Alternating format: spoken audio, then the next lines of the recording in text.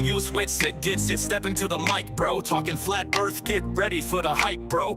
Aced algebra in school, honors too, bro. Gravity's a lie, yeah, I'm in the zone, bro. Electrostatics, that's the real deal, bro. They say the earth's a globe, but that ain't right, bro. I'm the best flat earth debater, bro. Humbly, I feel that this whole this is so funny, you're getting crushed, bro. I'm schooling you, bro. You are literally losing the debate, bro. You are so out of your league, bro. This is so funny, you're getting crushed, bro. I'm schooling you, bro.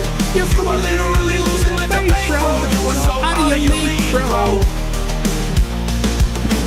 Our model, though not defined in full, bro, is superior. Your model's falsified, bro. Van de Graaff generator, electrostatics amaze, bro. May objects change weight, just a phase, bro. 100 volt per meter electric field, you know, bro. Flipped it with 400,000 volts, whoa. Small bits loaded, defying gravity like totally, bro. Next I'll rub a cat to a brick the show, bro. This is so funny, you're getting crushed, bro. I'm schooling you, bro. You are literally losing the debate, bro. You are so out of your league, bro. you're all saying it, I know. This is so funny, you're getting crushed, bro. I'm schooling you, bro. You are literally losing the debate, bro. You are so out of your league, bro. MC Toon and Globers, you can't deny, bro. Wits it gets, it's here to testify, bro. Most times I don't remember you exist, yo. I'm the flat earth king, you better believe it's so. Moon phases are like a magnetic cycle, bro. Center of a ferrocell, image magnets glow, bro. Charge up and down, etherically displaced, yo. Kinematic equivalence explains it all somehow, bro. It might sound tough, but let's skip details, yo. You might believe I have an amplitude for math, ho. It's all just a lot of salad in my words, yo. This is so funny, you're getting crushed, bro. I'm schooling you, bro. You are literally losing the debate, bro. You are so out of your league, bro. This is so funny, you're getting crushed, bro. I'm schooling you, bro. You are literally losing the debate, bro. You are so out of your league, bro. And what happened is they brought in Einstein to totally save the physics redefined, to flip physics all on its head, bro. To keep Earth moving around the sun, you know. And in the magnetic tourist field, I say the path of planets fits perfectly. It's so funny, you're getting crushed, bro. I'm schooling you, bro. You are literally losing the debate, bro. You are so out of your league, bro. This is so funny, you're getting crushed, bro. I'm schooling you, bro. You are literally losing the debate, bro. You are so out of your league, bro. If this debate was a rap battle, I would have totally won, bro.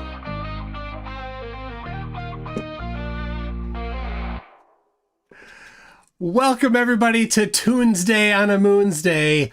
I'm your host, MC Toon. Welcome along. Tonight we've got some fun in store. I will later be presenting experiment number 10 from the trip to Antarctica on a Flat Earth Discord server. I'm sure they will be tickled to hear the new information. But before that, there's a lot that went on. So you probably know that that good old Flatzoid or Ratzoid or Fracatzoid has announced that he is leaving the flat earth debate interaction scene, and that is exactly our goal. Get out. Stop your face from saying that stupid crap. This is He's like, we're gonna starve them. No, you stop talking about it. We won. That's my goal. That's my goal. You shut up about it. You talk about it in your little spider hole. That's fine. So, the Urban Dictionary definition of his new channel name. All right, hold on. So, Fakatzoid renamed his channel to, what's that? What is it? God, what was that? I forgot it. It's so dumb.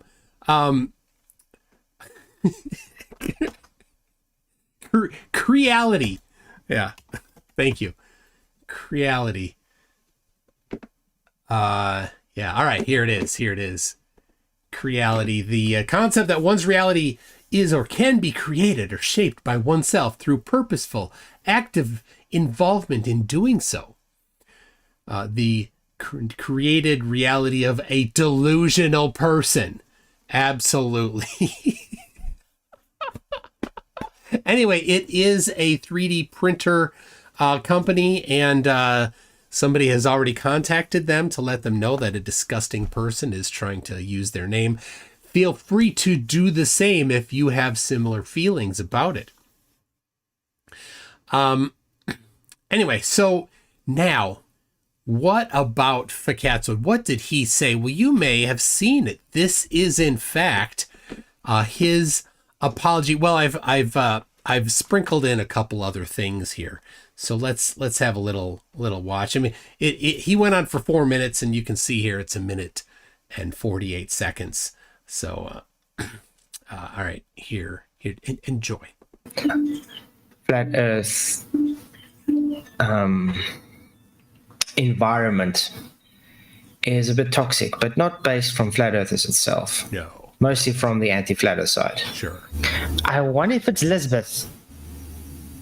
And I'm not going to say what she was wearing. It was 11 days ago. What's the last stream? Would you say she could have been a comforter through all this kind of deal? You know what I'm saying? When they went down there, pretty girl, she was part of the package. Yeah. Because they seem to be very obsessed and very personal in their attacks, because we don't have the same belief system as them and their globe cult. That group that went needed a certain somebody for entertainment. Although there are things that I definitely should have not said or anything, I do apologize. Specifically to Lisbeth Acosta.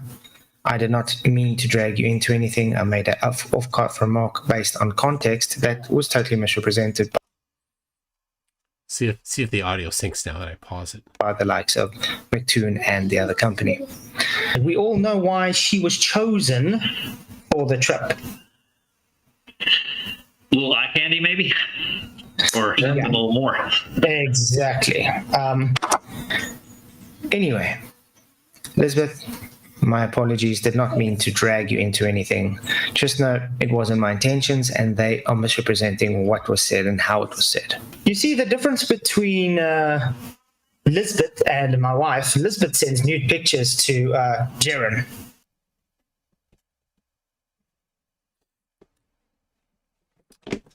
So I don't know why the audio was out of sync. Let me see here. If I just rendered it. Oh, okay. That is my video editing. I was a bit rushed. Anyway, I'll put up a version of it where I'll check the audio. Anyway, so that is Flatsoid down. We are down one flurf. Now he hasn't said that he hasn't changed his mind, and that's fine. We don't want him. He is a horrible, disgusting, terrible, vile person. What we want is for him to just shut up about it and try to stop proselytizing his insane ideas about the shape of the earth. This is 100% exactly what I would love for all the flatties to do that are toxic. So good job, Flatsoid. Win for us.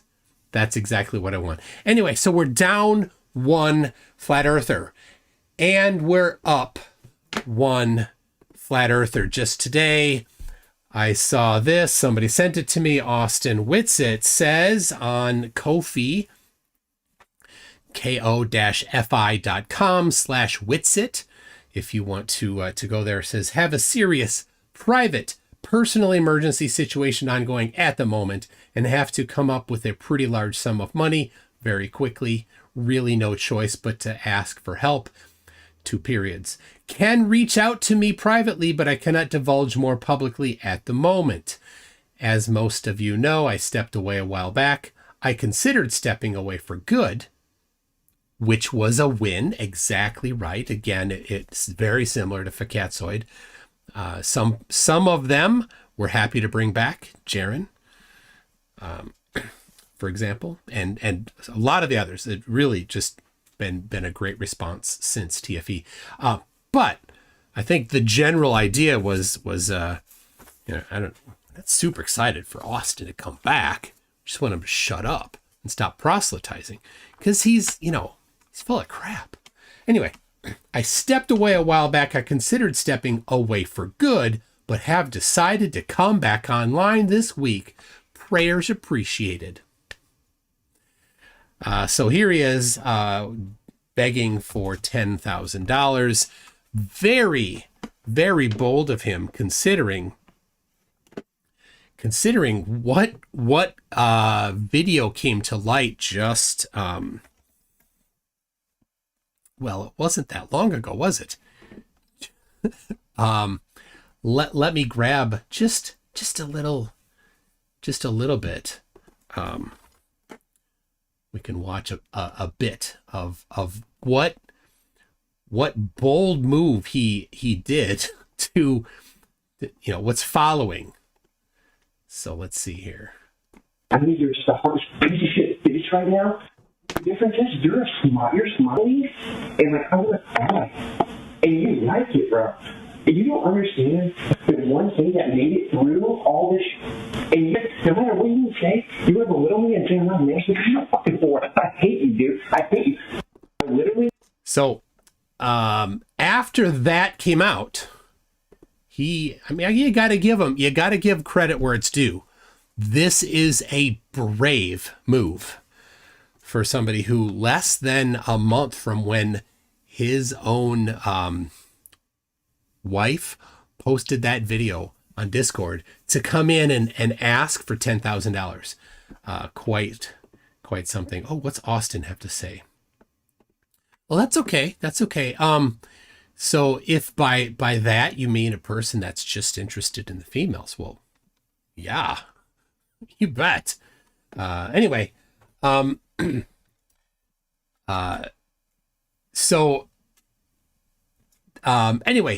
bold move. Now I went to look, because I didn't know where it was. Somebody just sent me the screenshot. I'm like, oh, where was it? So I went to GoFundMe and I found this. Trivia for charity, Witsit and Kai. They got $5,400 something here just a little bit ago. Not certain. I don't know if there's a date on this. Anyway, so there was that. Oh, 10 months ago, 11 months ago. So less than a year ago.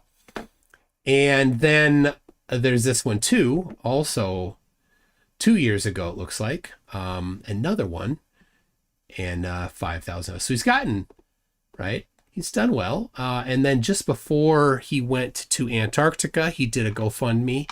Not a GoFundMe, he did a fundraiser on Ko-fi again. And I don't know exactly how much he got. It's scrolled off of the page. It's not listed there anymore. I couldn't find it. So, so he got several thousand, I think, before Antarctica to support his trip to Antarctica. I don't know what cost him money in Antarctica. He did not have to pay for food while on the ground.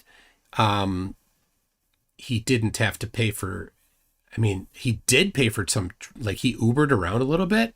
He didn't have to. Like we walked from the hotel to ALE and he took an Uber. We don't know why. Like the rest of us just walked and he just hopped in an Uber.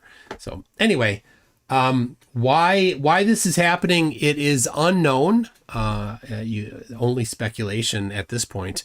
But certainly it could have been related to the incident we saw. Don't know. $10,000 is the large amount reporting limit for the IRS. Very interesting. Yeah. I got a W-2 for the GoFundMe I did.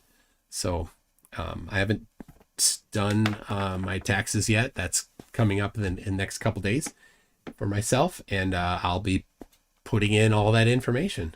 I'm responsible for that. Anyway, so there is the update on those two. One out, one in, back in. So No, it wasn't in Antarctica. It was in Punta Arenas. That he Ubered.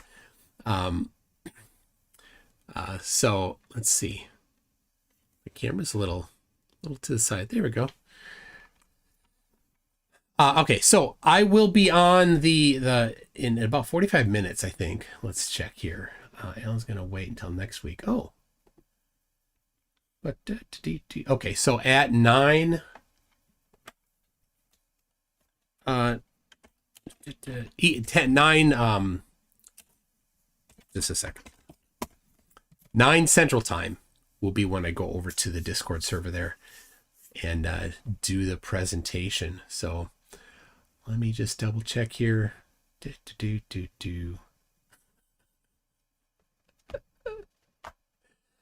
Wow. Okay.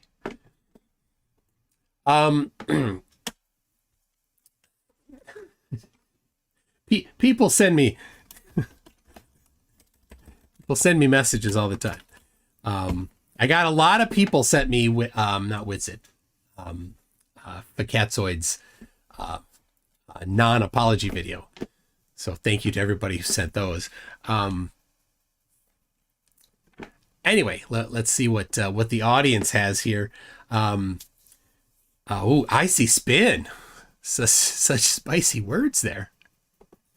Well, let me read this. It says Witsit is a baby back flurf. Prove me wrong.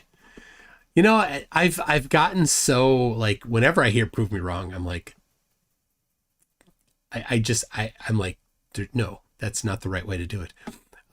Whether or not it is, sometimes it could be, right? You give evidence, then followed by prove me wrong, then, you know, it's kind of the appropriate time. But, you know, flat earthers basically just say it all the time. Like, so Icy Spin also says all experiments are CGI. And DP Debunk says Ratsoid must apologize and retract, vile creature. He won't.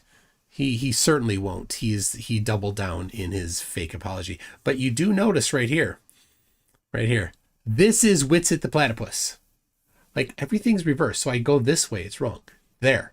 Witsit the Platypus. Thank you to DP Debunks. You should post a link to this in the chat so anybody that weirdly wants to have the same shirt as I do can do it. We got a super chat from Witsit. It says, to clarify, I considered stepping away, then realized I'm a grifting lowlife that needs your money and can't get a real job. Literally winning.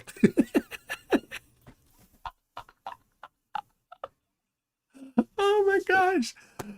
Alyssum says, love from Oz, Australia. Can't watch live. Give them hell. Thank you, Alyssum, for that. We got DP Debunks. Ever said that? We got Monkey Cat Pat Pat says bros need a container. Tim Davidson says bro need to be released on its own vid. Which bro? I don't know which bro you're talking about. It's, Tim Davidson. The Broverload. And the Broverload song, the Broverload song with the Broverload backing, I think I made that. So, yeah.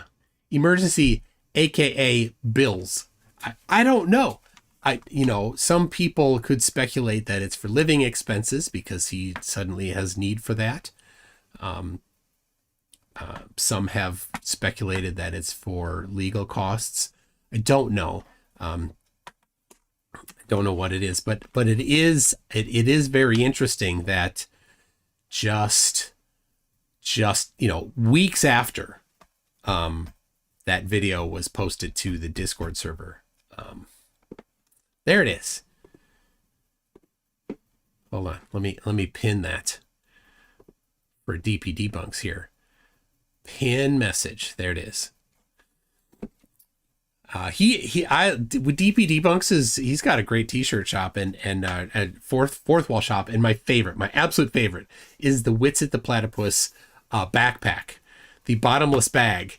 I think it comes in urine yellow now.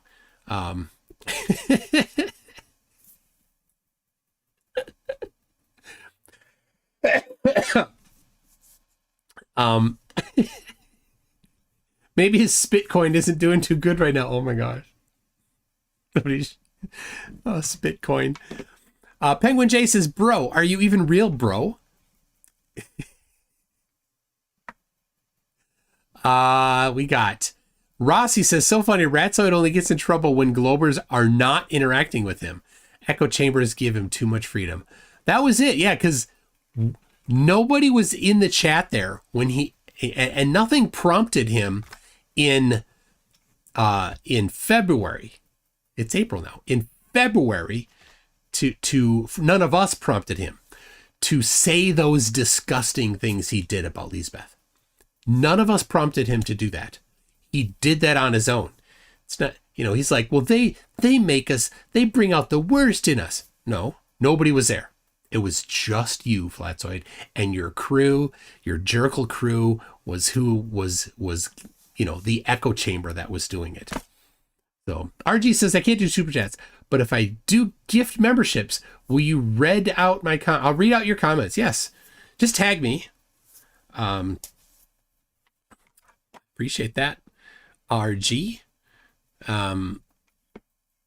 We've got Jack Vetter says, seems Fakatzoid apologized for you confusing the issue, causing him to act like a sexist pig, of course, caused by you.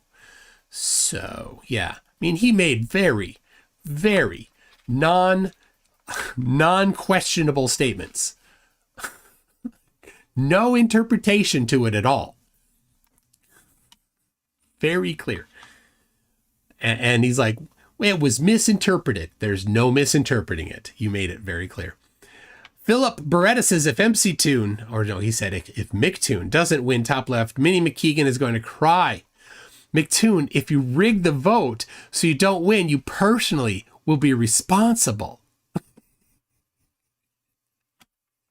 It's called tough love.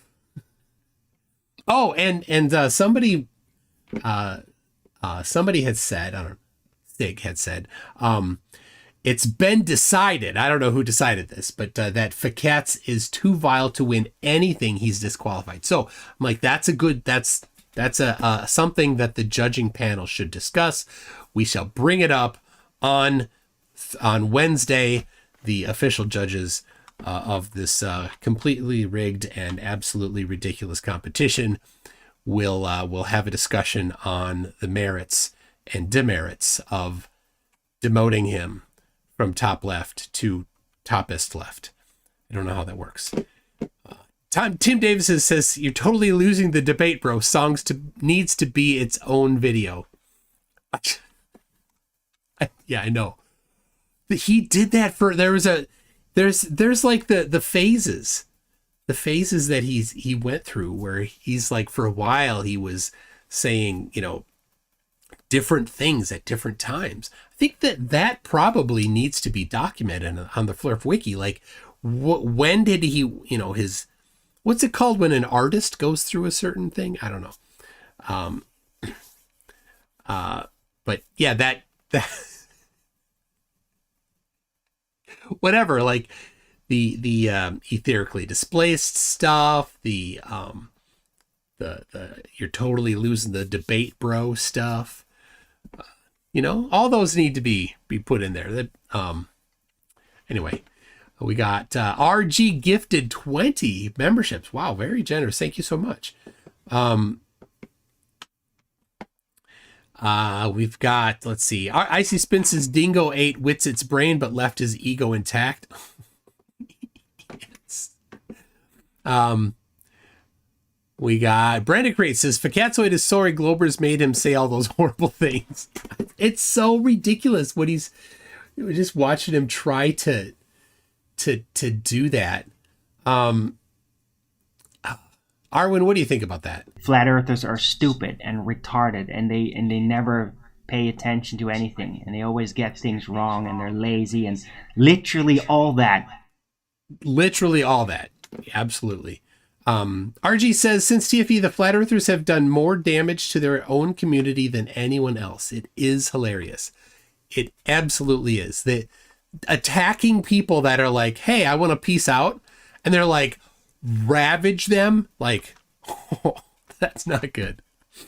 That's not good. Robbie Davidson, he's sometimes when they leave, We've seen this, you don't know how they're going to react.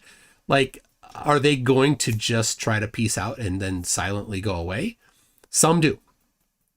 Are they intending to do that, and then they get attacked, and then there's there's the backlash, and then it kind of ramps up between them like Ranty, and then he decimated them for a while, and then he moved on to something else and then stopped. He just put out a video today or yesterday.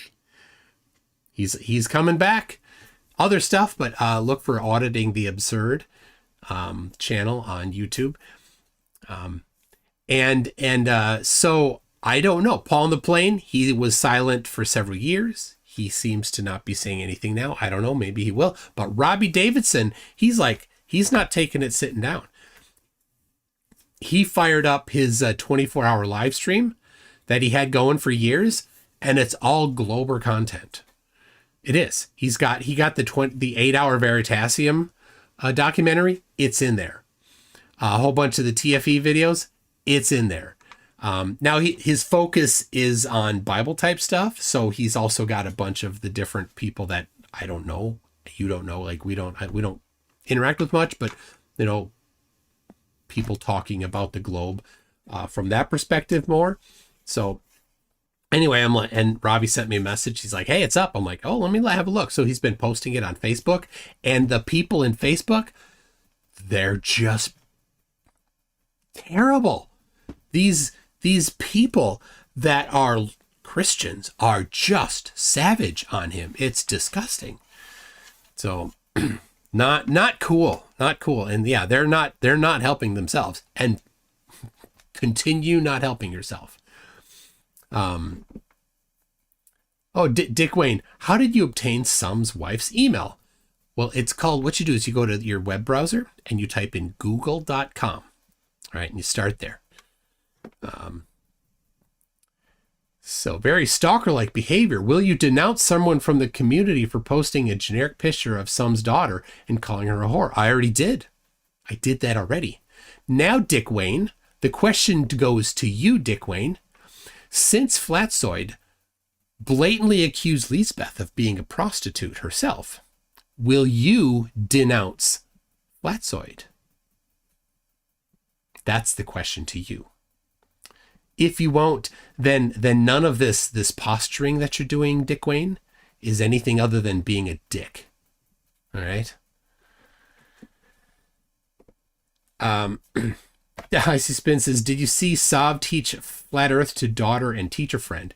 I did. It was very sick. And yeah, good luck being a teacher. I hope that she doesn't buy his lies. And I don't know if that's daughter or stepdaughter. I'm not certain on that.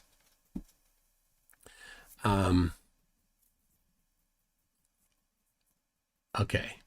Oh snap! I thought I seen a dick in the chat. just like, yeah. Icy Spin says stepdaughter. That makes sense. Anyway, so Dick Wayne, I look forward. Make sure you send it to me. I would love, whatever you do in your response to Flatzoid calling him out for the terrible, awful things that he said. I think that it would be nice for you to do that, and I will certainly highlight if you call him out. I think that all flat earthers should call him out for the disgusting things that they said. If they don't, then that shows their, it shows their character. Really, it does. It's not poo on the plane. It's Paul on the plane. So anyway, we got Steve6464 says, of all the remaining flirts, who would you welcome to our side once they leave Flat Earth? Well, that's a tough one, because there's a lot that I'm like, hey, we don't want you. We just want you to shut up and stop proselytizing, right? Who are those? That's an easy list. Oakley, Quantum Eraser, Pratt, Dubay, right? The most of the big names, like, I don't want them. We don't want you. Most of the religious ones, like the religious ones that have left now, I think, if you're going to look at the ones that were kind of honest, that weren't just into making up crap, like, Sean Griffin from Kingdom in Context is a blatant liar, just an aggressive, over-the-top liar. He can't stop lying, right? That's not cool. Nobody wants that kind of character in their community. So no, Sean, stay Flatty. We don't want you. You're not welcome here. I don't know who. I'm sure there are some, but yeah, the anti-Semitic ones, stay. It's like the book Snowblind. I put it up here. I forgot. By Stephen whatever. Anyway, where they get a tattoo in their forehead if they've done a crime. Like just if they're a flat earther, you can, it's like almost like, well, they're probably anti-Semitic. They're probably a bunch of, right? Like there's like this whole group of things that's probably going to come within the bundle. And so it'd be nice to just, it's like Flat Earth is a gill net that collects these people. And so it's kind of a nice way to group them together and say, oh, well, look, here's a bunch of horrible people. A circle of jerks. Rossi says if a group of flirfs is a jerkle, then when they get together to speculate on others' private habits, that's gathering a circle jerkle. Oh, that's pretty good. That's right, Arwen. Thank you. Nick N says, Picasso is such a loser, he would come in second place in a loser competition. Tim Davidson says, I have a YT-MP3 converter, YouTube MP3 converter. I want that song. Release the bro.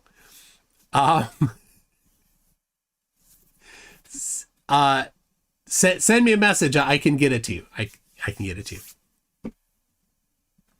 Calder Visold has, let's see, is that, what is that? I need to, it's emojis here.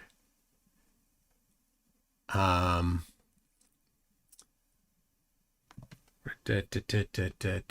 it go? It's right here. There it is. Okay. This is that a box? What is this? Hold on. Beverage box. All right. Beverage box prints. Box prints for top left. I don't know what box prints is. All right. Box prints for top left. Is that King Nico? Juice box King for top left. Who's Juice Box King? Is it King Nico?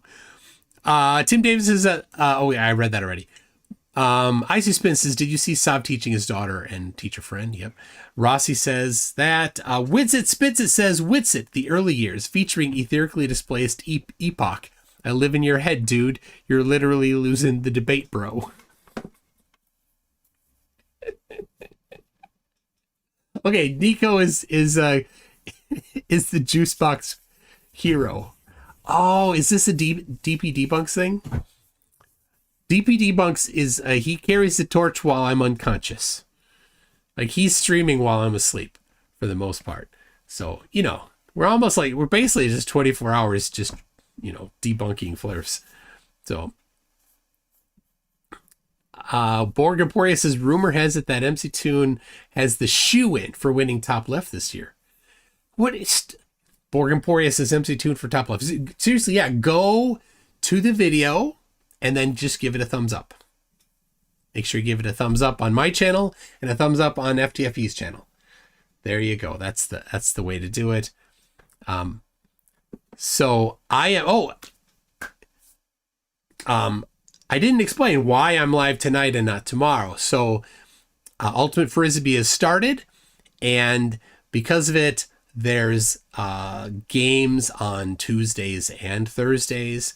And so this week things all shift around. Anyway, I talked to Craig, who's out of town today, but he's back tomorrow. And I'm like, hey, how about we switch? And probably we're going to stay switched for a couple weeks here. But next Monday, Craig and I are both debating together on somebody else's channel. We'll live stream it on our own as well, on one of our own probably, on chemtrails. And then 2 weeks from tonight, I'm debating Nico on my channel. So Baba Ali says, well, I didn't stream the game. No, I won't. I'm not going to put all of those. No. Anyway, hold on a second.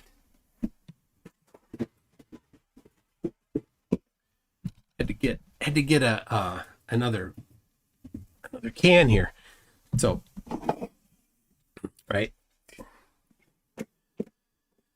So, you're gonna need these for tonight because the Discord servers are nuts, right?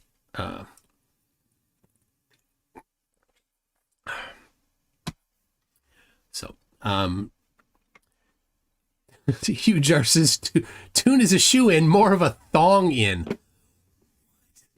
What? That's... Icy Smith says, Juicebox Hero will be Suno-fied in tonight. Very nice. So I'm drinking Tab. Everybody, what is Arwen drinking?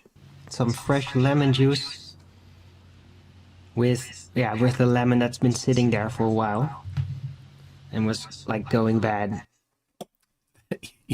Yeah, that's not the seriously. But okay. I hope it works out for you. I'm an idiot. Shush, Dave. All right. All right. Oh, Dick Wayne is here still. Says, where exactly have I condoned his behavior? It isn't just Flatsoid that has many questions about Will Duffy Duck's choice of actors for this big movie. Well, by not saying anything against Fakatsoid, you are condoning it. That's the thing, right? For no reason, with zero evidence at all. Zero evidence. Flatsoid made those accusations. Zero evidence. So for you to happily sit there with Flatsoid, one of your people, and just let them say that shows a lot about your character, right? He did try to justify it. Oh, let's see here. Let's see. This is showing the character of flat earthers. Let's see. Start with reviewing the national sciences and figuring out the scientific method. You're saying that to Professor Phil Bell? Oh, the top leftiness of that comment, Dick Wayne. Holy cow. Such top left. All right. Why would you not join the discussion live? Scared. Don't know what you're talking about. What that's about. All right. Let's get back here. It's a ways back I'm seeing here. Here. Will Clark says Flatsoid called Lisbeth a village bicycle. It came from his own mouth, and it's on video. Right? So, I mean, is that acceptable behavior? It's not. You people don't even view the man's content. What do you know about what he said or not? Well, it's not difficult to hear what he said, right? You see the difference between Lisbeth and my wife. Lisbeth sends nude pictures to Jaren. He said that with zero evidence. Absolutely zero evidence. Would you say she could have been a comforter through all this kind of deal? Look at the head nod. The head nod. Wow. We all know why Lisbeth went with on the group. Yeah. Yeah, we get it. Skiing. Yeah, that's what it was. Have you ever heard of the saying before, village bicycle? Yeah, Toon bike. Yep. Where I'm from, it's the Toon bike. Local pusher. So Dick Wayne, we heard, and I didn't even bring up, somebody else mentioned it a while ago. Somebody else, I don't know who it was, said skiing. Go to Urban Dictionary, look up skiing. Disgusting. absolutely vile stuff. And you sit there, Dick Wayne, and your character is so lacking that you're just like, whatever, you'll accept it. Good on you. Yeah, super awesome. There's sarcasm, by the way. It just shows how disgusting flat earthers are. Flat Earth is a gill net for horrible people. You prove it every day. Right? Zep Tepe says it's all your fault for putting Flatzoid in a situation that he has to lie to save face with your stupid evidence of the 24-hour sun. I know. I mean, how terrible was that? Oh my gosh. So it's amazing. Flat earthers have invented their own idea of the scientific method. It's not based on looking at what scientists do. It's not looking at the processes that they do. It's not based on any philosophy, any philosophers. It's just like this, it started with a middle school how to do science fair projects website. And then they made it this super rigid thing, and they kind of built up this whole fluffy thing around it of how they think it has to be done. But there's no scientist that has ever had their peer-reviewed paper rejected by their peers reviewing it by saying, oh, what's the natural observed phenomenon? You didn't state that. Rejected. That's never happened in the history of the annals of science. Never once. Because that's not how it's done. That's not the, it's not this hyper rigid thing like that. In its essence, in the core, is testing a falsifiable hypothesis. And how you get to that, the things that are around that, well, that depends on the situation. So, Jack Fetter says, those creepy old dudes he hangs with are like one chromosome away from Schmeagol. Yes. One God is now here. Says, I nominate Enter Sandman, Sleep with One Eye Open as swan song for both Witsit and Flatzoid.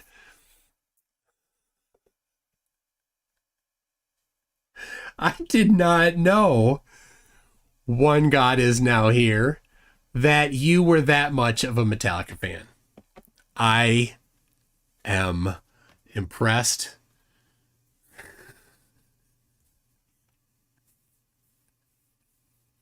I like that. All right. Tim Davidson says Lord Illuminous Pooh for Middle Valley. Okay. Let me look here. We're a little bit, I got about 15 minutes until the Discord server. Somebody said, Calder, didn't you say that in another live? Calder's asking if Jack Fetter said that in another live. Well, he might have. I wasn't there though. Oh, and what did CP say? Was this anything? Will never come to the 24/7 Flat Earth Politics server. Scared. Well, no, that's fine. A couple things are wrong about that. Number one, I've been there. I was there quite a while ago. And I'm like, hey, people were demanding that I join and participate. I'm like, okay, but I couldn't because I hadn't been granted the access to it. And they're like, well, you need to grind to get the access. I'm like, well, I'm not going to grind to get the access. Like, if people want me to come up, I'll come up. Anyway, so that was the last time I was there, number one. Number two, I have been to the Flat Earth 24/7 Discord server, not the one that's on the politics one, but it's a lot of the same people. That was my maybe second debate. It's on my channel here. It was a dog pile and a bad showing for the flat earthers. So it's pretty common. Flat earthers don't want you to be able to get into a topic deeply, because when you get into a topic deeply, nothing of flat earth works, because flat earth is only meme thick. It's as thick as the pixels on your screen. That's how thick flat earth is. So you can't examine a topic deeply. They're like, well, look, this looks flat. Okay, well, let's actually get the measurements here. Let's do some, critical thinking about it. Falls apart as soon as you do that. Right.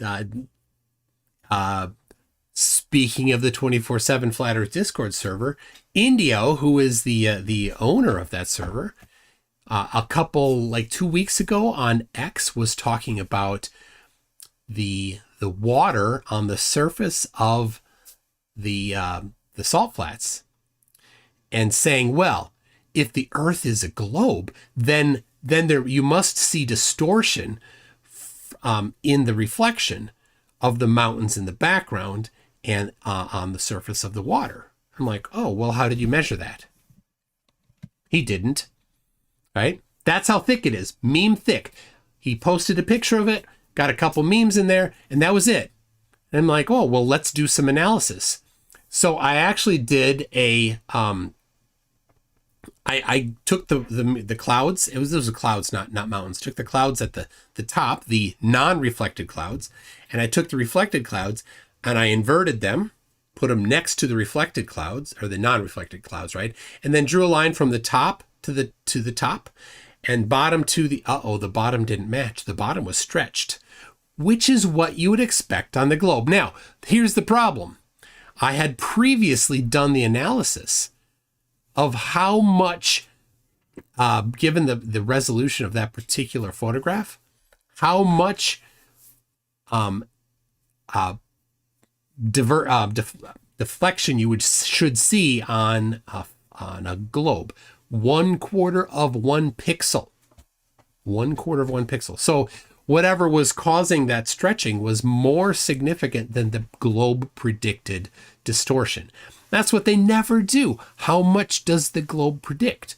They don't have a clue. They just want gullible idiots to look at the meme and think, oh yeah, it should be all distorted.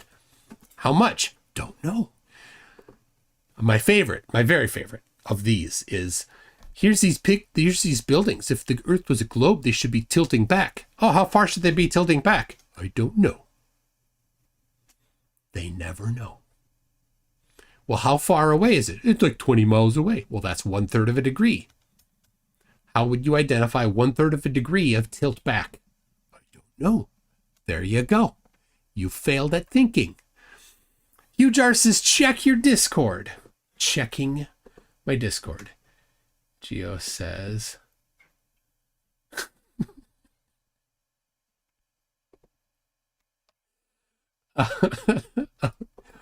okay, hold on. Do you want that? Do you want that up? I could put that up.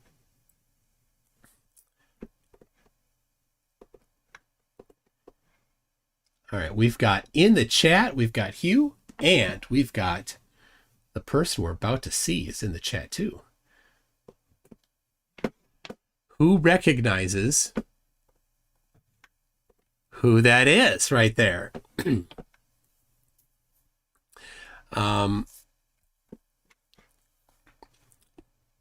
Anybody recognize him?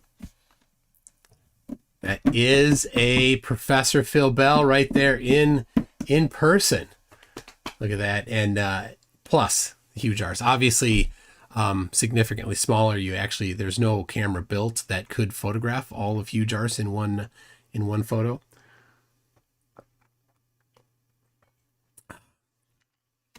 So thank you for that.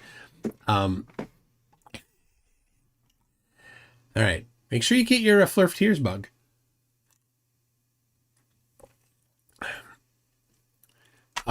So, all right. I was laughing earlier because Geo was, who's in charge of the server, was complaining because people are not liking the thumbnail. Oh, over there. All right. Let's see. No sense of humor, I guess. All right. I'll address it.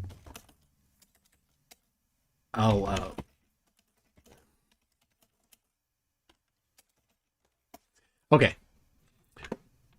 So 8:50 right now. All right. Oh, we've still got Dick Wayne here.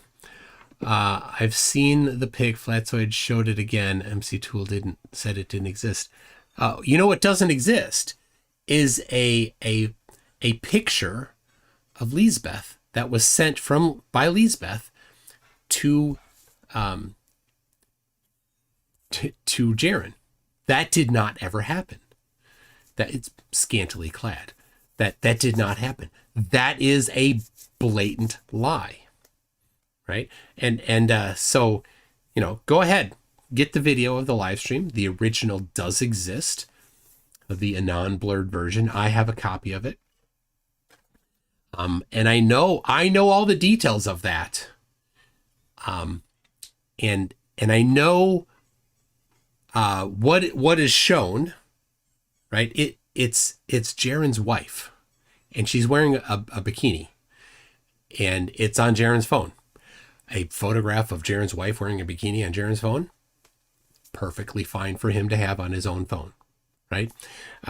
It doesn't show her face. So a photo of somebody where you can't see their face. There's 4 billion women on the planet. Why of the 4 billion women would anybody think that it was Lisbeth? I would think the very first person on that list would be his wife. And so what does a sick person think? A sick person, somebody that's got problems in the head, jumps to, oh, it must be Lisbeth. That's what a mentally ill person thinks. So Dick Wayne, if you're looking at that thinking, oh, that's Lisbeth, then you are mentally ill, I think. So,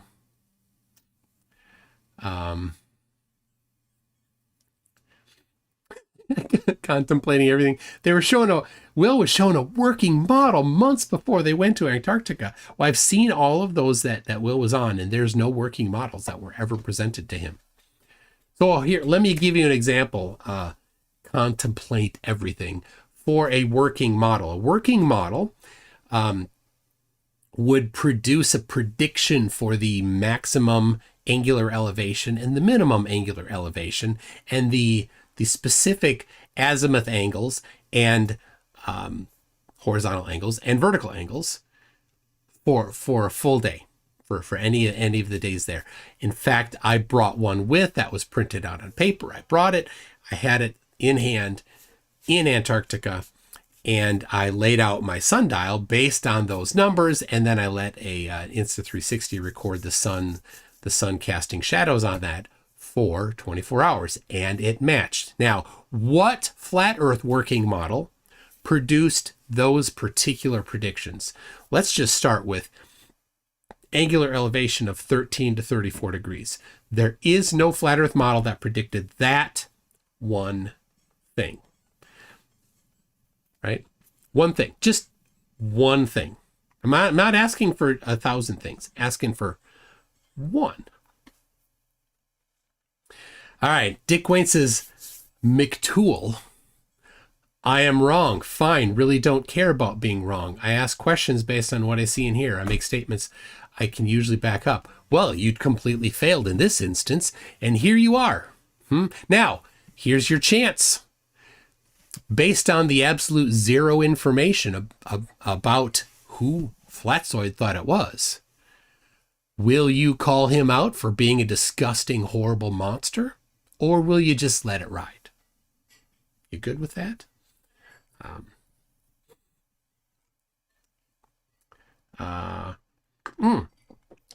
TNN Obsessed Patriot is a former flirt. Not sure if you know. I think I do know. No, Contemplate Everything. I did not miss the interview. No, in fact, Contemplate Everything, I saw that interview, and they don't have a model that predicts the angular elevation of the sun. They took Andrew Marsh's model, which uses the distance between the Earth being a globe, the globe Earth, and the sun of 150 million kilometers, uses the radius of the Earth of 6,371 kilometers, and makes predictions based on that.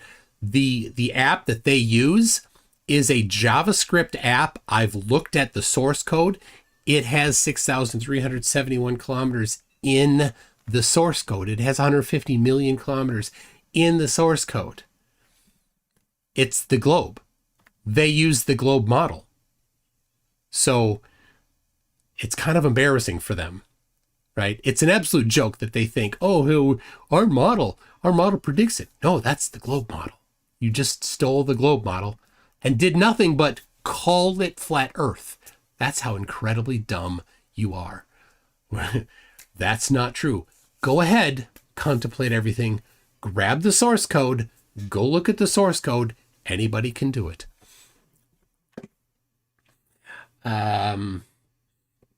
Icy Spin has 2 different $1 super chats, and I know what that means.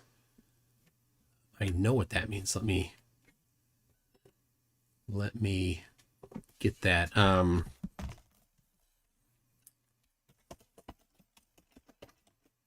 There it is.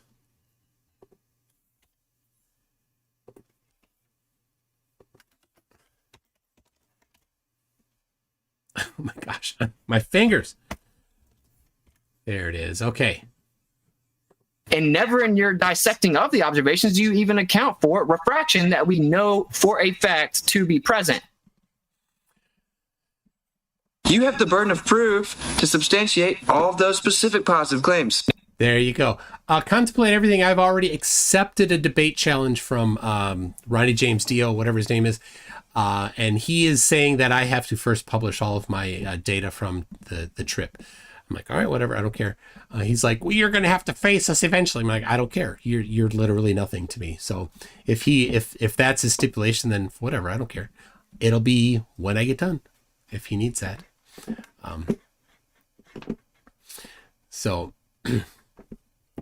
But I'd be glad to have you come on if Ronnie has that weird stipulation, and we can just look at the source code. We can just pull it up and just peruse the source code and look at how it applies all sorts of globe-based heliocentric stuff, how it embeds the ephemeris in it, how Andrew Marsh has an entire page on his website dedicated to how to actually predict the sunrise and sunset, azimuth and elevation angles, the position of the sun throughout the day and different spots on the earth. He has bunches of resources on that, going from real simplistic levels where you treat the earth as a sphere and you treat the distance as a fixed amount, and then getting more complicated where you include the elliptical orbit of the earth, and you include the oblateness of the surface of the earth, and then you include the elevation differences if necessary,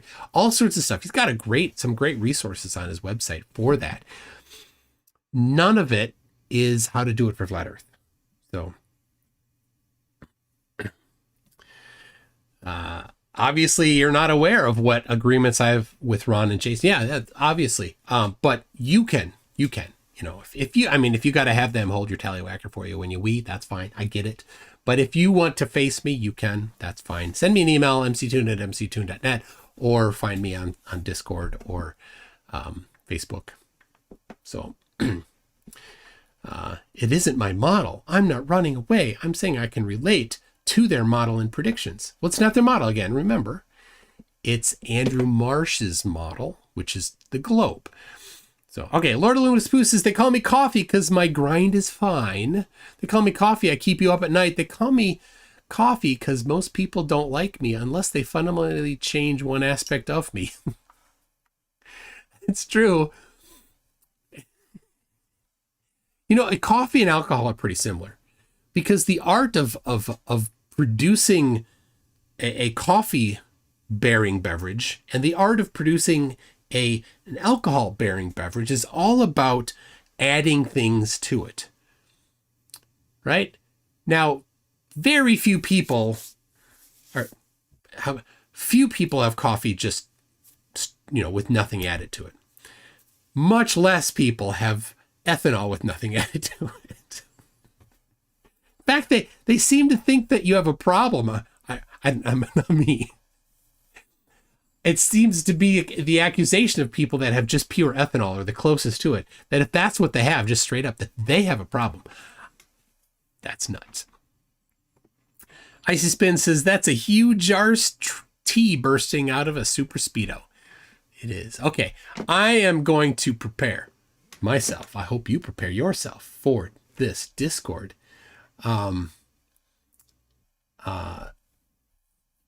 It's going to be nuts. I think you're going to need to get your facepalm protection going.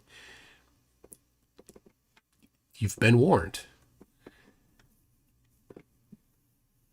The reason why it was originally going to be a little bit earlier, but then Alan from Space Audits was giving a presentation there, and was then going to maybe. I'm like, well, I don't want to overlap him or anything, and I want to give him plenty of time. But then in the end, he didn't do it. He had a change of plans, so it's all good. It's all good. All right. Sorry, I need to. I'm getting the scene set up. There it is. Okay. Here is the scene. Is that looking good there? You see that? So we'll go look at the thumbnail for this. They didn't like the thumbnail, but yeah, there it is. There's the thumbnail. They have no sense of humor at all. Questionable title, Geo.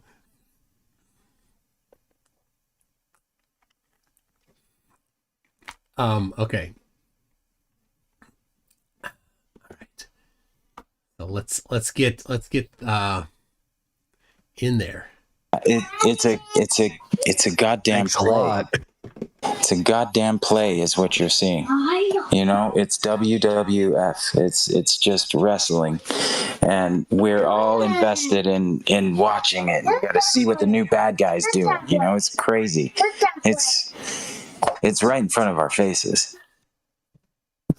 It's also just like how there are times to where, you know, they build up a super big baby face, a good guy, and then like right when you think he's gonna win the big one, he just gets super embarrassed in the end.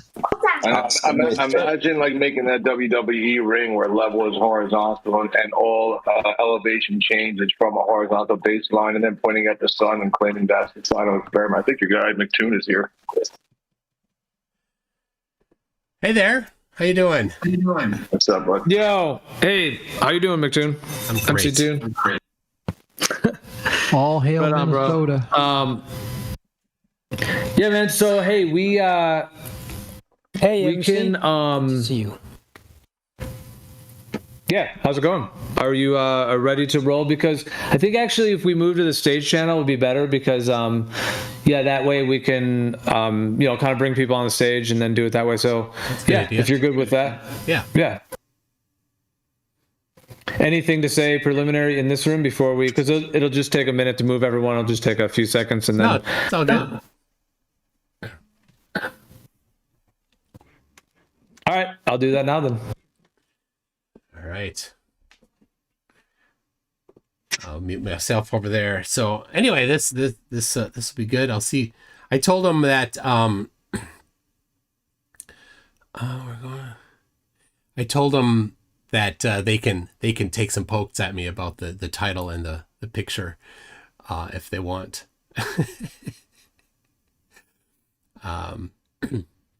They didn't like that it was called a Flatty Discord server because they don't say anything. They don't call it a flat Earth anywhere in the description of the flat Earth server, like in this Discord server. But they're all flatties, or mostly.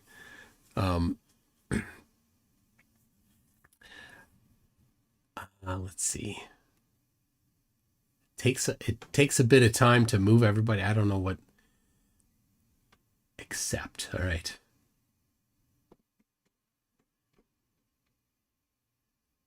All right. I see you, Geo.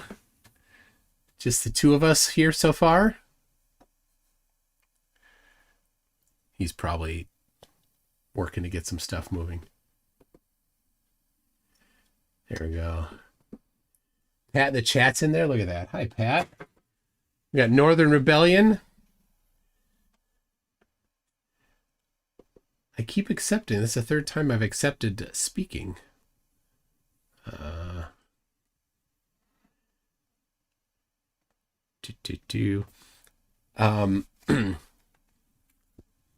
got this right here. Got this. Let me see. This is William Carpenter's 100 proofs. This is the template for Dubé's 200 proofs. And item number 1 I'll be talking about. So where are we at on Discord? So this is the Earth Awakenings Discord server. So it says I'm a speaker. Yeah. Do you hear me talking, Gio? Am I audible? I don't hear anybody talking, but Gio, I don't see Gio talking. I just see myself talking. So I don't know. Huh. What? I don't know what if it's not working.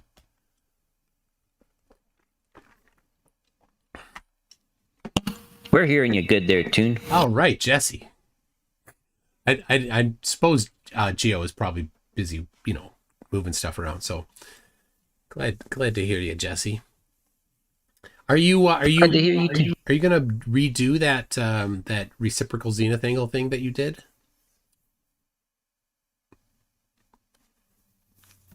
Oh, where'd he go?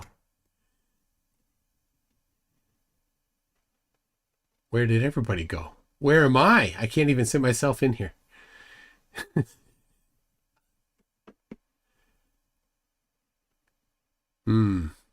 Got Rob on the level.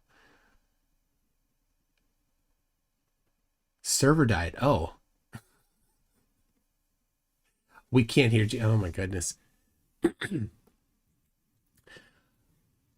Oh, see, Space Pope is an X, Flatty. And I think I got Space Pope on the escapees on the wiki server. So one thing that I added to the wiki server is the date that they escaped. So if any X or any escapees, I like to say, want that updated, you can of course create your own account on there. Or you can let myself know, or somebody else that's on my Discord server on the Flurf Wiki channel. Just kicked everyone from the live stream stage. So, all right.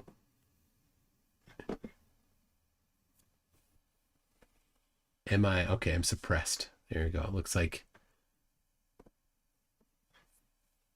All right, I'm back. Sorry, everybody. Very, very sorry. I clicked the wrong thing. I clicked end stage instead of. I was trying to disconnect, so because you guys couldn't hear me, I was talking that whole time. Can you hear me now? I can hear you now. Yeah. Oh, see, I was trying to disconnect my personal account and rejoin my personal, and you know what I mean, just to try to, because you guys couldn't hear me, so I figured if I disconnected from the call room, anyway, and I clicked the end stage instead of disconnect. Sorry, they're like right next to each other. Yeah, it was. I clicked the wrong one, so but we're back. Which text stream should I put things in? Well, yeah, there's the live stream 1 text, which everything is always going in. There's also the audience text, but there's also for the stage channel, there is like its own, like the side VC text. So if you see over on the side there, there's everything. There is like a chat that often when we're in here, that's used as well. So I guess either the stage, the side VC stage chat, or the live stream 1 text. I'll do live stream 1. I like that. Okay. So now you mentioned that people didn't like my tongue-in-cheek title and thumbnail. So let me have it. Oh no, I think I don't know. Someone had said it in the text chat. I think a couple of people mentioned it. No, it's I think I said something like I think maybe it doesn't matter, but I think like the last one I think that you did here, I think you put like the word flurf in it, and then this one you put flatty. So yeah, just noticed. I think someone was pointing that out as well. I don't know. People were like, yeah, because it was, and then it has a disc floating in space, or it has a disc floating out there, which I don't know if anyone, I don't think anyone's saying that. Yeah, but it's a Tron style disc at least, right? It's super cool. It is actually pretty cool. Yeah, it looks like a circuit board. It is a cool graphic.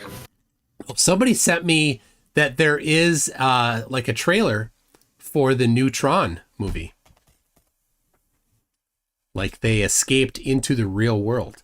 Looks really cool.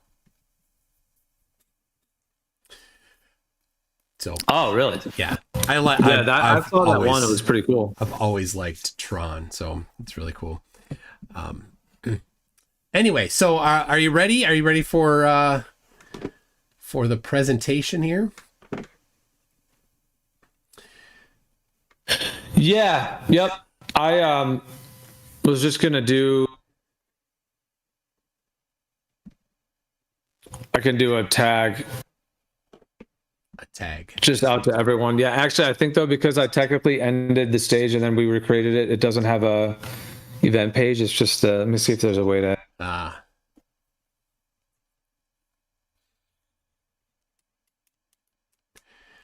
right. Well, Tron is slept on, I feel, says Pat in the chat. Slept on?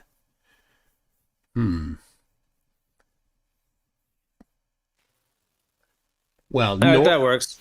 I at least did an everyone tag for that we're all on the stage, and they'll be able to see that the event's happening. So all right, yeah, I just wanted to tag everyone on that's just an we don't really do the everyone tags very often, but yeah, for events and things. So that way, just basically it's a tag that goes. We do them very sparse so that they are at a time when so I just wanted to do that, so got that there. And then if everything's good on your end, and then if anyone wants to join up on the stage, you can just click down at the bottom, etc. There's where you can request there and then jump on. So you're thinking start off with presentation, and then is it all right if people trickle on the stage and we can kind of server mute them before until ready to unmute folks or whatever, we can do that as well. Keep it so that it's not too much of a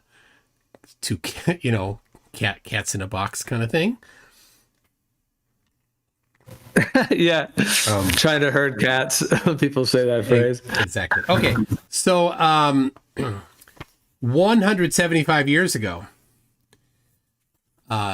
Samuel Rowbottom made the claim that the horizon always rises to eye level in his first book that he wrote. He wrote 3 versions of that book. In the very first one he did. Also William Carpenter in his book 100 Proofs Earth is Not a Globe, which was published in 1885, so quite a while ago. Claim number 1 included since the nature of level surfaces do appear to rise to eye level of the with the eye of the observer. This ocular demonstration is proof that Earth is not a globe. So the claim that I'm testing here goes back a long time. Eric Dubay in his 200 proofs, which was based heavily off of William Carpenter's 100.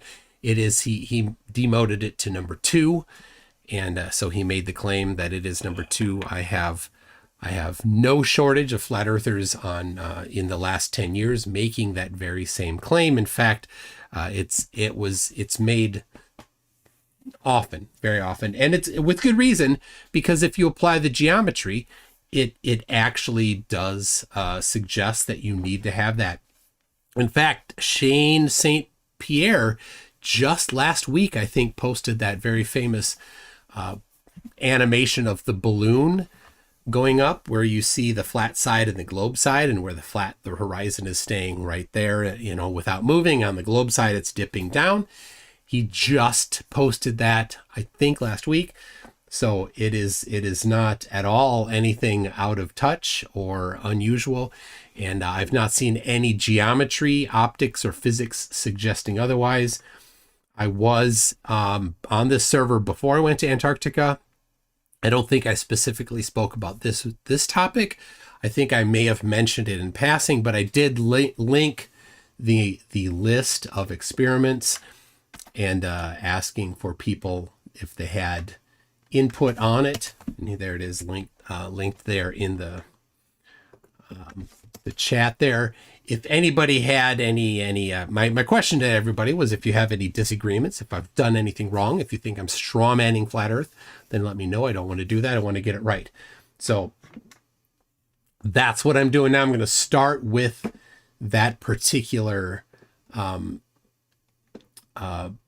application. So the way to compute for flat Earth is you get the arctangent of the height over the distance to the edge of whatever it is. And so historically it was to the edge of the ice wall, the edge of the disk, which is certainly the things that Rowbottom all the way up through Dubé and others have spoken about.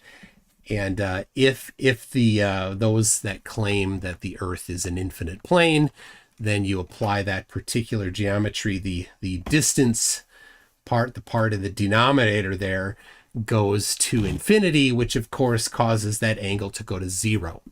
So there is the refracted version of it. And of course, refraction will cause distant objects to appear slightly higher because there is a pressure gradient between the ground and the observer, causing distant objects to appear slightly higher. So what is the formula for flat Earth? No flat earthers have ever produced a way to apply that. We could use the analogs for the globe if we wanted. But all that we really know, and for this example, we really just need to know, well, it will be less than the number that we compute.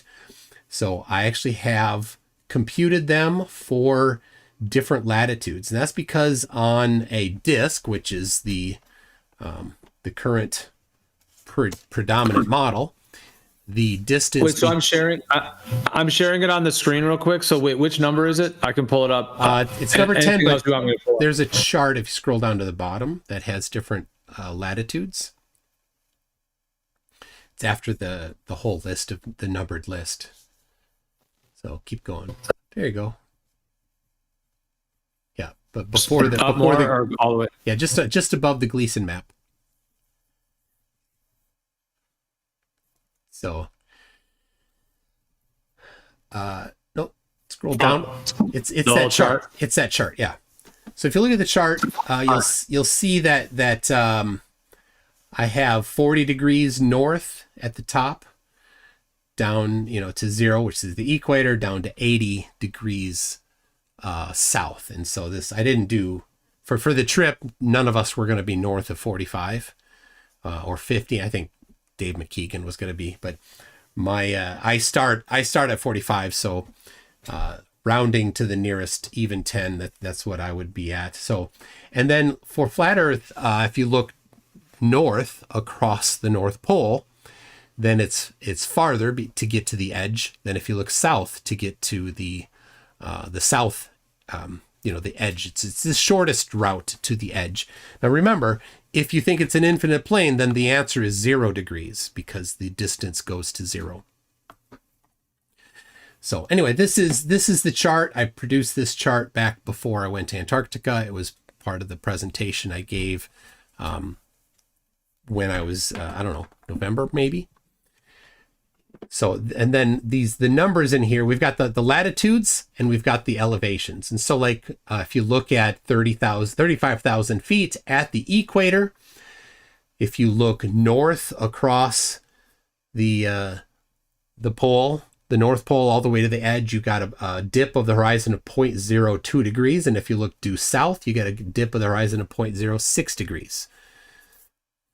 And then you don't get above 0.1 degree until you get to about 40 degrees south latitude there. So you see there 40 degrees south latitude at 35 degrees, 35,000 feet, you get looking due south 0.1 degree dip of the horizon. for Flat Earth.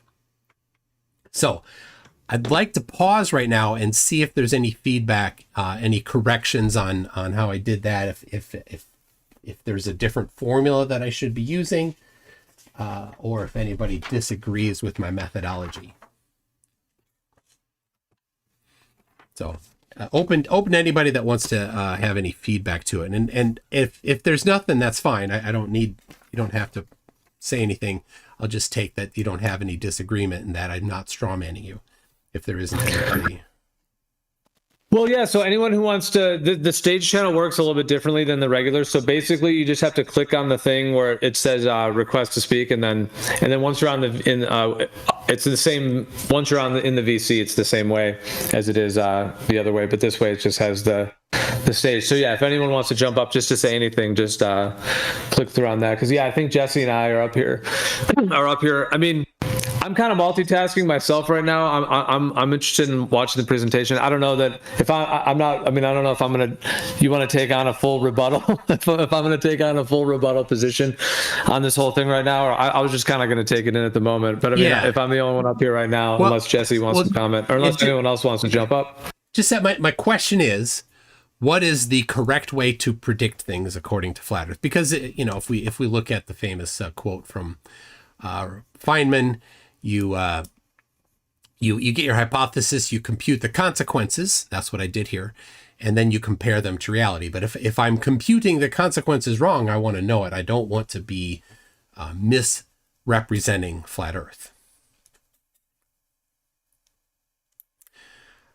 And as I found it back in before the trip, there I didn't get much feedback. I didn't get any. And of course, there's 175 years of history.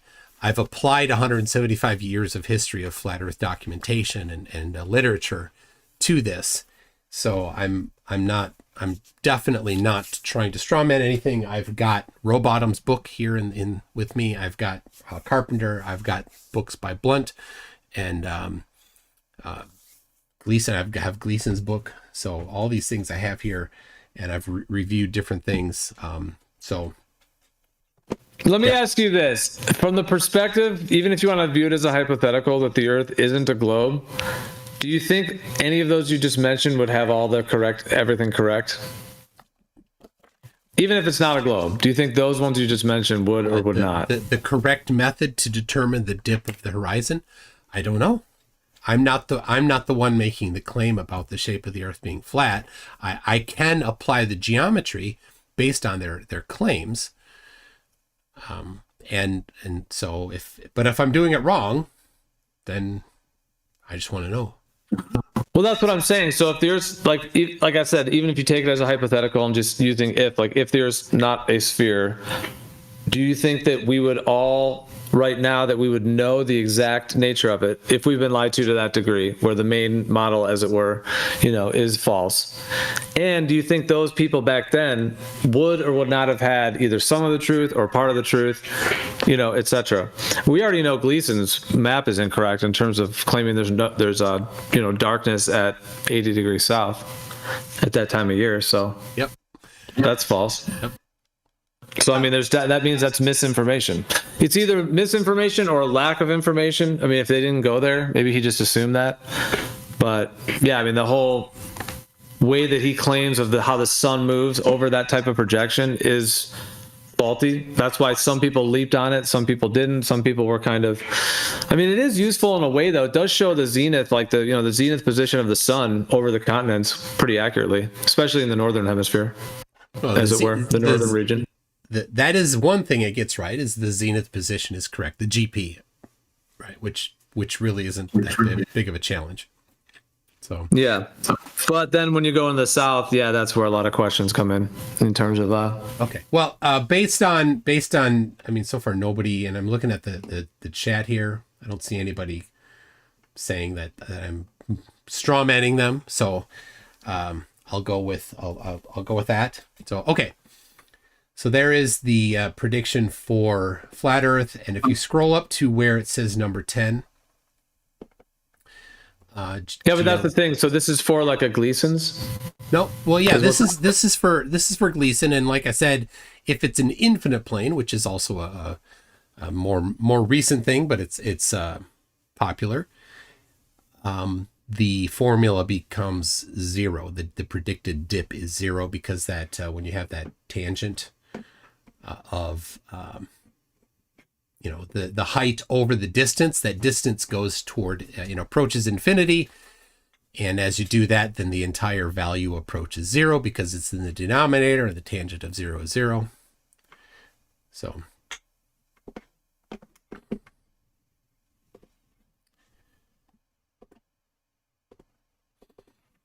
okay. Sorry, the arc tangent of 0 is 0. Both of them are 0. Anyway, so all right, I'll go over the globe then. So the globe prediction is a similar formula, and if you scroll up there to where I have number 10 in there, that it's a little simpler chart.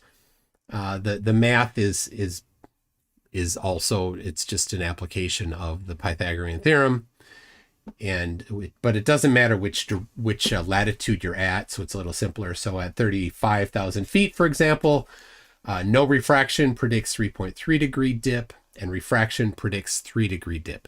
And the refraction is approximated, but because it's based on pressure instead of local weather conditions, it's a little more consistent than when you're near the ground.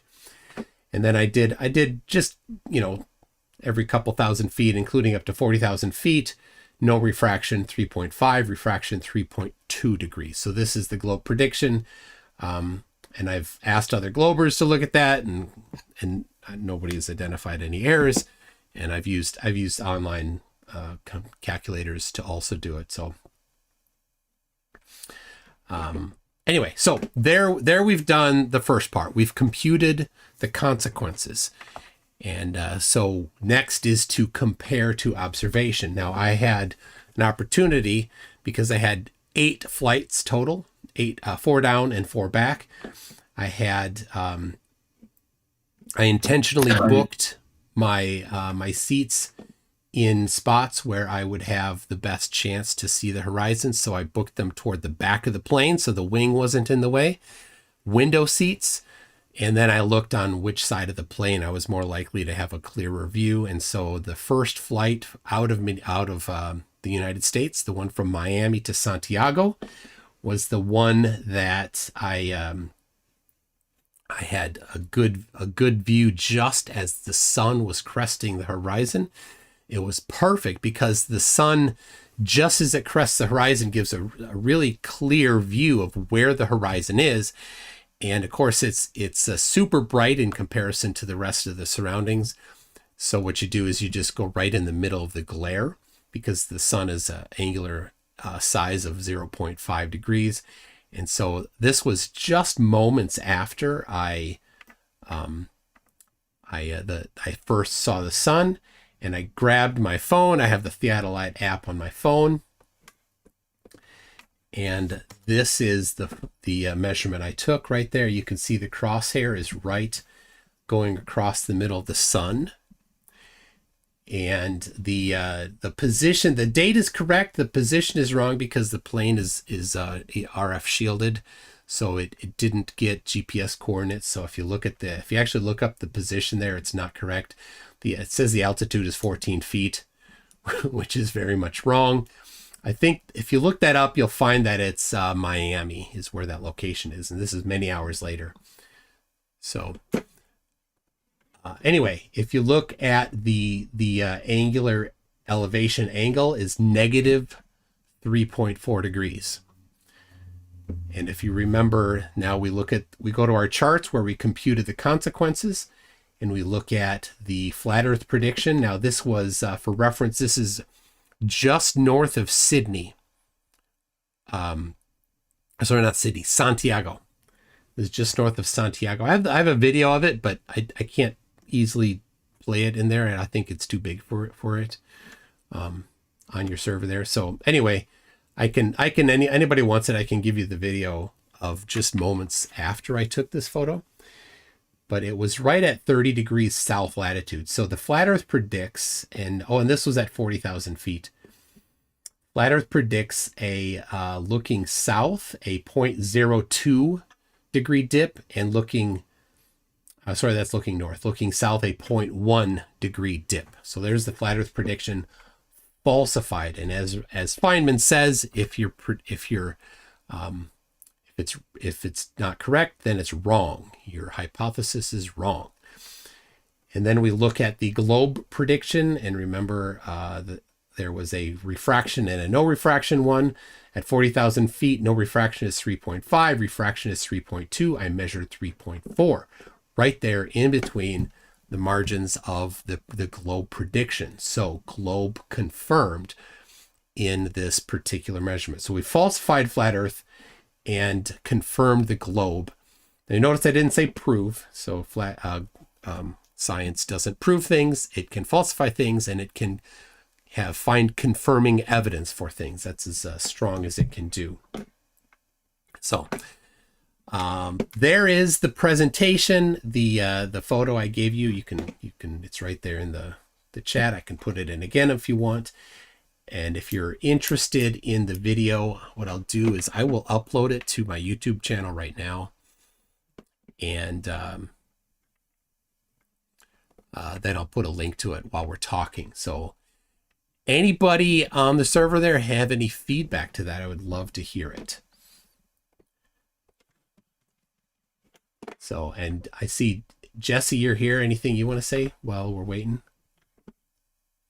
See if there's any others that have anything to say. Could you go over that flat Earth prediction you're talking about that you falsified? What are you talking about? Yeah. So the angle that the Flat Earth predicts is the arctangent of the height over the distance to the ice wall or the edge or the whatever is the limit of what you're seeing there. So that's the geometry for it, and that's how I got that table. I used the Gleason map, which is the predominant map for 175 years. And like I said, if it's flat, if it's infinite, then the distance to the ice wall, the denominator portion of it, goes to, approaches infinity, which makes the fraction approach 0, and arctangent of 0 is 0, which just makes that dip angle 0. So the larger Flat Earth is, the closer to 0 the dip angle is. Yeah, I was actually going to ask about that. Like, where are you getting an ice wall from? And where? I don't know. 175 years of Flat Earth literature. Eric Dubay, David Weiss, in fact, even Shane St. Pierre, name them.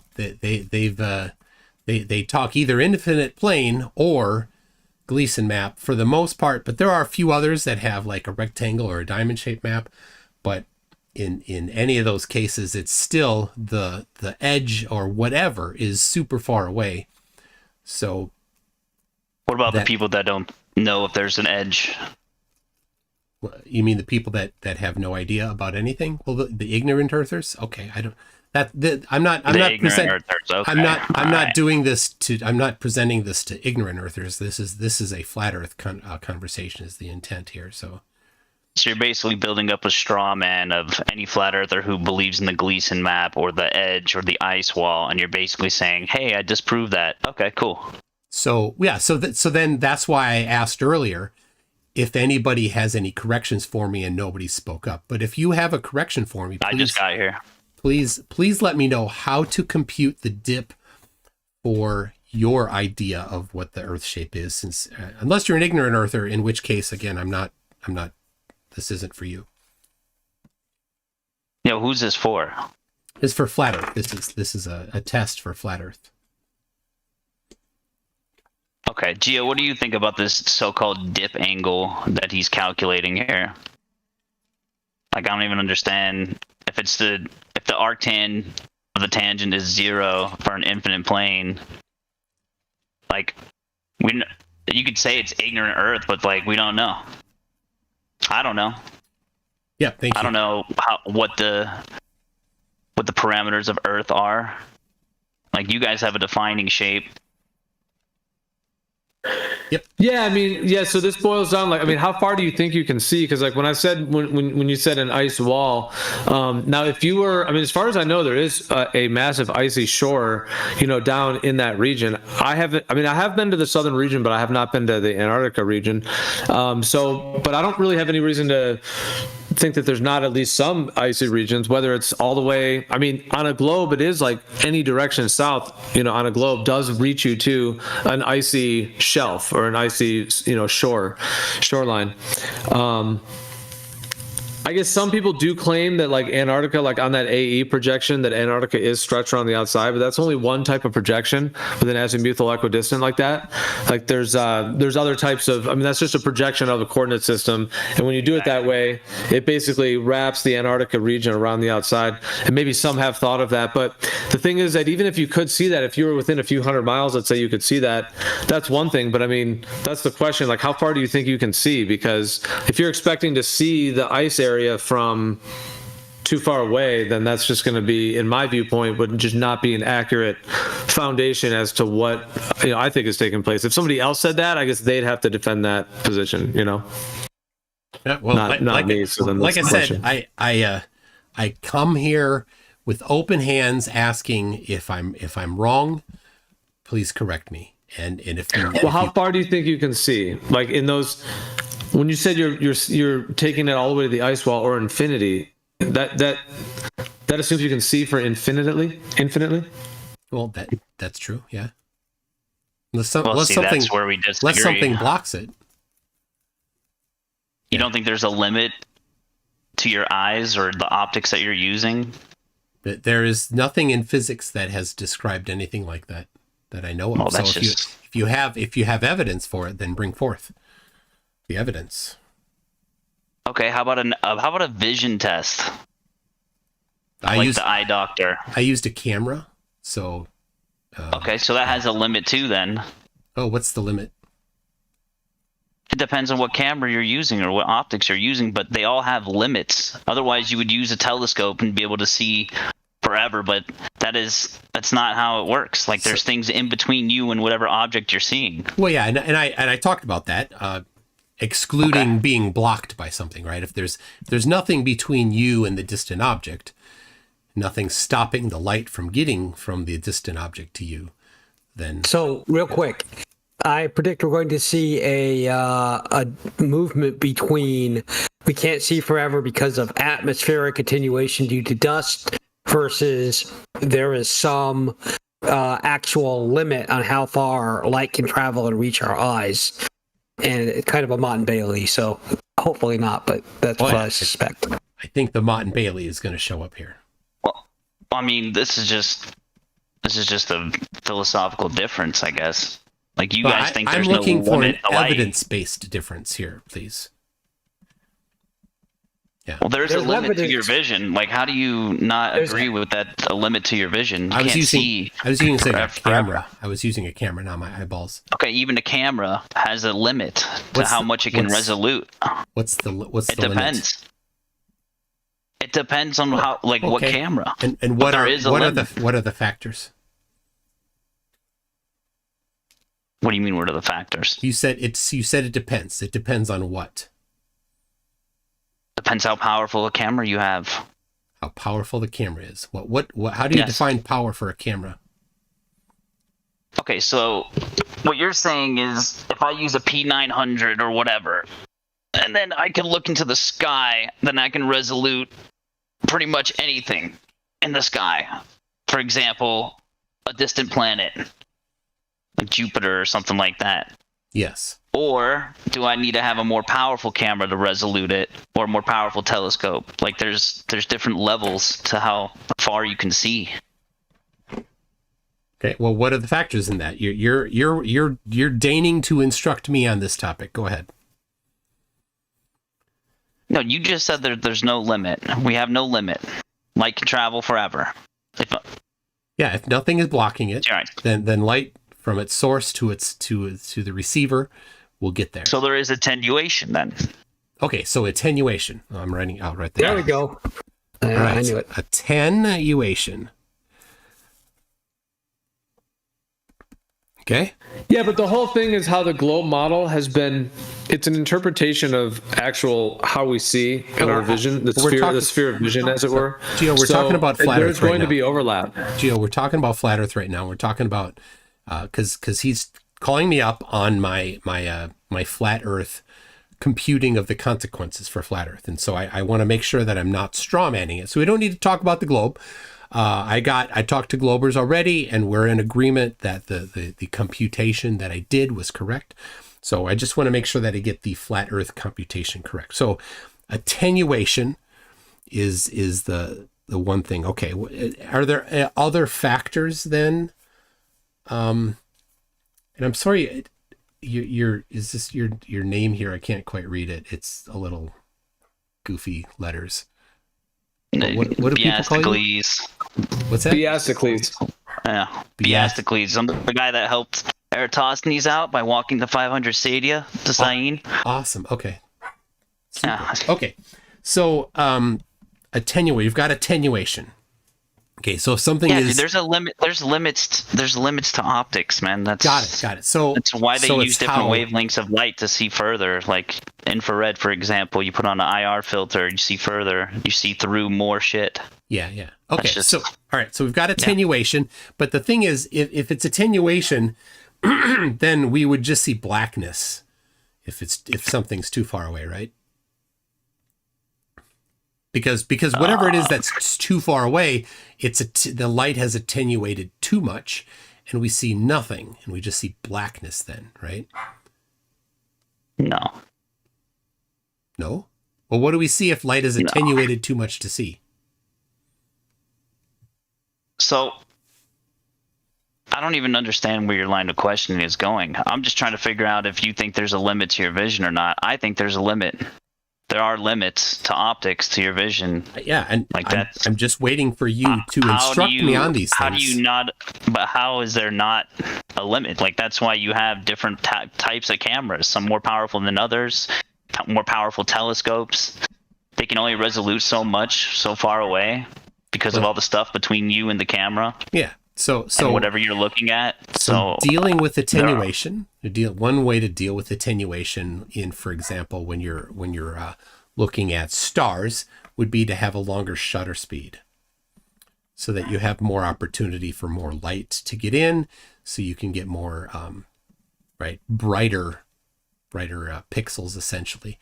So that's one way to deal with attenuation. But like I said, if it's attenuation, you'd see just blackness, right? So you can look at the night sky with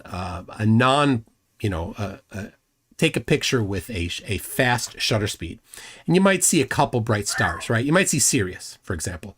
That might be the only star you see. But now if you take the same device and you have a longer shutter speed, then you'll see more stars. And if you increase it more, then you'll see even more stars. But where you did not see stars, you just had blackness. And that goes directly to attenuation. So the stars that are more dim, their light has attenuated more, inverse square law. And so when you take that photo, you just see blackness until you do something to address the attenuation and like longer shutter time, and then you see not black. So if the horizon is not seen because of attenuation, then we must see blackness instead of nothing, instead of blue or clouds or whatever we do see, right? We should just see black, right? I guess, but we're specifically talking about the horizon, right? Yes. Now. Yeah, which definitely is not so far away that it has suffered attenuation, right? Definitely has not gotten there. I mean, the horizon is just where the ground meets the sky or the sea meets the sky. Correct. And you guys claim that that's because of Earth curve, right? Now, we're talking about flat Earth here. We're trying to determine how we can compute the consequences for flat Earth for the dip of the horizon, right? Since I mean, I'm getting that you're calling me. That's what I'm trying to figure out. The dip of the horizon. What do you mean by the dip of the horizon? Yeah, it's the angular change from horizontal.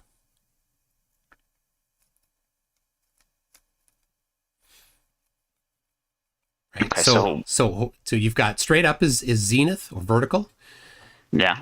And then you've got orthogonal from that would be horizontal. And then the horizon dip for flat Earth that I computed was in almost all instances significantly small, is less than 0.1 degree. So that's just what we're trying to figure out then is how much does the flat Earth predict, right? And so 175 years of flat Earth literature says 0 or very nearly 0. But now we're coming up with a new idea. Okay, what should it be then for whatever you think the Earth is? Well, I like 0 or nearly 0. Okay. I kind of agree with that. All right, that's what I'm trying to figure out. Like, what's this other calculated dip angle you're talking about? So I'm confused about. Well, I just applied the geometry of Gleason's map, the predominant map for 175 years, and the leading flat earthers generally have that map. Dubé, Dearth, right? You go to Facebook, it's everywhere on Facebook. You go to X, it's everywhere on X. You go to TikTok, it's everywhere on TikTok. Like that, the Gleason map is still the predominant map that is being pushed. And I disagree with it being the flat Earth model or map. I've came to this conversation about almost 2 years ago, and that was one of the first things I learned was that it's just a projection of the spherical coordinate system. Oh, I know where it came from. I know where Gleason got it from. I know where Rowbottom got it from. But they did not. Mistake, but they did not. I was going to say. Okay, go ahead. Go ahead. I was just going to say the mistake that there's a lot of flat earthers that do is draw straight lines on the Gleason map. That's not how you use it, right? If you actually look like it at an actual Gleason map, there's like 2 rulers on it to basically calculate the angle. It's been a while since I looked at it, but essentially you're not supposed to draw straight lines on that map. You know how, and I will agree that certain people will say that, like, oh, look, these flight paths match, are way shorter on the Gleason map, and then they're drawing straight lines, and I've always disagreed with that.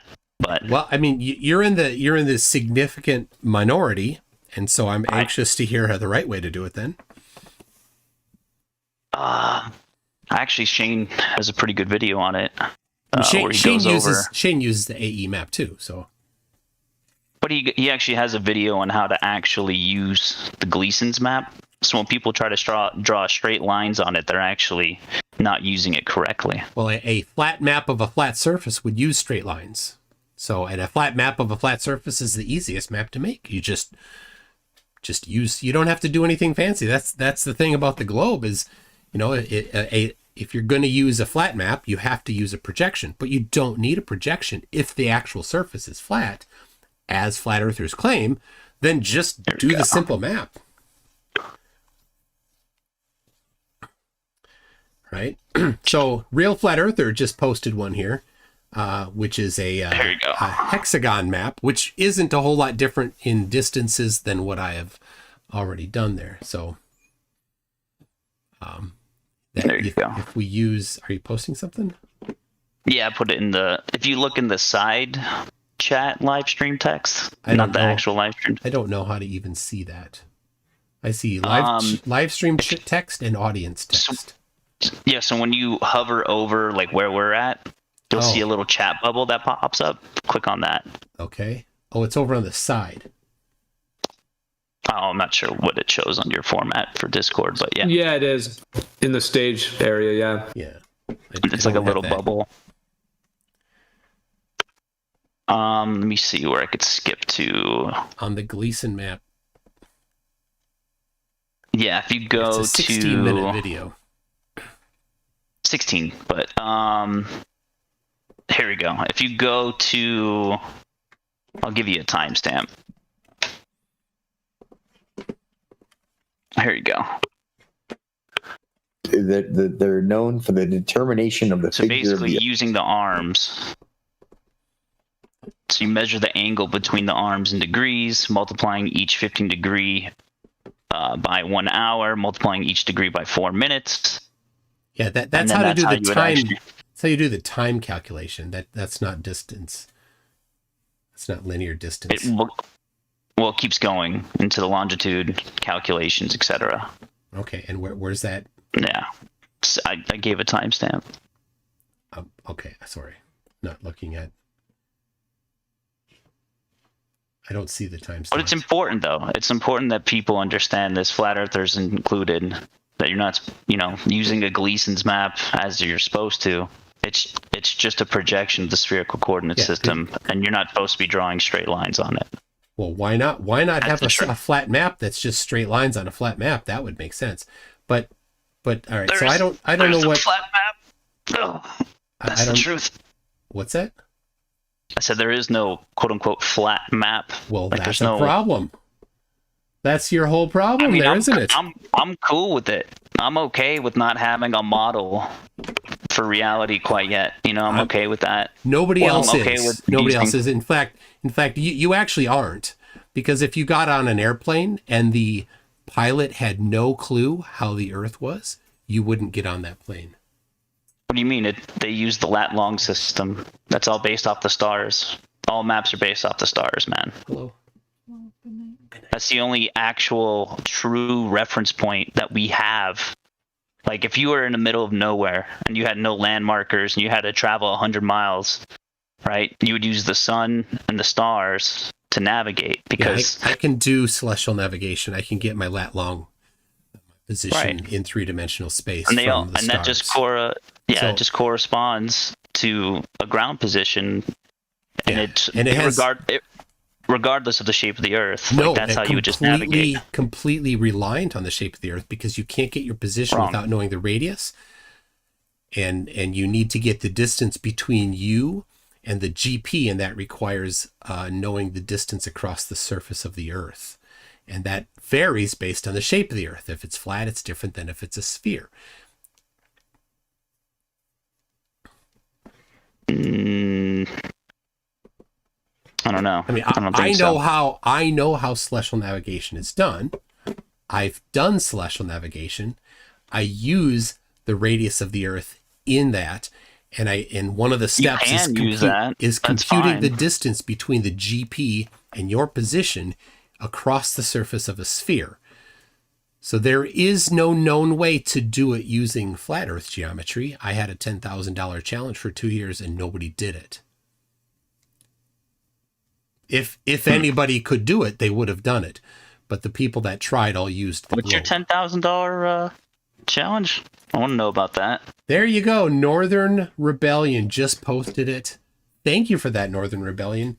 He completely supports my position here that on flat Earth, the horizon must stay even. You see that one with the balloon and the spinning round globe? I'm looking at the spinning round globe. No matter the scale of the ball, the results are exactly the same. The horizon always drops from eye level as you increase in altitude. Thank you very much, Northern Rebellion 6.0. That is exactly correct, and that is the test that we are doing here. And so you're basically saying this dip angle that you took a photo of when you were flying from, would you say Sydney to Santiago? No, you took a little picture of the sun. It was Miami to Santiago. Yep, I took Miami to Santiago. Okay. I measured the angle, the dip angle of the sun there. So just as Northern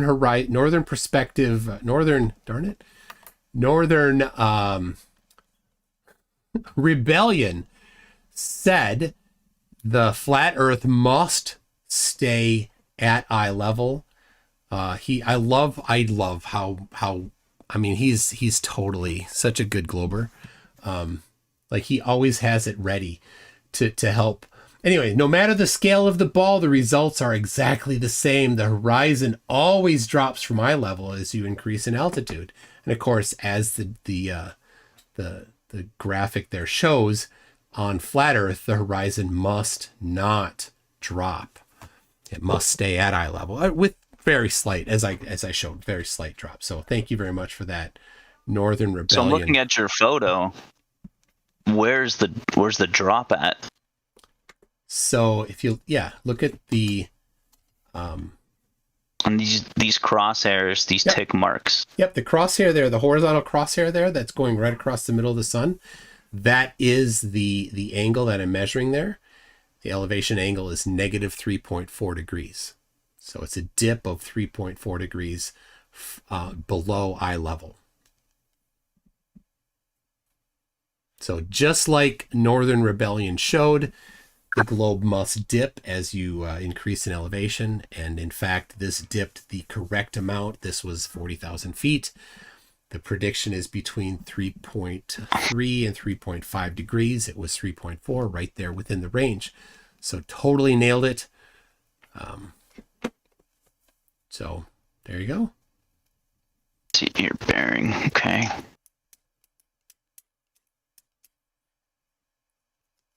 I do appreciate Northern Rebellion. He always comes in. He's always like, he's sitting there, he's ready to go, and he's like, there it is, a perfect thing. I love him. So, all right. So, yeah. How high were you in the sky? 40,000 feet. Oh, I think. So by that, what? Okay, so if you were to go 80,000 feet, or let's say 110,000 feet, what would be your dip angle? Well, I put the formula there. You can run the formula. Oh no, I don't. I didn't. I was going to say what formula? I didn't do the globe formula. Just a second here. I'm finishing up the upload that I did so I can share it. At what height, looking straight ahead, at what altitude will the horizon completely vanish from view, looking straight ahead, where you will have to actually look down to see it? Well, I am looking down to see it on this particular example here. And so the question is really, at what angle will it be at certain elevations? And so as long as you have if your view allows you to look down, you will still be able to see it until you right? Always be able to see it. No, it doesn't matter what you're doing in this photo. I'm saying if you look straight ahead, so your eye line is parallel to the earth, no matter what altitude you're at what altitude, keeping your eye line parallel to the earth, will the line of the horizon completely dip out of your view? Oh, I don't know the vertical angular angular width of the eye resolution. I don't know it offhand. So whatever optical device can. I think it's 0.2. No, that's no. The it's not 0.2. It doesn't matter. It's how many degrees up and down, can your eye see versus how wide. So I think the width of your vision is like 150, 160 degrees, and the height of your vision is maybe, I don't know, let's say 90. So let's say you could look 45 degrees. So if you force your eyeball to look straight ahead, then let's say you're saying your field of view, your field FOV. Field of view is the correct word. Sorry. Okay, okay. Yeah. So there you go. All right, No Tanks posted one here. Let's see if that's. You got your central vision 60, your lower peripheral 40 to 45. There you go. Pretty good guess there. And so line of sight straight ahead, and looking down, you would be able to see somewhere around 45 degrees maybe. So that's going to be pretty high. I don't know offhand your elevation in order for that to be. It's pretty high. Certainly, not in an airplane. Yeah, the reason I'm asking for the number is because you're apparently still able to see it from whatever the height Felix Baumgartner or whatever his face is was about the Earth. Yep. Yeah, well, and of course he was able to 110,000 feet. Yeah, he was able to tip his eyes down too, so he didn't have that. I might be able to hold on. I wrote a program for this. Yes, and apparently you can, even from the ISS, according to Neil deGrasse Tyson, if I'm correct, even from there you would still you wouldn't see any curve. You wouldn't see this dip that you're talking about. Well, no, he's wrong. But he was talking about the left to right dip, and he was speaking off the cuff. And he was wrong. Okay. So. Sorry, the only reason why I spoke up is because you said your observation falsified that dip angle, yes. Therefore confirming the globe. And that's why I was like, wait a second, what are you they're talking independent about? of each other, of course, right? So the globe predicts between 3.2 and 3.5. We measured 3.4, or I measured 3.4, confirming the globe. The flat Earth, I can't get a flat earther to give me anything else. So I've applied 175 years of flat earth literature to this. I've applied the geometry, and less than 0.1 degree is the flat earth claim. And as Northern Rebellion posted, that's correct. He agrees with me. So that's what I'm saying. I don't think there should be any dip angle. What do you say about Booner? I was just going to ask. He said I thought he was going to show pull up some way to calculate the altitude at which it would disappear. But go ahead. He said he had a formula. It will never disappear. It will always be at some angle, and if you have the capability of turning your eyeballs down, then you'll be able to see it. So I'm talking about looking straight. I'm talking about looking straight ahead, and we don't even have to use eyeballs. Like, it can be any optical fucking camera, anything, doesn't matter. Yeah. Well, you need you need your field of view of the camera then. Sure. And then I just enter in standard camera field of view, and then could you find the altitude? There is no standard camera field of view. Whatever, dude. Just any camera that's commonly used. I'm not saying some. So real. Okay. So I have the program up. So I'll do 100,000 feet. And what is 100,000 feet for the globe? Let's see here. Hold on. 5.1 to 5.6 degrees for the globe. At what? How high? 100,000. Okay, try 121,000. The reason why is because I just reposted the video that Taking Back Eden just posted. Yep. From 121,000 feet. Doesn't seem to be any dip angle. Well, was there any way to measure that? To measure it? No. Okay, well then I will ignore that. So can you from actually look at that though?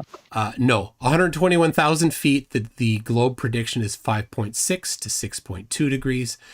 And if there's no way to measure it, if you didn't have a camera with some sort of an accelerometer on it to determine which way is horizontal and which way is vertical, then it's without any value. You don't know anything about it, so there's no point in looking at it. I mean, there's this thing that's... What is this? Oh, he's not here. I was going to say, what is this person on? I think it's a high-altitude balloon, it looks like. And there looks like a stick that's hanging out to basically show that it's level. And it seems that the horizon is even above where the stick is. Oh, the little piggy balloon. Oh my gosh. The little piggy balloon. That's precious. I love it when Flatties post that. Oh, there you go. It's on the live stream right now. It's on the screen share. You see that?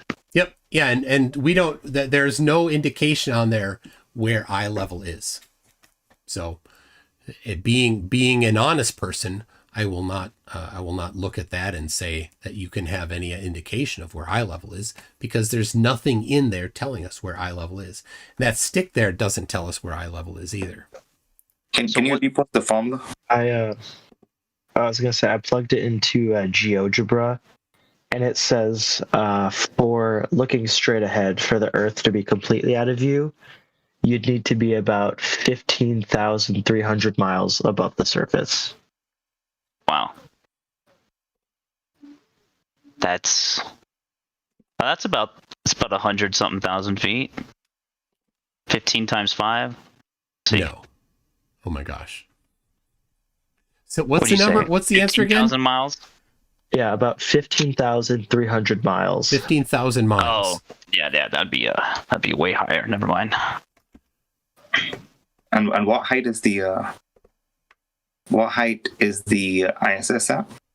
254, more or less. Well, Well, then you should looking straight ahead from the ISS. You should still be able to see a flat horizon. You still see the Earth. It's still within Earth. No, you should still see a flat horizon, right? No, this isn't about flat horizon. This is about the dip of the horizon. Yeah, sure, The vertical dip, not the left to right curve. I understand, but that you should never be seeing a curved horizon on a flat or globe Earth. No, that is incorrect. Okay, well, we'll leave that aside for now. But you should still be seeing the horizon looking straight ahead. You shouldn't have to tilt your camera downwards to be looking at it. Well, yeah, according to the picture posted, it said that the up and down is about 75 degrees. Because it was saying you have 60 degrees of central vision and then 45 degrees of peripheral up and down, which adds up to 75. So for the horizon, for Earth to be 75 degrees below you, you'd need to be 15,300 miles up. Exactly, and therefore, like looking straight ahead from the ISS, since it's not at that altitude, much lower altitude than what you just said, you should be able to see the line of the horizon looking straight ahead. You can't. No, straight ahead. Oh my gosh. Yes. Well, if you look straight ahead, it would be inside of your field of view. Yes. But you wouldn't be looking directly at it. Yes, did I say you should be looking directly at it? I said it should still. You said straight ahead. You said straight ahead. Yes, I said straight ahead, but there you go. Straight ahead would be 0 degrees dip. Listen to what he's saying.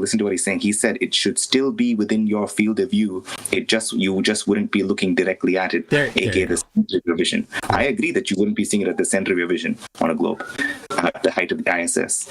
But at the height of the ISS, it should still be within your field of view, looking straight ahead.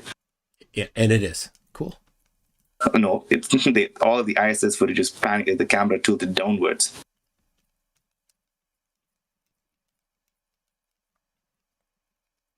You just say that with zero idea of any reference that's given.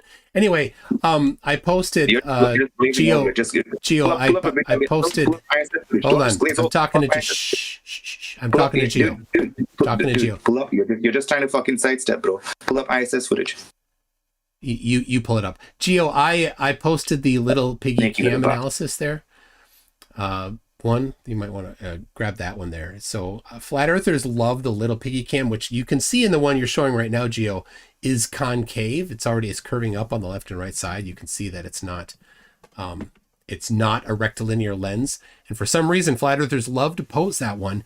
It's on every one of Mark Sargent's live streams where he does just the videos over it. Darth uses it all the time. What's his name? The lawyer guy, he uses it all the time. But if you're gonna use it, then you want to have it center of frame. And if you do it center of frame, then you do see the curve. It's not the greatest way to do the analysis. You should prefer a rectilinear lens, but flat earthers only want to use the fisheye lenses. Yeah, and Taking Back Eden posted the very same one there again that Geo's currently looking at. I think Taking Back Eden is trying to mock flat earthers for using a fisheye lens, is what it seems. Well, but that one goes both ways. Like when it exploded there, we'll watch it again. I'll play it on repeat a few times. That's the but point. It went both ways.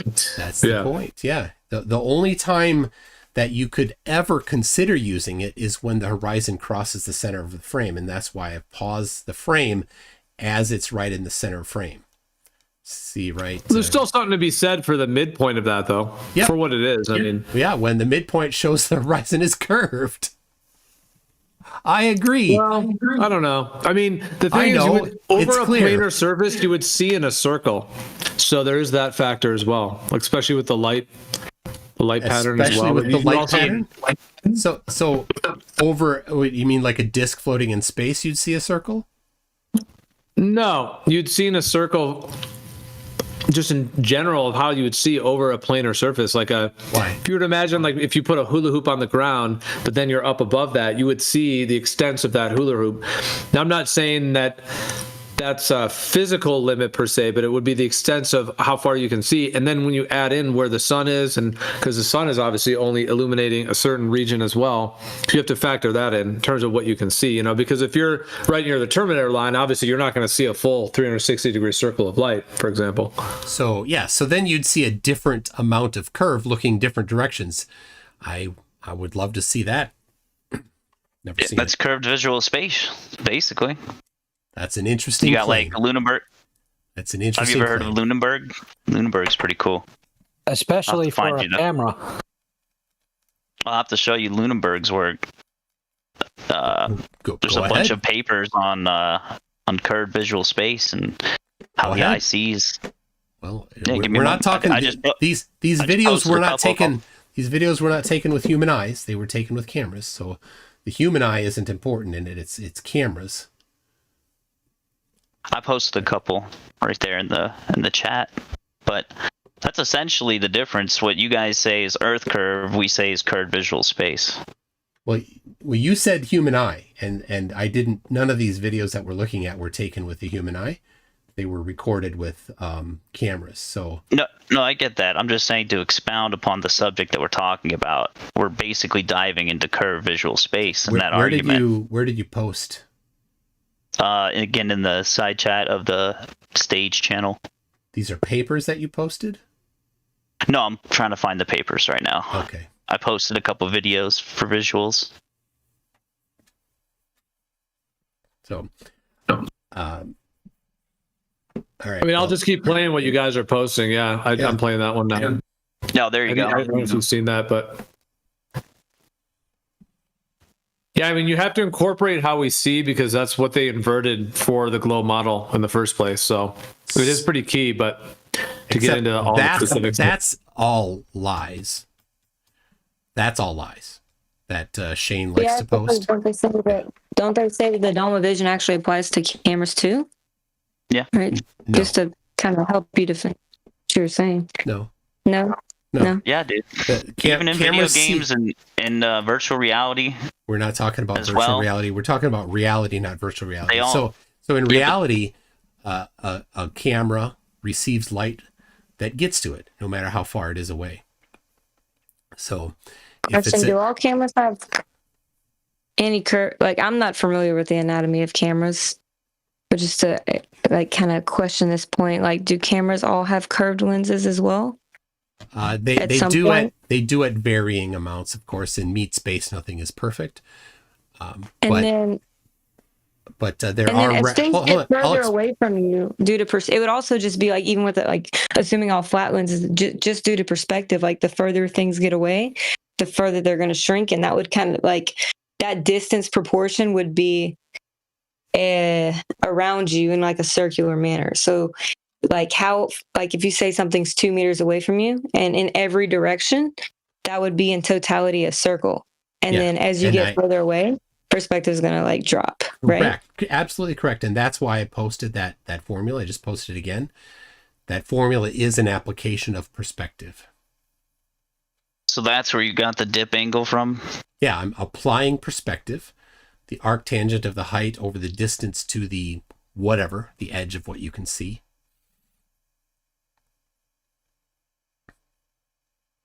Would that apply to refraction too? Like the refractive effects accumulating over distance, essentially? That would be like a... Yeah, then you can include refraction in your next phase of the analysis. And for flat Earth, of the analysis that you do when you're computing the consequences of your hypothesis. Like, are we talking about a particular experiment or just like... Yep, the dip of the horizon is what we're talking about. Okay. Yeah. So gotcha. Yeah, I it's on my. I'll put a link to it. Again, you probably weren't here for all of it, but so here's I did 16 experiments on the trip to Antarctica. I'm talking about experiment number 10 on the list I just posted there. Sorry. Let me go to live stream text. I was in the wrong one.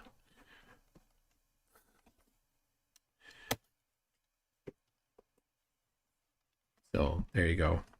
And I'll put the formula in there again. the arctangent. Then you basically compound on these effects, and like as you get further away, these effects will be accumulated. Yes, yep, and there's ways to compute these things as well. So for flat Earth, there's no specific way that any flat earther has come up with that I'm aware of to compute the effects of refraction, but we do know that distant objects would appear slightly higher because light bends toward the normal in refraction, and the normal is where the higher index of refraction is, and so light bends downward through the air, which causes distant objects to be raised slightly higher. So the horizon, according to flat Earth, would not just be 0 or 0.1 degrees. It would be less than that. It would be plus 0.1 degrees or plus 0.2 degrees. So, and like I said, the prediction for the globe with no refraction was 3.5 degree dip, and the prediction for the globe with refraction is 3.2 degrees, and I measured 3.4, so right in the middle for the globe. You guys know Vsauce? He actually has a pretty good video on the moon terminator illusion, and he talks about the rate of angular change. Basically, you would have to double the farther away an object is in order to see that angular change, that parallax, essentially. But it all has to do with visual space and how we perceive objects in that visual field, and it's all observer dependent, or but it's not camera dependent. Yeah, the camera. Yeah. Well, that's the observer. Finally, my mic came back on. Oh my gosh, I got a phone call and then it just cut out or whatever. I was just gonna say, like, about the temperature. Like, have you looked at the papers about how the temperature? You actually posted one on your website that kind of spoke on it, about how the temperature gradients are really one of the most important things whenever you're determining refractive values. Yeah, mc2.net/refraction. But for a second here, exactly. Geo, you've got somebody here making some pretty serious claims in your server. Claims that might have an impact on the ability of your server to remain active. White Soul Clean Heart is definitely not a clean heart here. So lacking. All right, I'll take a look at it. Yeah. All right, I'll take a look. Thanks. Lacking evidence, I would say you better stop saying that. Okay. Anyway, so that was on your website. So this would be really important in terms of like the discussion we're talking about. Looking at drop over distance or whatever. So if you understand, like, the temperature gradients are more important, and if the temperature is warmer underneath and cooler, on the top, like as you increase in elevation, then things would bend towards the more dense region and make things appear shorter, instead of like, they have this like standard refractive value, which is just going off of pressure gradients, which is very easily overridden and very minuscule compared to the drastic temperature gradients that are along the surface. And there's actually multiple papers of people bringing up the same concern and same point, but nobody takes it into effect. It's listed. Many of them are listed on that page, that mc2.net/refraction. And so in the lower, different people have different amounts. The lower kilometer is about the range where pressure is secondary to temperature. The temperature variations can change quite a bit. But beyond that, as you get higher up, the temperature doesn't vary as fast as the pressure. And so the pressure becomes the dominating factor in that. Yeah, I think it was, from some of the papers I read, it was like 3 kilometers. But so in this case, if what we need to do next is figure out if it's normally warmer on the surface of the Earth, and during the daytime that is the case. And then so wouldn't you expect standard refraction to make things appear lower instead of taller? No, because the pressure is still the same direction, and the pressure is the dominating factor. The pressure doesn't change. Hey, you just contradicted yourself. No, in the lower pressure or the temperature in the lower troposphere, is the pressure or the temperature the dominating factor? In the lower kilometer, from the surface up to about a kilometer, temperature is the dominating factor. Above that, it's pressure. Okay. So, like, just assuming we're on the surface, right? We're like a kilometer, right? A kilometer high. I was in an airplane. I was in an airplane. No, I got you. Listen, I'm just saying, though, wouldn't you expect drop over distance? And if you're ultimately looking at the surface, you're going to be looking through that kilometer of air to find out where the horizon's at anyway. In an airplane, it's primarily not. In an airplane, you section. still would be looking through that gradient because you'd have to be looking through that gradient to look at the ground. Yeah. All right. Well, hey, if you have any application of stuff that actually supports that, I'd love to see it. But the There's citations many papers on it. Well, send them to me. I have many papers. Yeah. Okay. Absolutely. And so, yeah, I'm just saying this can also apply to like curve, right? So, like, if you look left to right horizontally, whatever's further away from you could have accumulating refractive effects, causing that drop to appear, to be happening from the horizontal field of vision. Well, it wouldn't make sense to have it be curved because that would require a varying vertical temperature or vertical index of refraction gradient, depending on the direction you look. And then when you turn your head, that entire gradient would have to immediately change as you turn your head. It's a ridiculous thing to think that would happen. No, it's not like that. It's like the accumulating effects of looking at a further distance. Like looking through more gradient. You see what I mean? Looking through more of that gradient whenever you look at things at a further distance on the horizon. Yeah, but turning left to right doesn't change how far you look, does it? Unless you think it's a disc floating in space. It would change how far what you're looking at is, though. If you're a disc floating in space, when you turn your head at high elevation, you would look to a different distance to the edge of the disc floating in space. Okay, so like, can we apply that to the perceived horizon? Yes, and I did. I provided the formula for that. So what kind of refractive values did you input? I didn't, because there is no flat Earth application of refraction. Of all of the flat Earth, of all of the flat Earth intelligentsia, nobody has ever done any work on determining the effects of refraction over flat Earth. Well, I hope that you know that I'm actually working on that. I just got a temperature, humidity, and pressure sensor to put on my drone.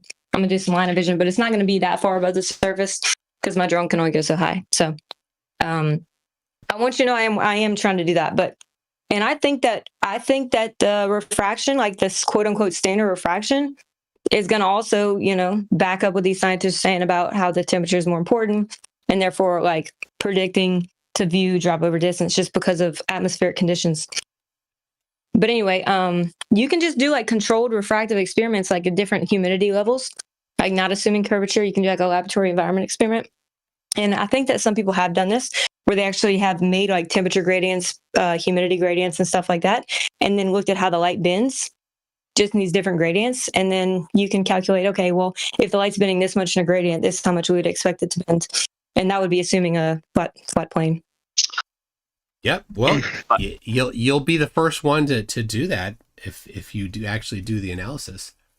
By the way, McToon, I found the paper, but apparently archive.org is requiring people to log in to borrow it again, which is retarded. But can you link it in the live stream text?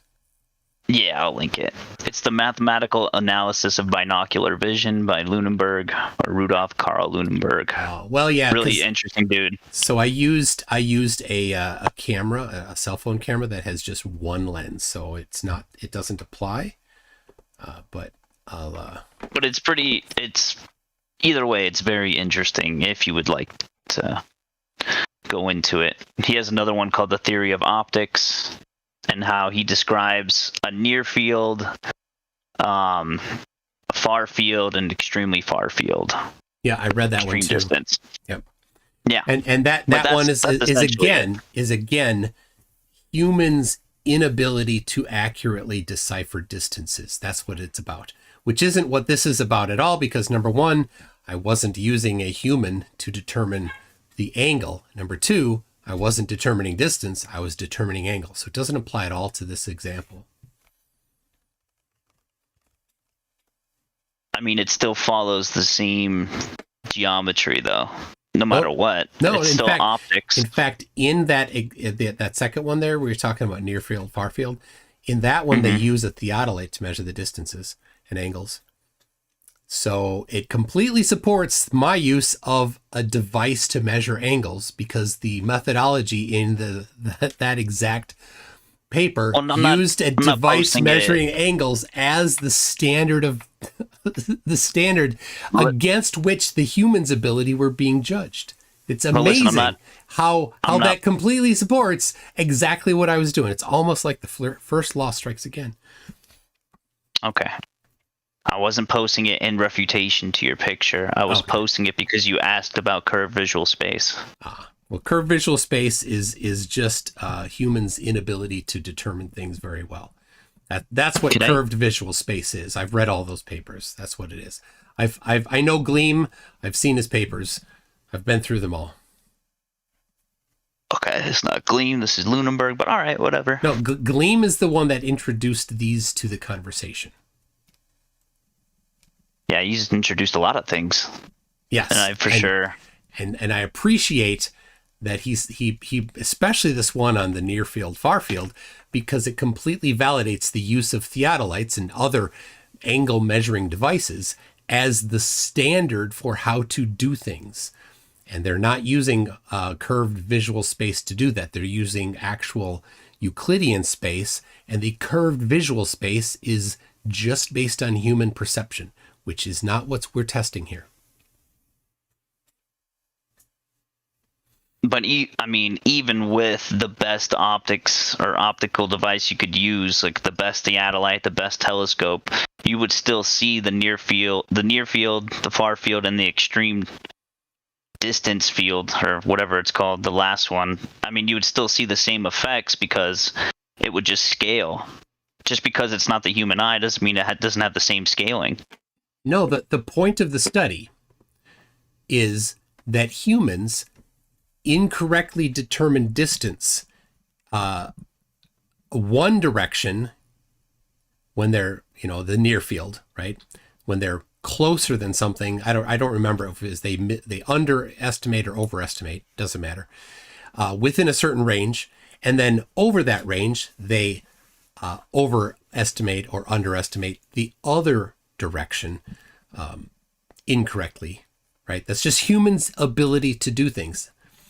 And they used a theodolite to actually get the standard, to get the actual real measurement. And so the theodolite wasn't susceptible to this error that the humans had. I mean, it's not the same error, but there's still a scaling error. The farther away you are from said object, the worse the humans did at determining the distance. But still, the theodolite did it just fine. That's what that paper is using as the standard. The theodolite is doing it correctly. The humans are getting it wrong. They're using the theodolite as the thing that is measuring correctly, and the humans as the things that are measuring incorrectly. I mean, all right, sure. All right. All right. So, what else you got, McToon? What do you got? Well, I don't know. I think unless somebody else has a correction for me on how to compute the dip of the horizon using flat Earth, we've gone through it all. Gio, do you even agree that there's a dip to the horizon? I don't think so. My conception. Well, I mean, I measured it. Yeah, it's right here. I measured it too. It's right there. I just posted the picture. Negative 3.4 degrees. There's no question about that. This is a fact. This isn't an opinion. I used a device that your citations agrees is an accurate tool to determine angles, to determine an angle. And it determined the angle to be negative 3.4 degrees. Right? You used a phone theodolite app, right? Yep. Yeah. So the iPhone that I used is accurate to the accelerometer, and it is accurate to 0.01 degree. That's the instrument that's inside of it. And that the application I'm using only reports to 0.1 degree. So it's accurate to 0.1 degree. And so we can get half a plus or minus there. But I know our plus or minus 0.05 degrees our margin of error. I mean, what was your visibility that day, though? What was your visibility? How many miles? I could see to where the sun was cresting the horizon. So the sun was cutting. It was a perfect example because there's no question about the visibility. The sun was right on the horizon. It was absolutely amazing. I couldn't have asked for a better opportunity here because there's no question about where the horizon is because there's no clouds that could obscure it because the sun was just cutting right through. So I don't know. It doesn't matter because the sun it looks cut like right the through. sun's completely above the horizon, though. But it's not. But how can you tell? So, but that doesn't help you though, because if the sun is above the horizon, if the sun is above the horizon, then the horizon is even lower than 3.4 degrees down. So you're shooting yourself in the foot there if you want to argue for that. But how do I know? Because I watched the sun crest the horizon, and I took the picture just as it was doing it. Yeah, but what I'm saying is, in my conception, I won't say our, but in my conception, the sun's always above your head. Always. But reality disagrees with you. Reality disagrees with you. It's looks like at the negative sun's above 3.4. the horizon. I mean, And the horizon, like it's at negative 3.4 degrees. It's not above you. It's below you. There's no opinion to this. This is a fact. In science, you have facts, right? The fact is, I measured the dip of the horizon. I measured it to be negative 3.4 degrees. That's a fact. If you disagree, if you think my methodology was flawed, then go do it yourself then. Go show how I did it wrong. But to just sit there and say that your opinion is that it's wrong, well, that's silly. It's not your opinion. This isn't an opinion-based thing. This is a fact-based thing. The horizon is negative 3.4 degrees.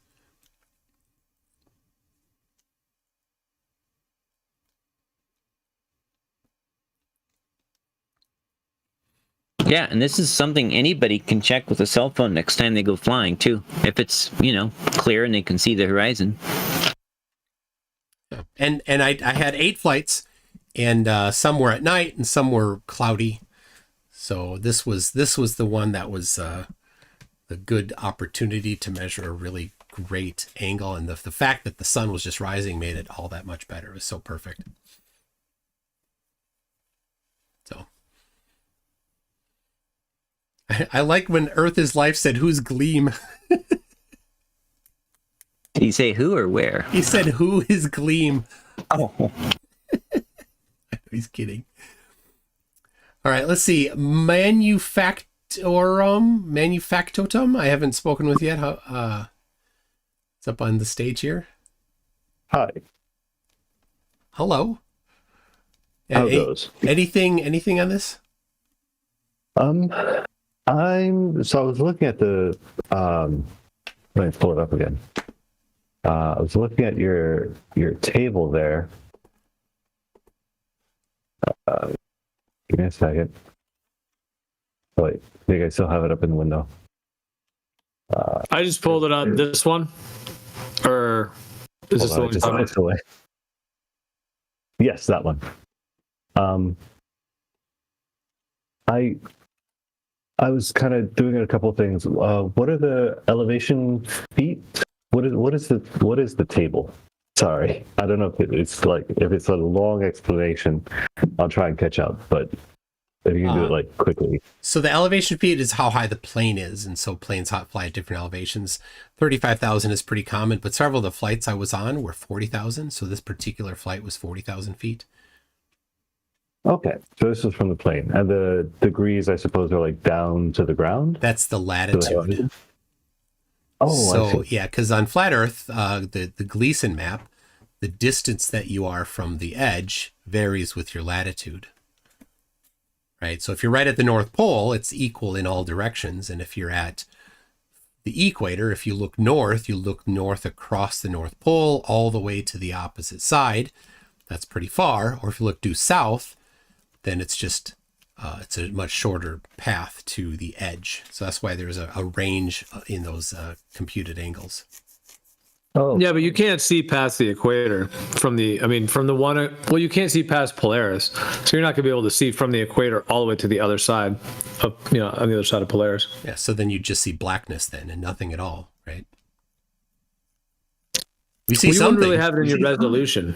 No, you would just see the meeting place of the ground and the sky. The last place of the ground and the sky that you can see is what you'll see. So why would an inability to see far cause the things that aren't too far to see to shift their position?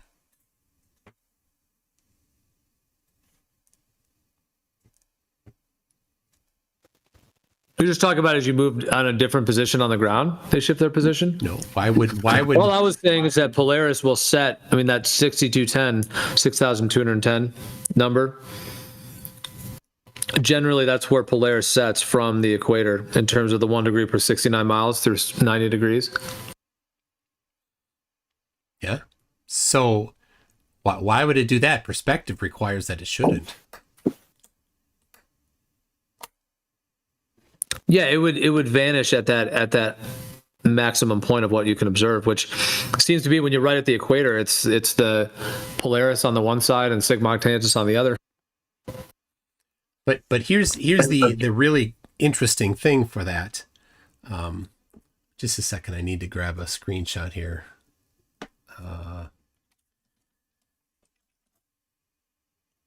Oh, hold on. My Chrome it's like why, and then in terms of why is there that limit?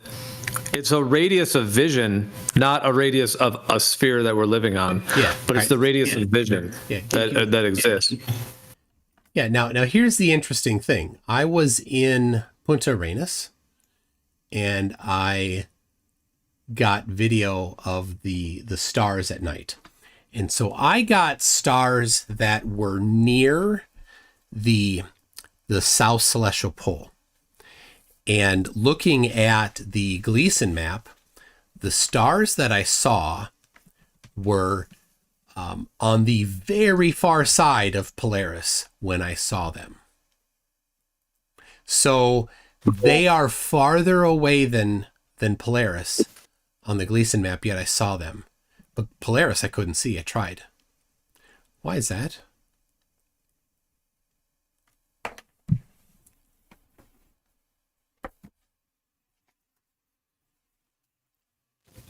What is the model that you're using for a Gleason's map with what stars now? How are you laying the stars over this? Because I mean, it's not something I put forth. So I mean, unless someone else was putting that forth, I mean, I'm not going to respond to something I didn't put forth. But how are you assuming the stars are over that? Lacking any other model, this is the dominant flat Earth model for 175 years. I'll use it. I'll be happy to use a different one if it's not yours. I'll use a different one. But so on the Gleason map, the stars. Because you spoke, you referenced the Gleason map, Geo, right? When you talked about you can't see past Polaris and Polaris is in the middle, things like that, right? You're talking about the Gleason map. So I get where you're going here. You don't get to deny that you're talking about the Gleason map when you're applying the Gleason map.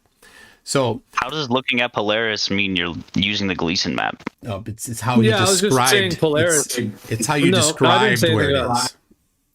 No, I was just saying if you're at the equator, there is a thing Polaris, there is Sigma Octantis. These are celestial points in the sky. The layout of the map is a whole separate topic.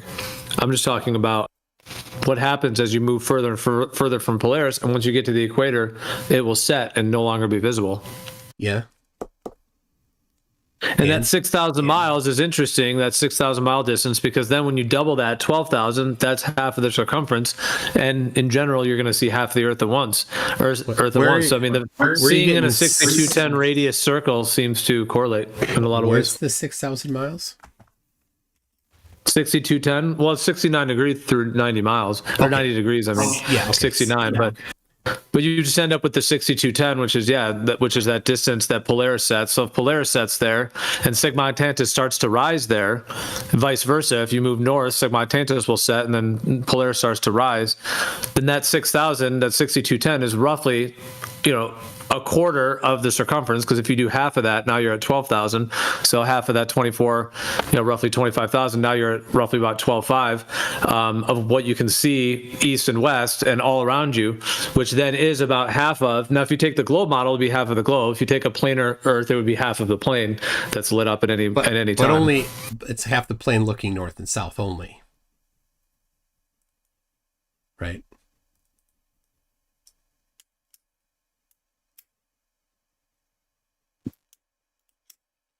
right? Well, I was just saying in generalities. Yeah. What are you referring to? Well, I mean, you just described again the Gleason map.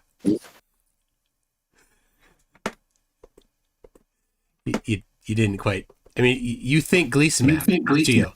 No, I'm just talking about the basic distances. Like on a globe Earth, the basic claim is that we see about 12,000 miles diameter in total, because you see about half the globe, roughly. Obviously, it's not, depends on whether you're north or south and the time of year. So all I'm saying is that that number of that 6,000, which is also where Polaris would be setting, does correlate with the base numbers of the night and day cycle and that roughly 25,000 mile circumference. That's all I was saying. I mean, in terms of getting into particular projections, that's a whole additional topic. And it really wouldn't be expected, like being lied to about the shape of the Earth in this way, it wouldn't be expected that anybody would have the correct map unless they either have access to the high levels of the military that would have it, which is unlikely that anyone would at a civilian level, or whether they mapped it themselves.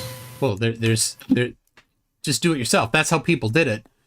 That's how the early stuff was done. They just went and did it themselves, right? So you can get a boat. Any flat earther can get a boat, and you can get on a plane. You can measure the airspeed in your own plane. You can do whatever you want in your own plane to map things out. You can do what they did in the early days of cartography by getting a anastigmatic lens from high altitude, take photographs of the ground and measure things. I mean, all these things are freely available for you to do, but nobody does it. They're like, oh well, we don't know. Nobody can know. People can know. Obviously, people did it. People did it for fun, and that was hobby stuff in the early days of cartography. MC, real quick. We have the ground positions in the Nautical Almanac for all of the celestial bodies. Those plot to real positions on the ground. Now, you can claim that there's something going on with latitude and longitude. That's fine. You can say, oh, that makes it appear as a globe. Sure, but at some point, that ground position is right over some structure or some location that you can stand at, look up, and see it directly up over your head. Because we have all of those, and so far as I'm aware, nobody can falsify them. Nobody has said, hey, I was standing at this lat and long and I looked straight up, and according to the map, it should be like right over the Great Pyramid, and, it wasn't there. As long as we can't falsify those, which we can't because they're successfully used for navigation, that means that we can build our own map based on where those ground based on the stars. Yeah.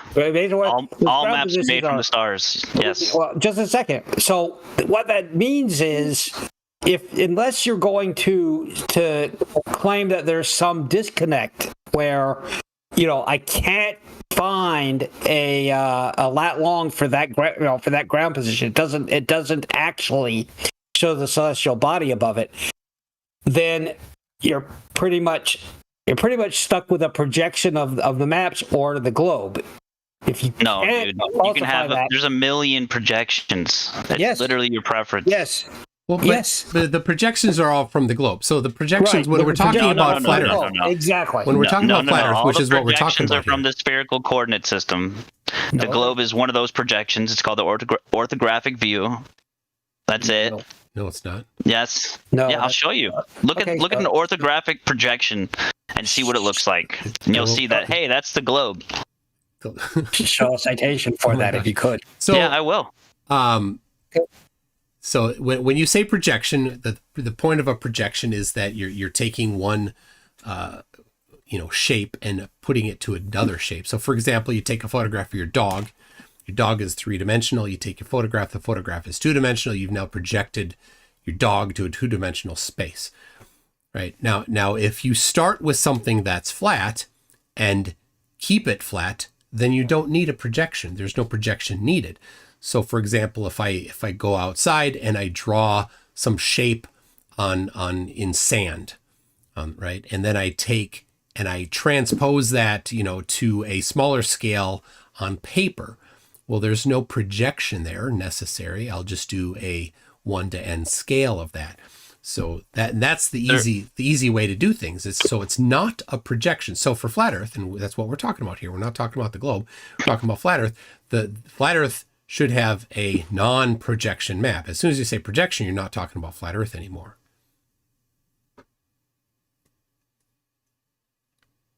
Right. Hold on, give me a second.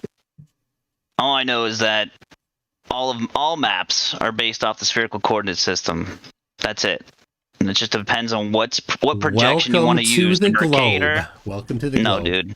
No, the globe is just another projection. It's an orthographic projection. Except when you use it as a non-scaled thing, it matches reality. And that's the beautiful thing. So if you use a globe and you use the distances on the globe, apply the Haversine formula, and you use it to navigate between different positions, which is how flights are done and how ship navigation is done, the application of the globe geometry matches reality.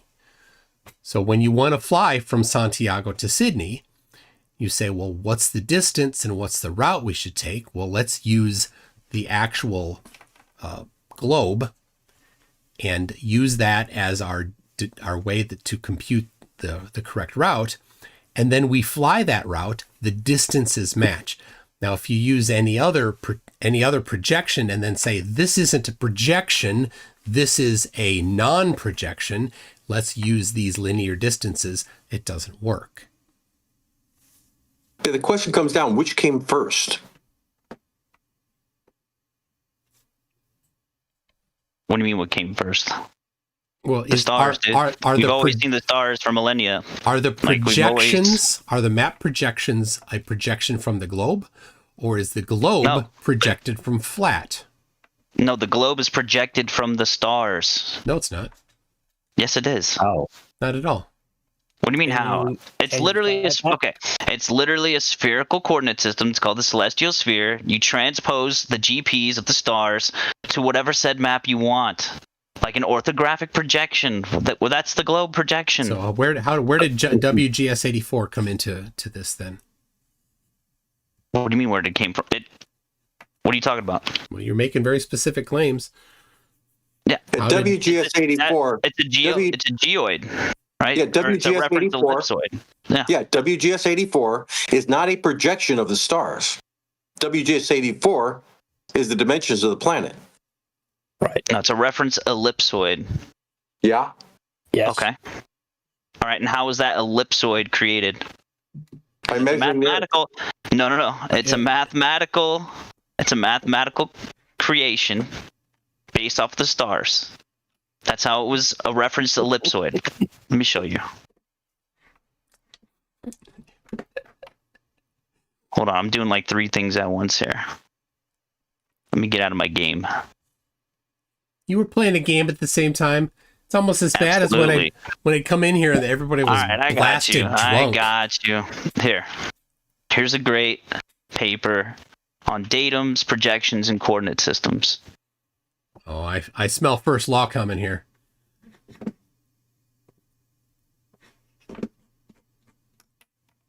There. Let's see, orthographic projection.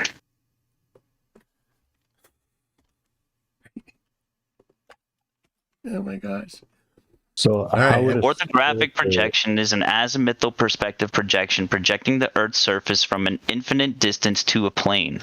It gives the illusion of a 3-dimensional globe. There you go, from Argis Pro. Here's an orthographic view. I posted it in the live chat. Tell me this doesn't look like the globe. This orthographic projection. I'm telling you, that's not first law. Is that not it though? Strikes again. No. That's not it. That's not an orthographic projection. No. No, well, you're just lying then. You could use that to project the stars onto the ground and get a sphere. I love this. It's so predictable. It's undefeated. It is undefeated. Oh. Anyway, all right. Now I had a member of the audience ask something here, if you don't mind, if I real quick, I have a question. Why don't you read that? In that document that you listed, which is the recorder, does it mention stars anywhere as being the reference for the datum? I mean, that's how the datum was created. That's your claim. Where does it say that? Not in the site that you gave. No, it's not in that. It's not in that page. But I was just talking about projections, all right? Okay. And how you can use all different types of projections. Doesn't matter which one you want to use. It all depends on your preference. But they all are based off the spherical coordinate system that was originally established with GPs to the stars. That's it. Yeah. I mean, this isn't helping you at all because it all confirms that the surface has to be spherical. No, it doesn't. That's your bias. Well, then show how it works on a flat surface. Nobody's ever done it. You want to think that it does, and you want to just say, "Oh, but it could," but you never do. Nobody ever you're transposing. does. Well, here's the thing: you're transposing a spherical coordinate system, the celestial sphere, and you can transpose that to whatever shape you want. That's why there's different projections. And then when if you treat that as, it's not mutually exclusive is my point. Well, 100% is, because if then you use the distances across that, if you treat it as a non-projection and instead treat it as the actual surface of the Earth, it doesn't work. Why would you do that? It's a mathematical... But it does work when you treat the actual surface as a globe, then it completely works. You get distances that are correct, and you can have flights that work. Also, that orthographic projection is like a drawing of a sphere. It's not actually the globe. Yeah, that's basically the globe. No, that's it's not. Okay. The orthographic. Okay, I'll read it. I'll read it right here. Where's China? Where's China on that? You want to see its usage? Read the usage. The oblique aspect of this projection can be used as an inset locator map or for pictorial views of the Earth from space. Yes. So where does it say? There's your globe. Orthographic? Right here. In the latest article I posted in the Pro Archegis one. So do you think that's a picture of the entire Earth? No, dude. Of course not. It's just a projection. It's right. It's not the globe. Okay. Look at its use cases, bro. I do. Okay, what's it say?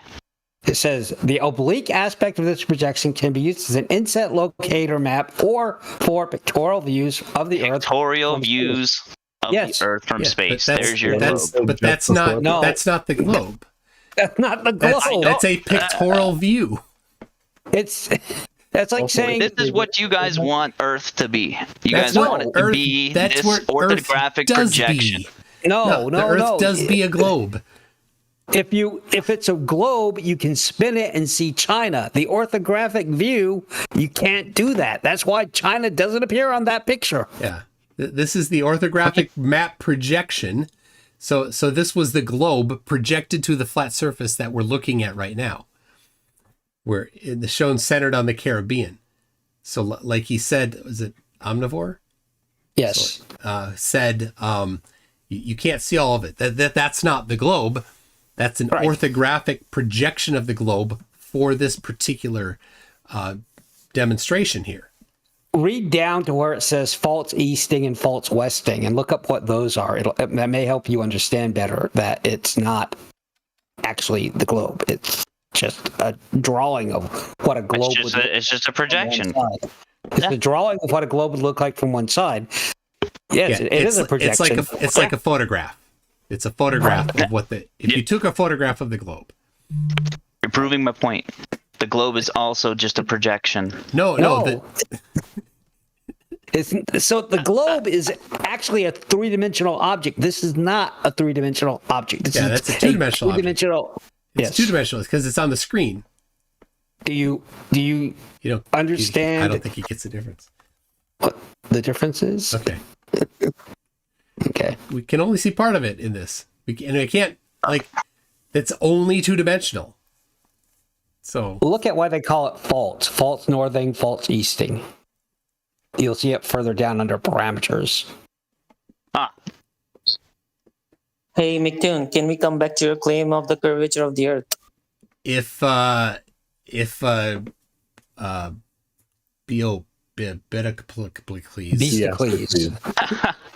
Sorry. But yeah. Can you hear me?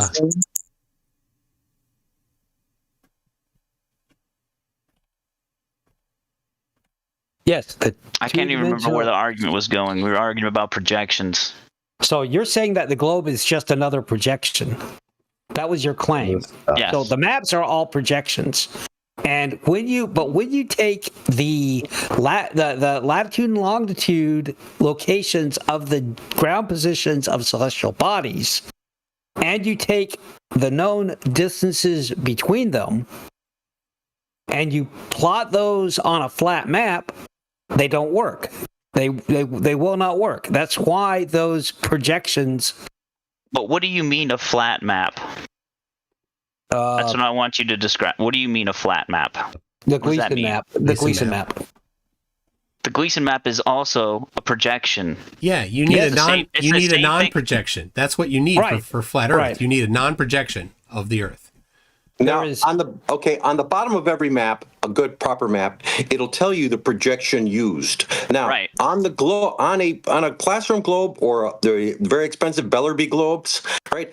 They do not list a projection used. Yeah, it's not a projection. Is that? Yeah. And they give a scale that's accurate for the entire map. Right? Yeah, one singular scale. Yeah. So for the Earth to be flat, you would need to provide the non-projected map that has a scale that is accurate for all locations. That's what's needed. And so for reference, the 100,000 airplane flights a day don't use they use the globe. Right. So when they need to get distances between points, they use the Haversine formula, which is a spherical trigonometric function to get distances across the surface of a sphere. If the Earth were flat, they'd use something like the polar distance formula or the Pythagorean theorem. Polar distance formula is just an application of the Pythagorean theorem in a polar coordinate system. Here, I'm going to read this to you. There are many different projections available, and using an appropriate projection depends entirely on the purpose and the function of the map. Some projections maintain accurate geographic areas, while others maintain accurate shapes and angles, such as the transverse Mercator, used for nautical navigation. Tissot's indicatrix is a method used to illustrate these projection distortions, whereby uniform circles are placed at fixed positions on the surface of a sphere, and resulting projected ellipses are analyzed for distortion characteristics. For example, figure 7, and this is in that paper. I'll repost the image so you guys can see what I'm talking about.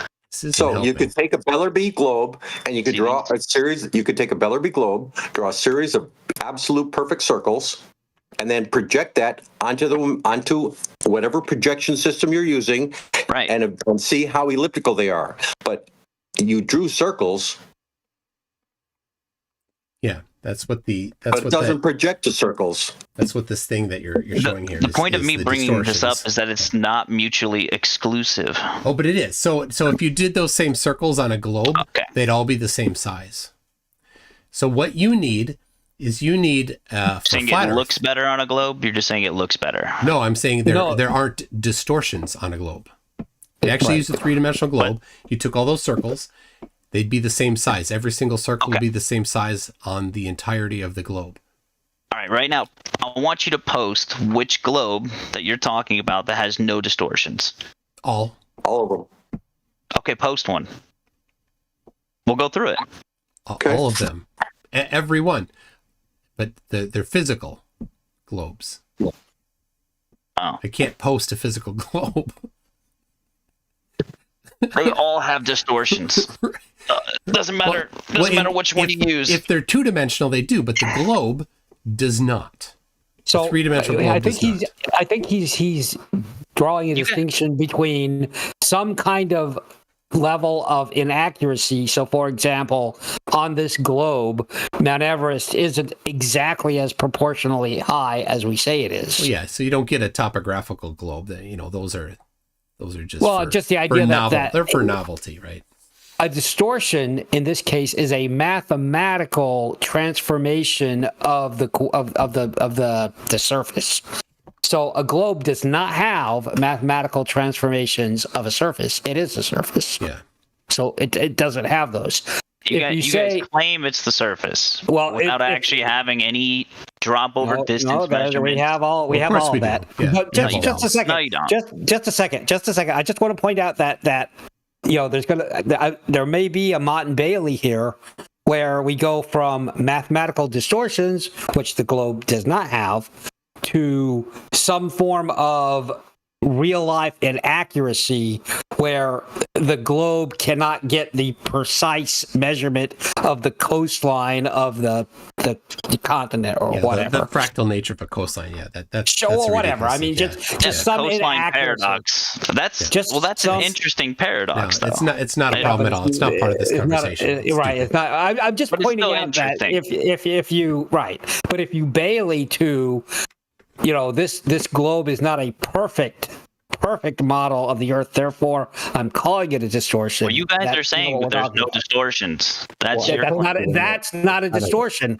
The lack of perfection or lack of precision is not a distortion. A distortion is the result of a mathematical transform, which is what's necessary to get a two-dimensional projection from the globe. That's a distortion. So I posted one. It's just a 3D interactive globe. The whole point of this is that those circles that are distorted on the flat projections would not be distorted. Or rather, if you take any one of those projections and you wrap it around the globe, those circles would become all the same size and shape. All right. Roland, my boulder, made a good point here. For some reason, it's a whole bunch of globers and not very many flatties. But somebody wanted to ask a question. So maybe, and I'm getting toward 2 hours here. So maybe we just have one more person or so, and then I'll drop out and others can. So can you hear me right now? Yes, New Moon. Okay, so you was talking about curvature. So I will give you a hypothetical scenario that can prove that you can't see the curvature of the Earth from the height you are talking about. So, for example, whenever we are going higher, we are watching the Earth as a circular field of vision. So we are watching in a circle. It's a circular field of view, right? So just imagine if you are 40,000 feet above the Earth and you're watching in a circle, then you're not watching the curvature of the Earth because it's not the curvature of the horizon. And how we can prove it? Because the dip angle from your horizontal is always same from all sides. Are you getting my point? So the dip angle, if for example, if just imagine if the dip angle from 40,000 feet is 3 degrees, minus 3 degrees from your horizontal, then it's 3 degrees from your left, from your right, from in front of you and back you. So it's parallel to your horizontal. Okay. So if it's parallel to your horizontal, then your horizontal is flat. Then the true horizon is flat. So you can't see the curvature of the Earth. You need to go thousands of miles away. If the Earth is 4,000 miles in a radius, you need to go thousands of miles away from the Earth to see its real curvature. So all of your things, when you show the curvature of the Earth, they are just circular field of view, and because of your lens or because of how your vision works, just imagine if you are hovering over the Earth and you're if the Earth is flat and you're watching the circular field of view, it's like a coin. Okay, it's like a circular coin. Then you will think like, okay, the Earth is a globe because how you watch it. All right, you done? So yeah. Because you look left and you look right, the dip is the same. Is that what you were going on at first there? Yeah, the dip is same from your horizontal. Just imagine you are hovering over the Earth 40,000 feet. Then you have your horizontal. What is the horizontal? It's orthogonal to your vertical. and your horizontal plane is always parallel to your true horizon. The horizon I'm talking about. But it's not. I measured. Yeah, but I measured it to not be parallel to it. So your assertion has been falsified. My God, are you seriously saying that? Here, I'll post my measurement again. I think you might not have been here when I did it. I'm talking about the mathematics and geography. Right. It's a well-known thing. So what you've done is you've made some claims, some geometric claims, which are not correct. But I'll just rather than go through them, I'll simply show that your incorrectness is incorrect because I measured it to be incorrect. So there you go. I just posted the measurement I had of the horizon as negative 3.4 degrees. So when you said that the horizontal is orthogonal to vertical, and then you asserted that the horizon is at the same place as the orthogonal plane to the vertical, then I show that you're wrong because I measured the dip to be 3.4 degrees. That. I was giving you example. Just imagine if the dip is 3 degrees, then the dip is 3 degrees throughout your horizontal. Means if you look left, then it's 3 degrees. If you look right, it's 3 degrees. So there is no curvature because if it's 3 degrees, then it's parallel to your horizontal plane, and your horizontal plane is always flat. Okay, so your true horizon is always flat. So if you're on a globe or on a flat earth, if you're just 40,000 feet away, you can't see the curvature of the earth. It's not even you can't even see that. So it's useless when you are going. So you need to go thousands of miles away. And if you think that someone has ever seen the curvature of the earth from thousands of miles away, I need a video where a rocket is going from the earth to all the space of to all the way to the space, and it's recording the earth continuously. But there is no video. Not a single video. All right. Well, I don't care about your ridiculously high standard of evidence there, which is it's typical tactic of a science denier. So what the problem is that you don't quite understand the geometry. So I can explain it a little better if you take a hula hoop. If you take a hula hoop and then you get a camera and you have that camera in the center of the hula hoop, but up above it by 1 or 2 feet maybe. And you use a theodolite app on your phone, you could do this, and you measure, you look north and you measure the angle down to the hula hoop, and you'll find that it has a dip from horizontal. And then you turn 90 degrees and then you measure the angle down and you'll see that there's the same dip. And you turn another 90 degrees and you'll measure, in all directions that you face, you'll measure an angle down. That's because on the surface of a sphere, your field of view is a circle. It's your encircling limit. So the hula hoop is an analog for that. You can do the same thing. You can get an exercise ball or something and do the same thing and have your camera above it. You'll also measure an angle down. So you can do a real world in reality test to see if it works. You can do it just like that if you don't want to do the geometry, which is a little more complex. Okay, so when did I claim that your horizon is always rise to your eye level on the flat earth? No, it's wrong. It's not necessary that if we are living on a flat earth, then horizon will rise to your eye level always. Eye level, I'm talking about the horizontal. It's not necessary. Even on the flat earth, if you are going up, then of course horizon will dip.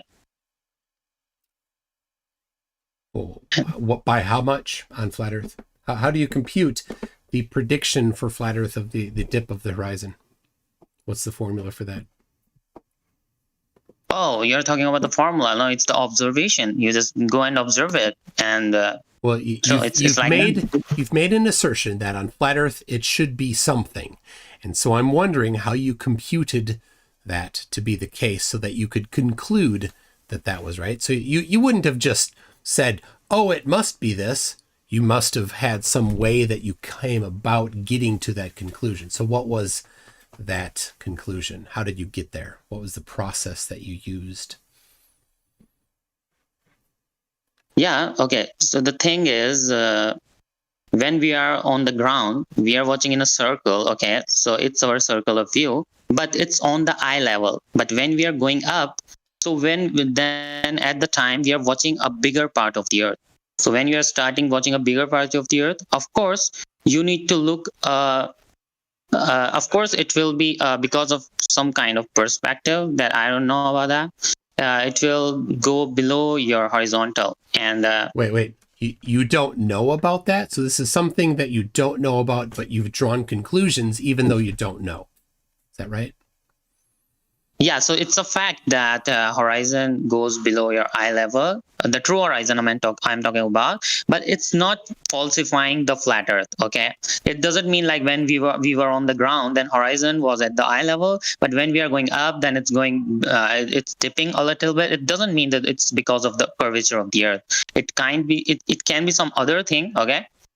Now, if I don't have the answer for that, what is? Oh no, wait. So it looks like what you've done is you've taken the actual observation, and then you've said, "Oh, this is the actual observation. Therefore, that's what flat Earth must be." Right? You've worked it in the wrong direction. Right?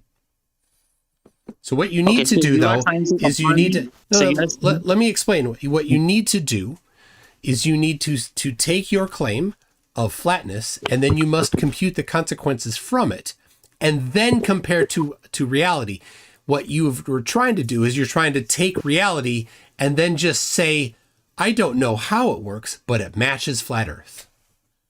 Yeah, we don't know. And you are trying to affirm the consequences here. You are trying to affirm the consequences. If you are matching the globe, then it's the globe. No. We're talking about flat Earth right now. That's what we're doing.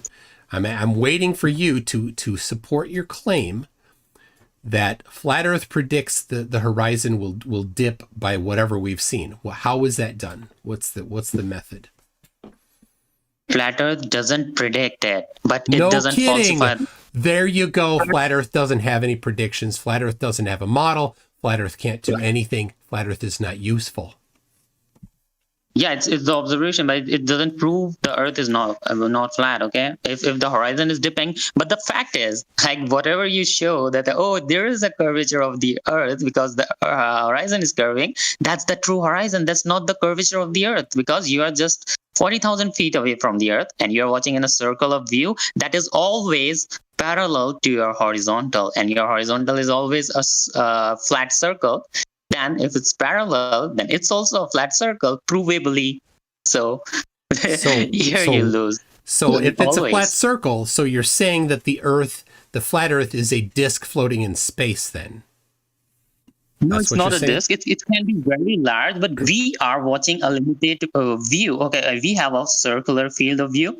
Just imagine you are watching a penny that is diameter of 200 miles. Okay, you're watching a flat penny that is 200 miles in a diameter, and you are 30,000 feet above it, right? So it's a flat penny. The horizon, the corners are flat, but because it's curving, it's like a circular. So you will get an illusion if you are clicking the picture.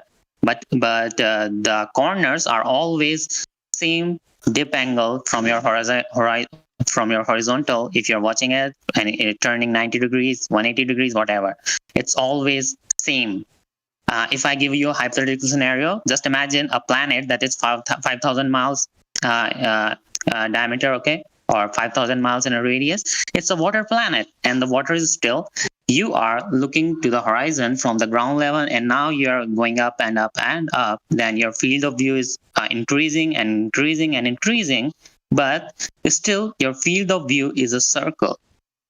Got it. So you're saying that the flat Earth is a disk floating in space. You just reiterated the same thing. Great. I'm glad to know. Is there a turtle underneath it then?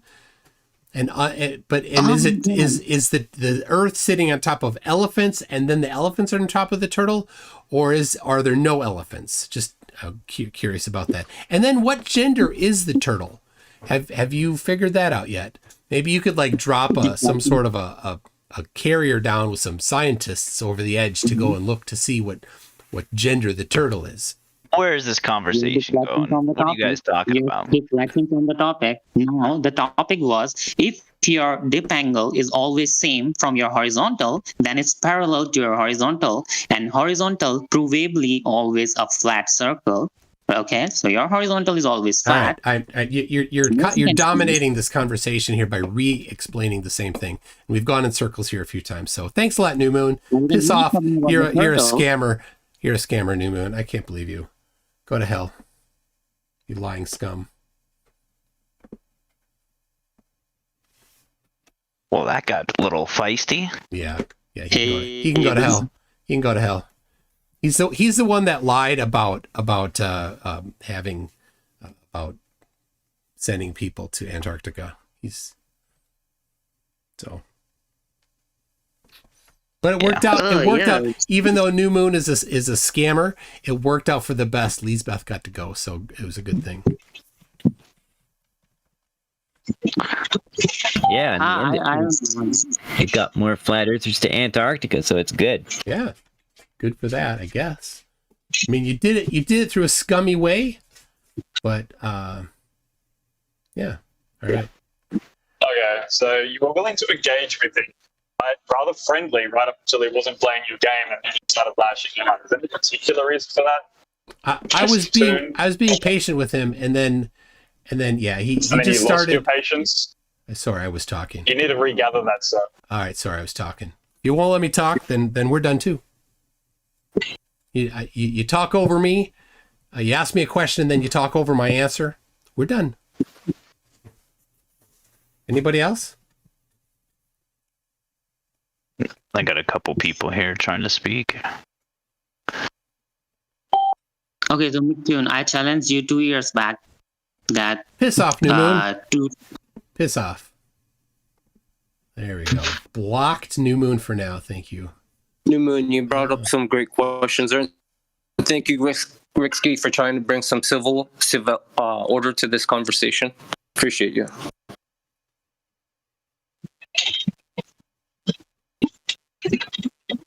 You're hot, Mike and Ricksky. I mean, for what it's worth, for what I heard New Moon saying, he wasn't talking about being on a disc. He was talking about how about seeing in a circle, a limited circle, upon a larger planar surface. Yeah. And I went over it, and then all he did was reiterate the same thing. He didn't listen to me when I said if you take a camera, you go above a exercise ball, you'll get the same thing.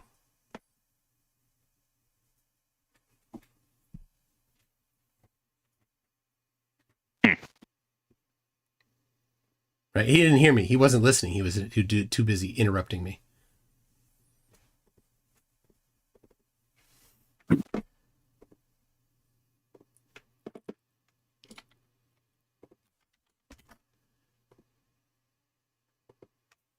Well, if you look in the side chat, I know they're all Wikipedia, but I just gave you all the definitions of the map projections, a spatial reference system, a geodetic datum, and a horizontal datum. All right. Could I pose a question? You want to pose another one? Yes, sir. Thank you kindly. If Earth was flat, then couldn't we make simply a scaled, unprojected scaled map where, say, 1 inch was 1 mile, or whatever, 1 millimeter was 1 mile? Straight lines would be straight lines.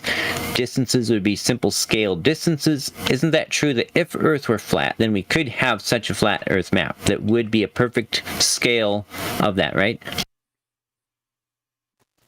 Yeah, you could within a local region. When you start talking about distances across the ocean, that's a much larger project. But yeah, I mean, within a local area that you could validate, sure. I mean, that's how in the old days, that's how you would map. So they made the datums in the first place. Yeah, like you can take a freeze frame of the sky and you can start taking angles to stars and plotting the GPs and then plotting the circles of equal altitude and then just continue creating more and more of those. And you're basically mapping out. I kind of think of it almost like, it's like that game Minesweeper, you know, where you kind of click. I mean, it's not exactly like that, but it kind of makes me think of that, where you're kind of like GP, circles of equal altitude, and you're kind of building out the different regions, different areas. So yeah, you can do that. The question is, has that been done in the modern era independently from this whole kind of system that we were born into? You know, like the bigger question: why won't flat earthers just go do that? Well, yeah, I think you had mentioned that earlier, and I was going to respond, but then the conversation went a different way. But yeah, that's absolutely important to do, is to go out and do all these things. The thing is, it takes obviously money, resources, time, an entire team, months and months, even years of effort and work to do these things independently. So yes, they all need to be done, but that's a matter of why is when the time. Nobody trying to do anything. That's the thing. Why is nobody trying to get the answers to any of these things? There's no flat earther attempting to get an answer. It took Will, basically twisting arms to get a couple flat earthers to go to Antarctica. Right? It was offered to Mark Sargent. He wouldn't go. Dearth. He wouldn't go. Eric DeBay. He wouldn't go. Nathan Oakley. He wouldn't go. None of the leaders, the ones that you would expect would be anxious to go, none of them were anxious to go when it was offered to have their trip paid for. Now, New Moon faked it, but even after he faked it, it did get paid for. So if any of them had accepted, they would have been on their way. They would have gone. But they chose not to. So this is curious that the truth seekers aren't seeking truth. They're running from truth. Do you know who paid for it? Truthfully, who paid for Lisbeth's ticket? Yeah, I don't know the person who did that. Well, she had I don't think it wasn't released. Wait a minute. Did New Moon, was he the one who originated the scam? Yeah, he's the scammer, Arpit Sharma. Oh, thank you very much. I was wondering, I'd heard you mentioning that. I couldn't believe that the man who scammed the Flat Earth the hardest, made Flat Earth look the dumbest, made the most criminal and obnoxious, is here in the chat. Yeah, he'd That's show good up. to know. That's embarrassing. I can't believe that Flat Earthers allowed him in here. Have some grace and maybe compassion for them, and maybe because they are non-believers, maybe they don't walk the same path that you do, so maybe you can embrace them with some compassion. Well, not when they pull that shit. Yeah, but we can't moderate. Hold on, we can't moderate people here based on allegations or claims made from elsewhere at other times and other places. Now, if there is some court case or something I guess it's a different story. But yeah, New Moon did admit to doing it. He did admit it to me directly. Yeah, he did it on multiple streams. It's not a question of whether or not he did it. He said he did it. We've grilled him pretty severely on this. I think we've been pretty hard on him. For you guys, calling forth, what was it? Like, we should be ashamed of him or something. No, New Moon acted on its own, man, without a regard for anyone else. We all question this conversation. We already grilled him on that. Exactly. Well, I haven't seen him do an apology or anything. Maybe he has, but I haven't seen it. But maybe if he has, regardless, it's besides the point. I think that would be fair for him to do if he hasn't. MC Toon, amongst your measurements, not the ones you've done, but on your website, do you have the Hunga Tunga volcano and the barometric readings from the shockwave that came out from that? What a name! I don't, but it's quite interesting. I did that. I did an analysis with my 4-inch globe and some string, and I was able to, within 1% to 2% error, I was able to predict the arrival time of the shockwave in all continents around the world, and the direction of both the antipode and the incident shockwave. I thought that kind of validated my globe very well. Oh, that's very cool. Yeah. So now my website, like mctoon.net, like myself and my webmaster edit that, but the Flurf wiki is editable by the community. So if you wanted to document it, then you're certainly welcome to do that on the Flurf wiki. Just go and create an account there and create the page, put all the stuff on there. I'd love to see that. Who made up that word Flurf? That word salad fabricated word out of nowhere. Flurf predates. Yeah, who made that up? Me being around. I don't know who made it up. I mean, it's like actual real life word salad, not just a claim of word salad, but using that. It's not even an English word. It's a portmanteau of flat Earth. Oh, what? What? Portmanteau. What's that? where you mash words together to create a new word. Borrowed syllables. Yeah, so like countdown is a single word, but it's a portmanteau of two other words. I like McDuffie. That's my portmanteau. Yeah, but it's not, because FL or ERF is Earth. It's not Earth. So it's not accurate. Yeah, so it's not a perfect pronunciation, which you don't need to have in a portmanteau. It's fine. You can have some freedom in that. Well, we could just go with the acronym. Well, we could go with the acronym, the Flat Earth Advocate, a flea. It's also mocking Earth with a lisp.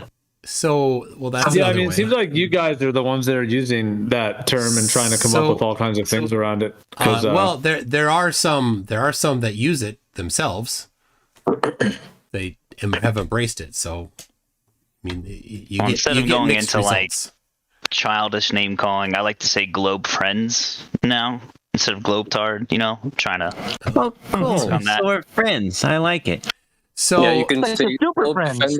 And I go with Flat Earth Advocate. If you go on here, if you go on Urban Dictionary, the oldest one there, which certainly isn't the oldest that exists, but the oldest one there is January of 2016, which is just a little bit after Mark Braun was promoting it. He was in March of 2014.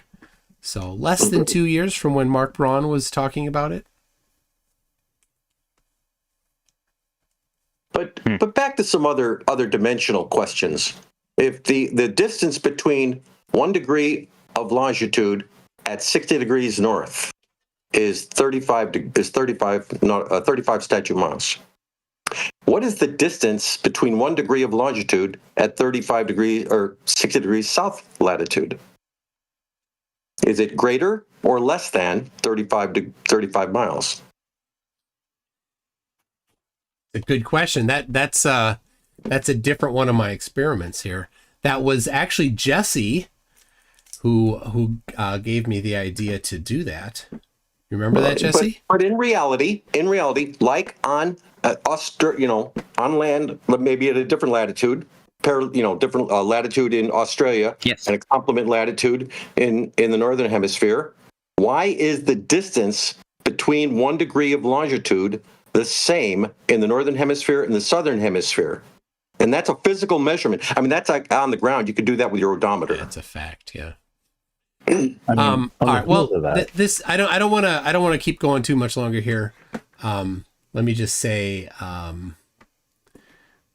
that thank you for the input. So far, it sounds like nobody has any corrections for me. A different way to well, okay, we'll just go ahead then.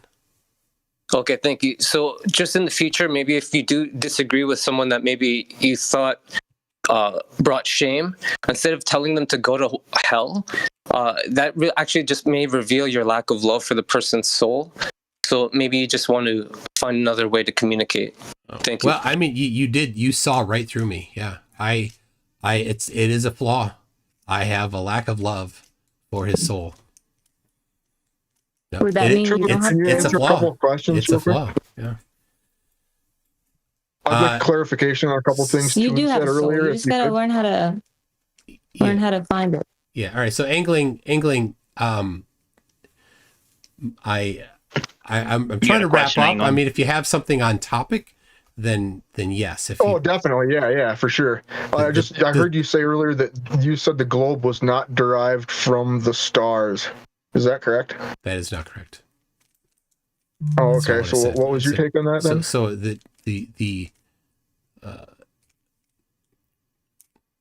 I don't know that exactly what you're talking about, but we didn't derive the earlier conversation we were having. Yeah, that we didn't derive the globe from the stars.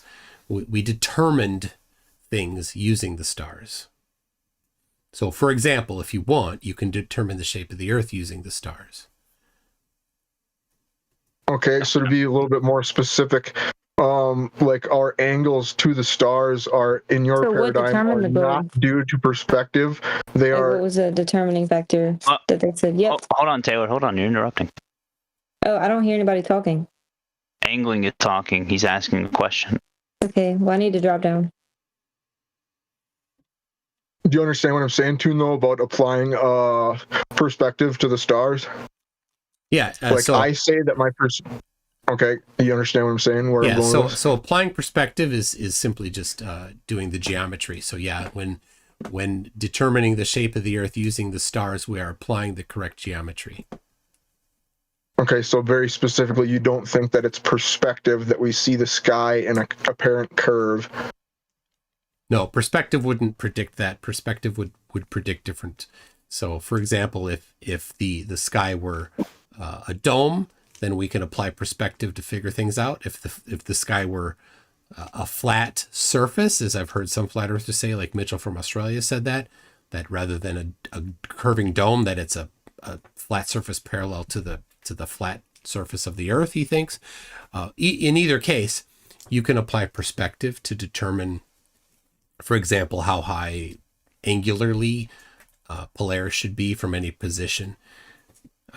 That's easy to do. In fact, it's going to be the same arctangent formula I used earlier.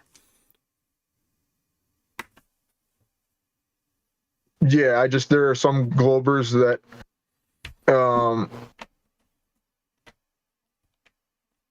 sorry, I fucking lost my train of thought.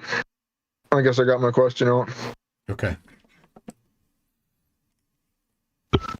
Taylor, did you want to say something before he wraps up? I think she dropped down. Never mind. Well, yeah, give her a chance to wake back up. Yeah, I can't. You're angling There you up. are. Anyway, I couldn't, so I dropped down again, but I don't know. Whatever. Yeah, I was just gonna ask. I just asked, like, what was the determining factor for the globe, like, in like the most ancient, like when was it like, okay, yes, this is a globe, and what did they do to determine that? Yeah, so one of the earliest ones using the stars would be Euclid's Phenomenon, which is a publication that's attributed to him. Some people wonder if he did it, but it's certainly ancient. Predates Christ by a couple centuries. So in using the movement of the stars and spherical trigonometry, it's actually a mathematical geometric proof of the Earth being a sphere based on the movement of the stars. So if you want to look at that, you can get a copy of the book on Amazon. I got it right here. Yeah. Right. So is that when they said, "Oh yes, we're on a globe"? So the earliest, if you look at the history, the earliest is that we know about is Pythagoras, but he didn't have any evidence. He was just saying that he thought that spheres were perfect, therefore probably the Earth was a sphere. But Aristotle would be one of the earlier ones that posited that, and you can look at that. I think in the Sand Reckoner is where that's written. Give me a second here. Is that what you're talking about? So when did everybody? Oh, sorry. Aristarchus would be the one that you want, and the Sand Reckoner is the publication. That's where it speaks about Aristarchus talking about that, and that's 320 BC. So when did all the scientific community say yes? Now it's definitely a globe. Like, how did that happen? So yeah, by probably between 300 and 200 BC, it was pretty well established and agreed upon. Yeah. So Eratosthenes was 194 BC. Archimedes was 212 BC. And thank you. And when was it visually confirmed from space at a distance greater than, let's say, 20,000 miles? With human eyes would have been 1969. Okay, thank you, McToon. Yeah. And you look at our latitude longitudes, that was developed by Ptolemy. Yeah, 160 AD about when Ptolemy was doing that. So the degrees, minutes, and seconds, which we still use today, the sesquidecimal. Yeah. So there I put a just a little thing, the history of the knowledge of the Earth being a sphere with some citations. It's a little incomplete, but it's based on the writings of just a second, I'll grab the book.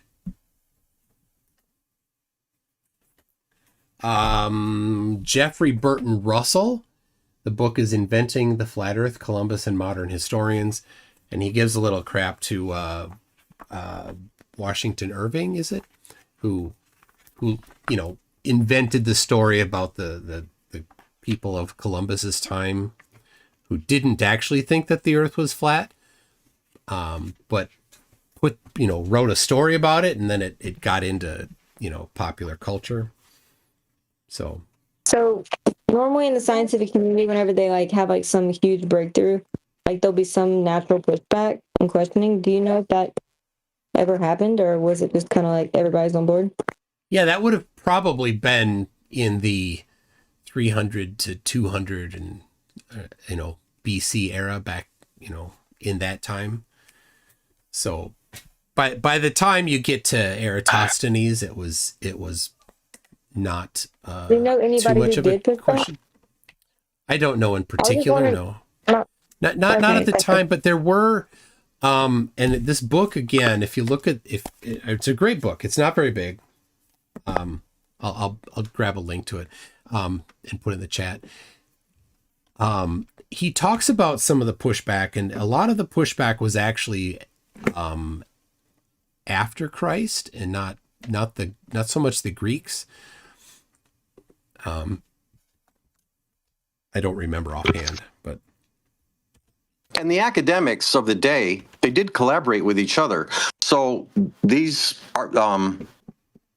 arguments or hypotheses of the shape of the Earth, that was exchanged freely amongst the academics. And since there was no printing press, it was kind of limited to the academics across the Western world. And China already had their own determinations of the shape of the Earth without interacting with the Europeans. Was that via passenger pigeon? China thought it was flat for a long time. All right, so there's the link to the book Inventing the Flat Earth, Columbus and Modern Historians. So really good book. Has a chapter dedicated to the history of the knowledge of the shape of the Earth. Goes over a lot of literature. Cool. When do you think it's... Go ahead. When do you think it started becoming practical from a cartographer standpoint and stuff like that? Well, Ptolemy, as what Shubal was saying, right? Ptolemy was the one that is credited with really doing a lot of the work that we still use today on the spherical coordinate system that we use. Yeah, because if you look at maps that are predate what I think of as using the coordinate system, they become distorted very quickly. If you look at ancient maps. Well, yeah, they're called portolans, where they were recording the coastlines by mariners, and coming up with relative orientation, so that as you're going along the coastline, you had a good idea of where you were. And as those things started to compile, and map makers started putting them together, and then as longitudes became standardized. Yeah, then they started to take genuine. You look at a map from 1500s. The differences today are not overall shapes or distances. It's whether or not they have areas of unknown. Right. All right. Anything else before I head out? No. All right. Well, if anybody has, I'm still open. If you have a different way to compute the dip based on flat Earth, definitely send the corrections to me. Yeah. I do have a question for you. I have an Android. Do you know of an app for Android that actually can be used for a transit app?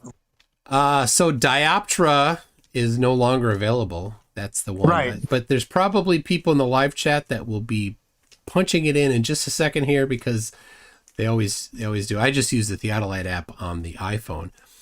I actually thought about writing. I thought about writing an app myself for to do it, but Dave's app cannot do it. In fact, Dave's app excels at leaking your data. So if you want to leak your data, definitely that's an option. If you don't want your data leaked, then avoid that one. Something else some of us have done is take one of those, $30 digital electronic levels and attach a optical gun sight to it, and that kind of makes a crude theodolite. And usually these digital electronic levels actually have a memory button, so you can hit it and record the angle, so you don't even have to read it while you're sighting it. So you can sight it and hit the button and sight it and hit the button, and like a lot of times they'll store up to like the last 10 measurements, so you could actually take like 10 measurements and then play them all back and write them all down. Yeah, thank you, Jesse. Jesse, do you know what one thing the globe is missing, despite all the technology and the date and the time we're living in? Intelligent life? An uncut video from Earth to far enough away, approximately 20,000 miles. Ooh, is that a requirement? Something Flat Earth also lacks. Yeah. Yeah. Is that some sort of requirement? That's the third law right there. Well, I was just stating a fact that it is one thing the globe is missing. Well, if that's the only thing missing, if that's the only thing missing, we're good. Yeah, I mean, is it missing or is it irrelevant? Because basically, if we did show that, now I say we, the royal we, I believe that would just fall under the magic umbrella of nah. We don't believe the video. That's a strong let me ask you this, John. Sure. And that's a strong presumption, but go ahead. Yeah, let me ask you this, John. If Earth was a globe, would we then have that video with absolute certainty? I believe it would be available, yes. But I believe we live under a dome, as described in the Bible. So that's why I presume, I hypothesize. That's why answer the question without the extra, though, really? Right? Well, I had to give some context or maybe justification. Thank you. Well, I mean, that would still be a very expensive, very elaborate project to do, even if Earth was a globe, right? There's lots of things that haven't been done that could be done, right? Yeah. Do you think it'll ever be done? Thank you, Jesse. Do you think it'll ever be done? I don't know. I can't afford to do it, that's for sure. I can't imagine anybody thinking that's an important thing to do. Because it's such an arbitrary thing. Because why would anybody care to do that? Because people put things in space. They're not wondering whether or not the Earth is a globe. They're not saying, "Oh, let's go do this because one guy thinks it's the one thing, and he'd sea lion it anyway." With all due respect, it's more than one person. Thank you, and thank you, McToon. It has to have a return on investment. What information would that yield? Well, how about this? They could post video on YouTube. Oh, go ahead, Taylor. I'm saying they live stream all kind of stuff just for educational learning purposes. You might catch something on camera. You might catch a comment on camera. You might learn about. So there is video of Artemis orbiting the moon. Do you accept that? If you don't, then you won't accept this either. So that it's pointless to have the conversation about it. In fact, I remember asking you that, John. But I'd like from start to finish, from the ground all the way up. But if you won't accept Artemis, then you won't accept the other. So do you accept Artemis?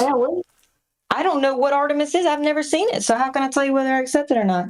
Oh my God! What are you? I don't even know what it is. Are you trip to the moon we made? Are you uncurious about these things? No, I don't know what video. Yes, I am curious about these things. I would love to see it.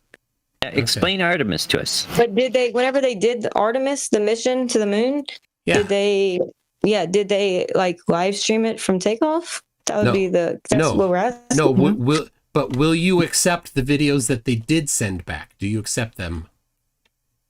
To put her on the spot, I need to analyze them first. I'll need to look at like the materials and methods that they use. So there's your challenge.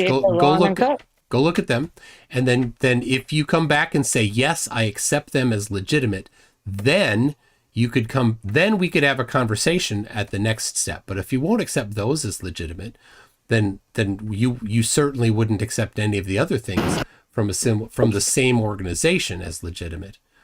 I think is there a video or not? It was the question. There's tons of video, just not from the Earth's surface all the way to 20,000 miles. Yeah, that's weird. And so that's not weird at all. With globe defenders that are interested in that video, and if they wanted a return on investment, they can easily put it on YouTube and get all that AdSense revenue. There's no ad revenue. There's no ad revenue to be made. Well, people want to see it, dude. They owe it. They take our tax money. NASA can't do that because NASA has to everything by rule has to be free that they produce, so they can't get that ad revenue. Oh, thank you. Well, they get our tax money.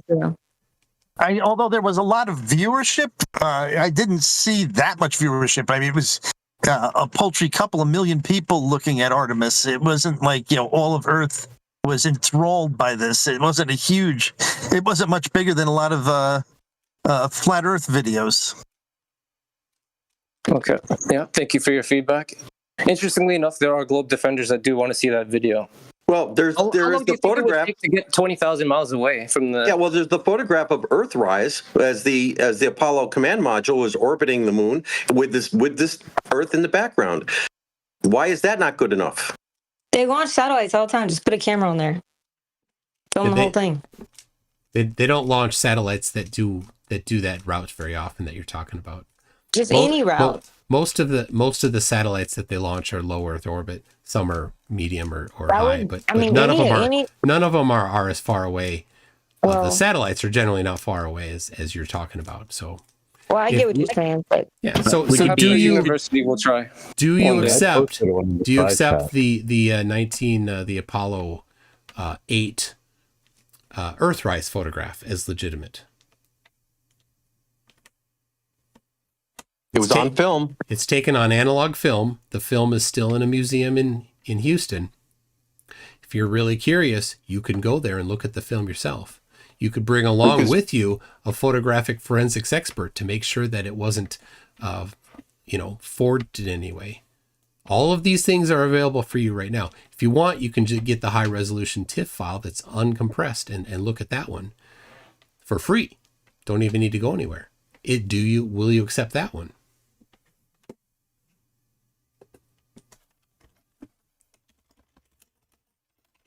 Right. And it's important to recognize that if a person asks for something that doesn't exist, but knowing that they would reject it if it did exist, that shows, isn't that basically what a red herring is? No. Are you presuming or assuming that someone is not truly interested in that video? Because it sounds like you're making an assumption. Well, you literally make an ass out of you and me. If you want to accept something that's analogous, then this higher one, why would you accept that, right? Step one, show that you'll accept things that are similar before you're like, well, I need this other one. Because if you won't accept other things, then you certainly won't accept this if it was given to you, right? This is a classic one of the factors of a science denier, having a ridiculously high standard of evidence. Well, essentially, all I said was what the globe was lacking. So, if you're trying to reword, twist it around for your purpose, billions of things that the globe. There's billions of things that the globe lacks. Twisting my words and trying to make a presumption because all it was just stating was the facts. Yeah. Facts. Here's the things that Flat Earth lacks: an explanation for what time the sun will set tomorrow, a map that works, what keeps the sun up, what's the sun made of, what's the moon made of, what keeps the moon angle up, to sunrise, the azimuth angle of anything, celestial navigation, the mechanism causing the magnetic field of the Earth. Right, I can go on and on and on, and all of these things we do have for the globe, but Flat Earth does not have. Yeah, we don't have a photo of the Flat Earth either, so. And we have a photo of the Earth, the globe. So, like all of those things, we have a long list of things that we have for the globe that the flat Earth doesn't have. And you've identified one thing that neither flat Earth nor globe has. Whoop-de-doo. Have you shown us the dip compass measurements yet? I was always interested in how those turned out. I have not put them together yet. The dip compass got damaged on the flight to Antarctica, unfortunately. So I don't have the angle measurement in Antarctica. I tried it when I was there and it didn't work. It just went vertical. It got bent. I was just going to say, Globers don't understand 95% of the universe according to their own model. Flat Earthers don't understand 100% of the universe according to their model. Just saying. Just saying. Just saying. Yeah, but when we're talking about the shape of the Earth, once we get outside the solar system, nothing really matters because the shape of the Earth is not dependent on anything that goes on outside the solar system. All right, I linked there to a photograph of the Earth and the Moon together from far away. So there's a test. If you'll accept this as legitimate and as an actual photo of the Earth, then asking for a video, a live stream, a whatever from ground level to 20,000 miles would be the next thing. But if you won't accept this one as legitimate, then I'm not really super excited to hear the sea lining type conversation for the next step. So the scientific method, the flat earthers even agree on, like having empirical testing and verification. So to say they understand 0% of whatever is just not correct, because a lot of things in science, you take measurements, observations, you have independent, dependent variables. That stuff's not really disputed. But in terms of the nature of the entire universe, I would say, both models say, okay, well, one's the ether, one's we don't know what it is. So to say one of them has got it all figured out, or vice versa, is just not very intellectually honest. We didn't say we've got everything figured out. But when it comes to the shape of the Earth, we've got it very well figured out. There's not a lot of questions. Yeah, it's been measured for centuries. They're great at deceiving people. In all of nature. Yeah, in all of nature. Can you give me an example, like the best experiment that shows the Earth's a globe? The orbit of every satellite. That I could reproduce? I can't see satellites, and I cannot see satellites through a telescope. You can see the ISS, but I can't see satellites. Yeah, proper theodolite. Not a satellite, by the way. Proper theodolite measurements. I have a theodolite, and I've already talked about the issues with the theodolite. You'd have to get the entire line of sight, humidity, temperature, and pressure gradients, which I'm working on right now. I just bought a sensor for it, but I'm trying. But if you're not taking those things into account, then you can't have anything mutually exclusive. Larry, I'm just going to. Do you have another one? Point this out. If we go and we look at the triangulation, the spherical excess in triangles, they're relatively impervious to atmospheric conditions, aren't they? Correct. What? So, what's impervious to atmospheric conditions? Horizontal angles are not affected by refraction. Unless you have turbulence. But then that's kind of what we were talking about earlier with the the further that you're looking is the more gradient that you'd be looking through on top of the horizontally. Are you sure? Because I'm pretty sure if I look straight ahead at something and then I look, if that thing is a line, then I look all the way to the left and the right, I'd be looking through a further distance. Okay, here's an example. I've measured zenith angles in the winter and in the summer. And yes, they're about 5 or 6 arc seconds different at 20 miles in the vertical. In horizontal, all year long, the horizontal angles between distant targets is the same. That'd be what I'd predict too. Yeah, refraction only affects. Whenever you look at a line going to your left and right horizontally, that you'd be looking at something at a further distance. Okay, but the point being that refraction only affects in the vertical. I'm going to head out. Thank you. That's not true. I mean, not if you have a cumulative effect. All right. The standard for science deniers is the ridiculously high standard of evidence.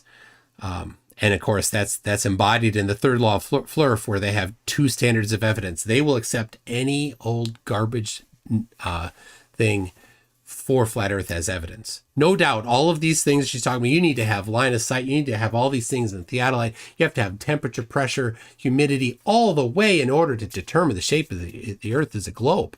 That's her standard of evidence to use a theodolite. But she thinks that the Earth is flat because she saw a meme. That's the dishonesty of the flat earther. You need to give us a video live stream of a rocket going from the ground to 20,000 miles away.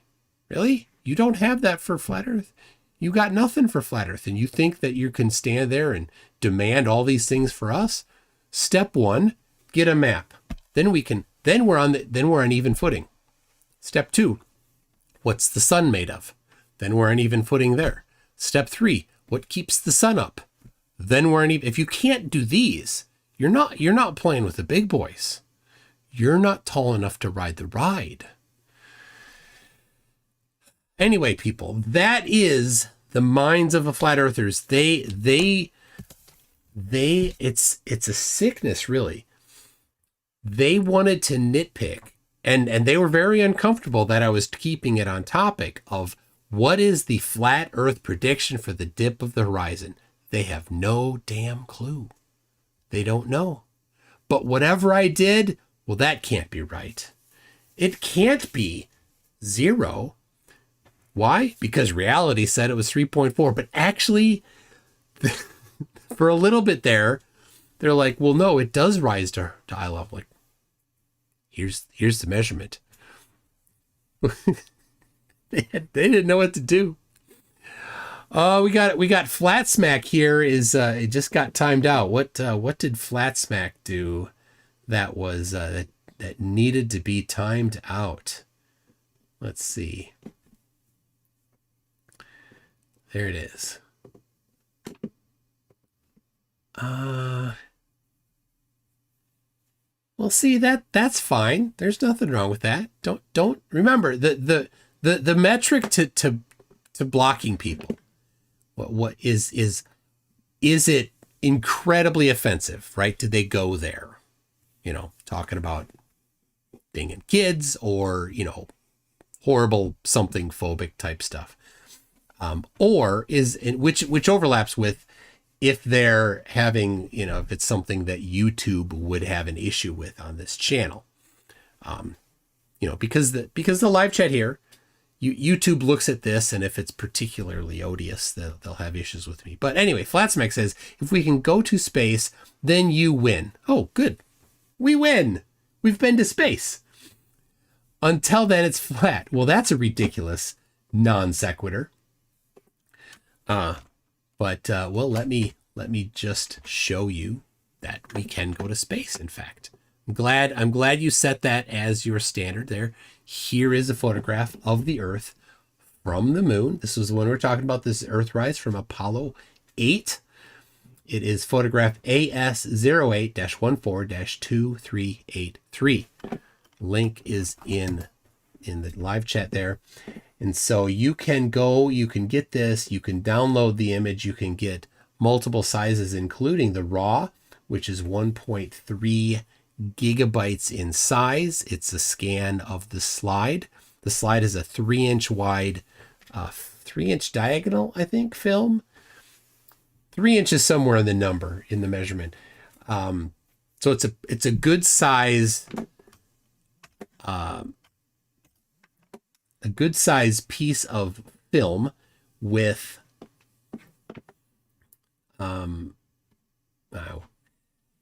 that has been scanned in a high-end scanner, and the scanner resolution that they used was higher resolution than the actual grains of coloration of pigment on the film.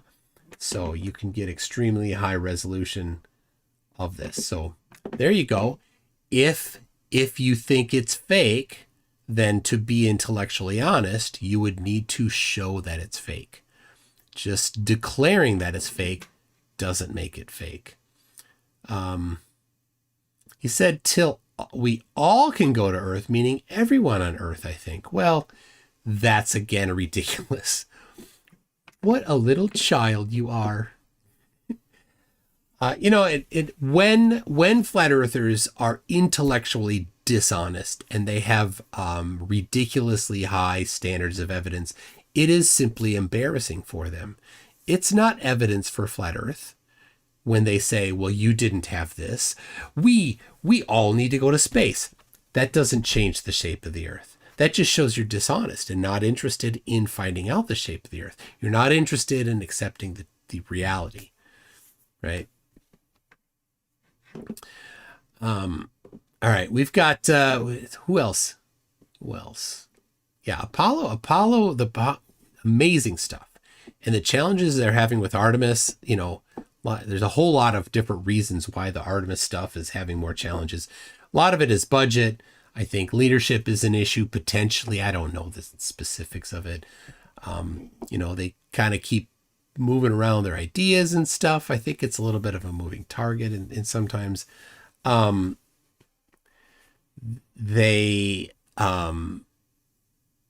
I don't know, they're kind of hampered by a few things like, well, you need to use this technology, like here's what it has to be like. So I don't know, let's see. Perks said Jaren already sold out before a movie and Witsit made a bag.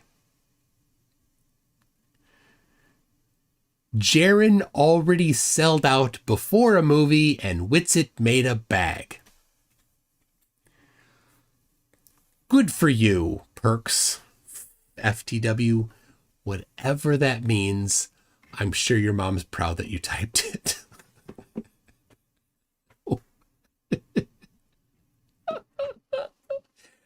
They also have different goals than Apollo. They're not racing to plant a flag. They're trying to colonize this. I guess that's a good point, Peter. Yeah, they're setting the groundwork for a longer term stay, which is very different. So I think an awful lot of it is budget. Like when it was happening, when it was a race, it's like, pulling out all the stops, just go and yeah.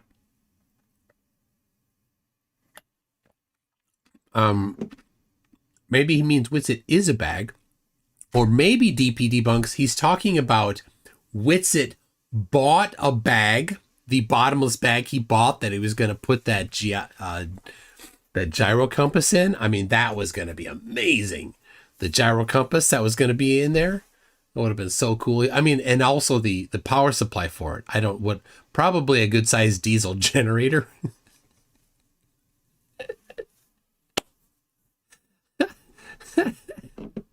It's like, I just can't stop laughing about how ridiculous it is that he thought he was going to put a gyro compass in that little backpack.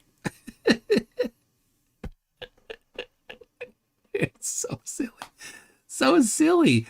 Lord Illuminous Pooh says the bass, the rock, the mic, the treble. I like my coffee black just like my metal. All right. I tell you, I used to have heavy cream in my coffee, and then I'm like, yeah, maybe I'll change that. And so now I actually put in my coffee protein shake. So I put the protein shake in. I use a mixer to whisk it up real good, and then I top it off again, because when it mixes, it spins and it'll fly out the side if I put a whole lot in. So that's what I do. That's my breakfast.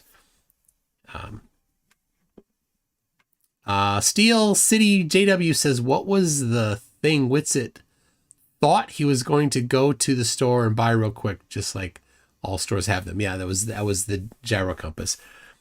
It was but he was going to a secondhand Navy store, a Navy surplus store in a second world country. Like, gyro compasses are used in large ships. So, and I don't imagine that there's a large market for secondhand gyro compi. And no doubt, number one, they'd be kind of expensive, and they probably would not be in great shape. Because if you're installing a new gyro compass, for example, in a ship, let's say the Chilean Navy is like, all right, we're going to upgrade this ship to a new gyro compass. The old one, do they care about that? Right? Like the Navy isn't like, well, we want to make sure that we can sell this old gyro compass for maximum value, so be really careful with it. No, they probably go in and just cut, pull it out. I could be wrong. But this is what I would figure would be happening in the Chilean military. And because you're not going to get the South African military's gyro compass in a Navy surplus store in Chile. AT2 Productions can confirm shipboard gyro compasses are not backpack portable. But Jared, what if, just hear me out, what if his backpack is a bottomless bag? Right? It's got special TARDIS capabilities. I'm gonna put a gyro compass. We're gonna get this gyro compass and put it in this bag. Oh gosh. Jack Fetter says Flurf working a computer is like herding cats. Well, he's actually Geo is usually pretty good at that. Steve from Wormhaven says, shout out to the Gen 1 fans. The original 150 proofs and Mew under the truck made it 151. Good times. Gen 1. 100 Mew under the truck? Oh. No, I don't know what you're talking about.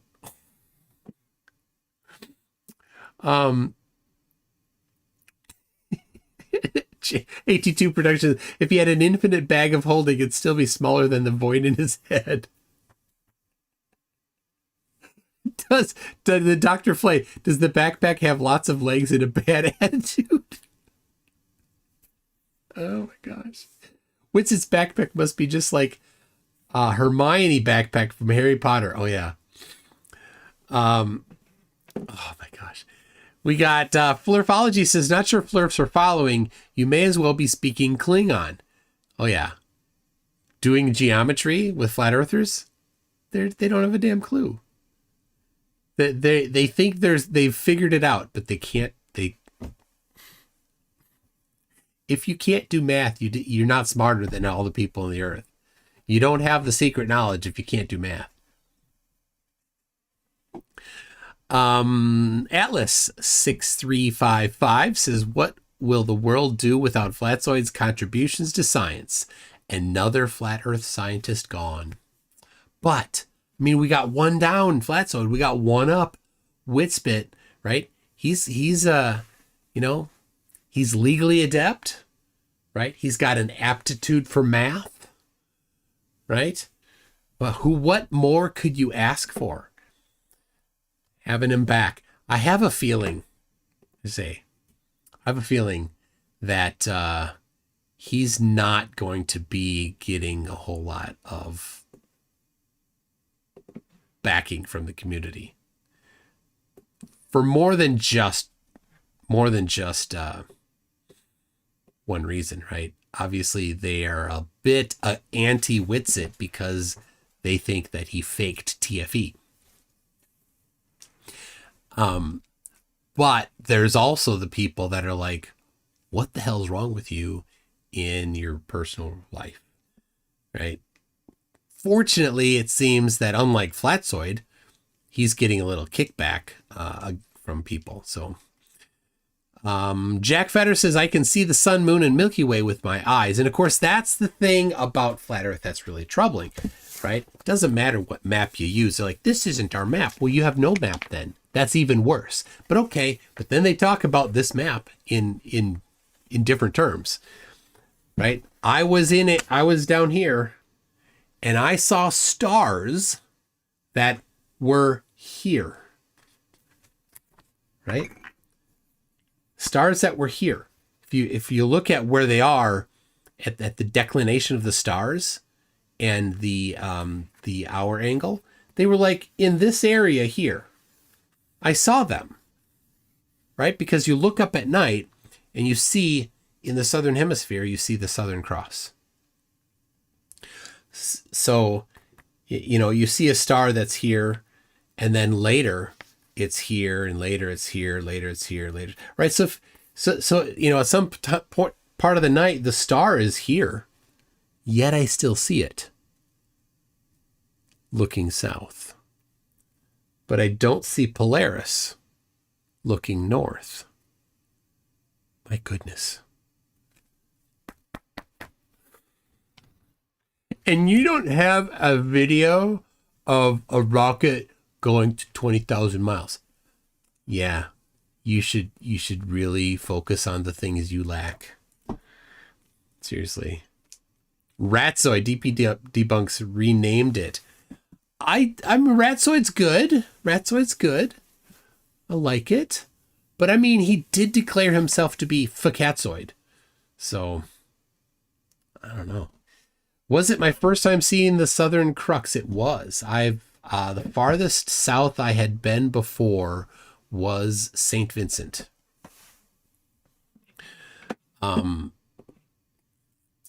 Which I was in high school. And, yeah. St. Vincent. Oh.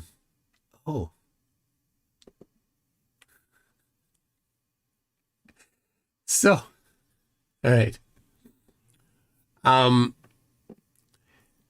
Ratzoid is perfect. Ratzoid is good. Yeah, I mean, it rolls a lot easier than Facatzoid, but I mean, Facatzoid, he dubbed himself.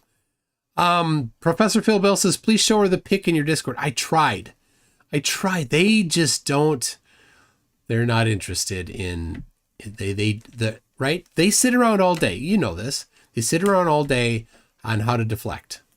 That's their skill set. They train each other how to deflect. So Ramshot Rowdy for $100 says, I'm still a sexy beast. My P1000 can zoom in on the Big Bang too.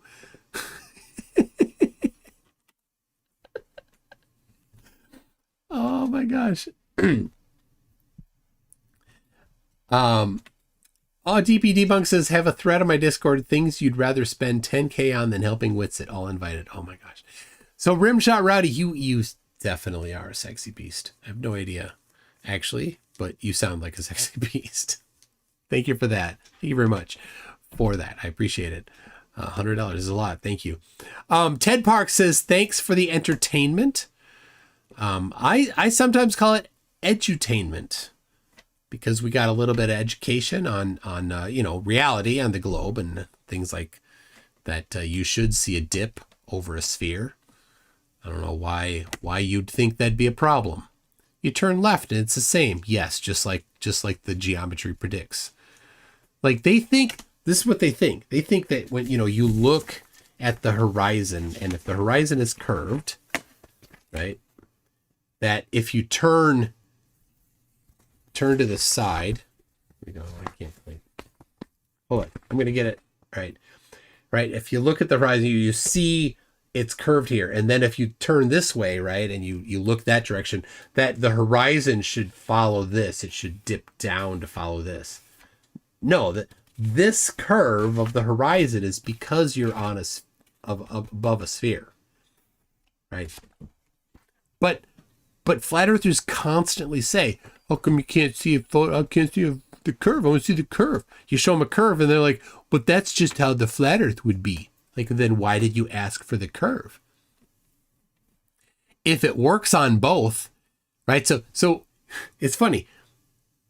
When they ask, show me the curve, they are 100% saying that they think it's flat. And they think it's flat because flat is what flat earth requires. And so then you show them the curve and they're like, oh, that's what flat earth predicts. Then why did you start with that one? It's the Mott and Bailey. Nerd Pedantic Alert says, how come there are no map projections that preserve all distances as well as angles and areas? Should be a breeze if the earth was flat. That's, of course. Well, everybody's hiding it from us. You couldn't hide it. You couldn't. Because all the distances would work. You'd get in a plane from Santiago to Sydney, and it would take the amount of time that Flat Earth requires, but it doesn't. Nerd Pedantic Alert says, quick reminder that New Moon is a shameless liar. Yes, his name is Armpit Sharma, or Arpit Sharma. Jack Vetter says, every flurp has their own model and physics. The physics are, it's whatever I need, whenever I need it. And when they've committed to something and now they've found themselves painted into a corner, oh, well, now it's something else. Lord Illuminous Pooh says, in the club, I throw coins, not bills. I can't make it rain, but I can make it hail. I'm a baller on a budget. Can't make it rain, but I can make it hail. Ow. Nick N says, is there a security issue or something with Dioptra? Should I uninstall it? I think, I don't know. I don't know. It's probably just that the developer didn't continue being a developer. That's my guess. AT2 Production says, to be fair, there are maps that retain distances undistorted, and you used them for a challenge years ago, aeronautical and nautical charts. In fact, I did. Let's see. There it is. They're right here. Right there. These nautical charts here. Individual ones actually don't, because they're Lambert conformal conic projections. And so the distances are, I think the vertical distances are preserved, but the horizontal distances are not. And there's a formula, because there's two secant lines on each map. And they specify them. They're like, it's at this latitude and this latitude, the horizontal distances are correct. And outside of them, they're skewed one way, and inside of them, they're skewed the opposite way. So if you're flying a route and the route goes diagonal across the map, that particular section of the map, then the distortions above and below counteract the distortions between the secant lines, giving you essentially a self-correcting distances. So it's a pretty cool map projection to use. So Steel City JW says, I found the curve. It was in Witsit's bag next to his gyro compass and his vape pen. Philip Beretta says, fighting Flat Earth has nothing to do with science. There's no amount of science that will convince them. You are fighting to deprogram brainwashing. Very true. Very true. But the other problem is it is in people that are predisposed to suck at science. The way that they got brainwashed is because they suck at science, right? When reading this right here, it's no different than watching Dubé's videos, because there's a large overlap in this. But you read the very first one. It is the nature of level surfaces to appear to rise to a level with the eye of the observer. Where's the measurement? Did you have any measurements of it?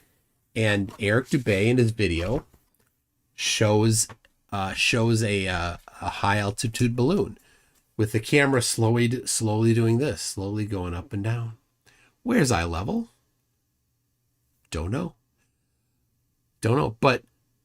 But the person that doesn't have the enough scientific background to say, where is eye level? I mean, this is a simple question to ask, and they can't do it. Where is eye level? So then the scammer can just scam them, right? Dubé's scammer. They don't know the question to ask. So that's how they do it. Witsit Spits It says, the backpack. Every gyro compass needs a container.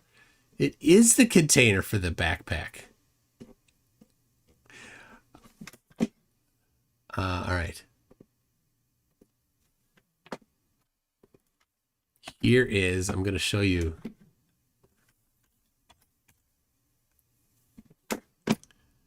Show you the DP debunks right there. It's the pinned comment. You got the big Wits at the Platypus. I've got the small one is the one I wanted here.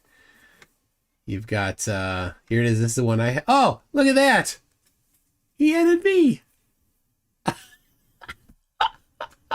I love it. DP debunks. You're a legend. A legend. Anyway, so we've got here Wits at the Platypus backpack. You got the adventure backpack. You got the deluxe Wits at the Platypus backpack Antarctic Explorer edition. You've got the Wits at the Platypus front assured joggers. It has front right on it there, so you know which side is the front. It's labeled in case you forget. You got the sticker book. I mean, this is everything. Everybody has. Oh, and this one here, the Wits at the Platypus Golden Shower Edition adventure backpack. It's so funny. So funny. Ion says that should be an actual photograph of you wearing the shirt. Yeah, that's what it is. That's so great. It doesn't come with the gyro compass. You gotta, I mean, people are gonna be wondering. You're gonna be like, this is the deluxe edition DP. They're gonna be saying, hey, it has a gyro compass, right? You gotta put the disclaimer on it. Oh, we got a Flatty here. Austin Murphy. What about the physics that defy living on a floating dust ball in a vacuum? Well, there's no physics that defies that. This is what's so funny. Flatty's like, it's a physics defying blah blah blah. What physics? You don't know what physics. You can't cite any physics that it contradicts, that it doesn't work. The physicists that figured out these physics for centuries didn't go, oh, the Earth in space debunks that physics that we just done figured out. That didn't happen. Nobody's like, the globe defies physics. It doesn't. Flatties don't understand physics. That's what happened.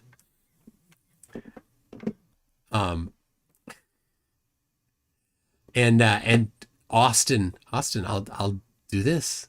Austin Murphy. This is your chance. Put $1,000 in escrow. I'll put $1,000 in escrow. We both go take a college level physics test. Right? First semester, not the, the 200/2000 level calc-based physics. We'll take the 100/1000 level test, right? You think it's physics defying. You would have such confidence in your understanding of physics that you would say that. You certainly think that you're going to be able to out-physics me because you know physics better than me, right? Water always seeks level. Game over. I swear, Austin, you are severely mentally handicapped. Number one, you didn't provide any measurements. Number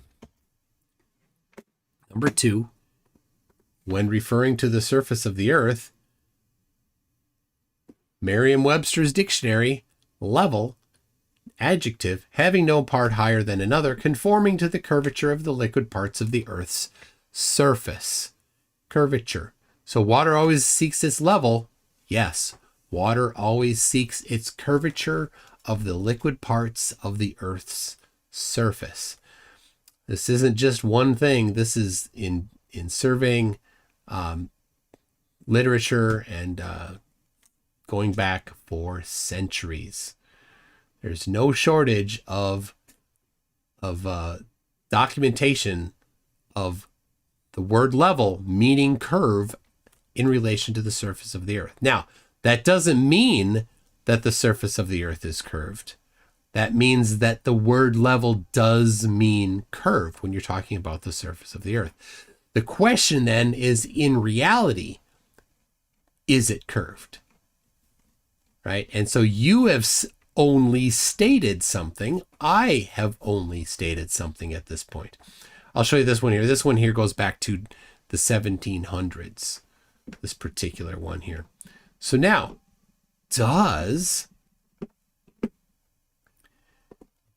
do the measurements actually match that? Does it actually? Well, let's have a look here.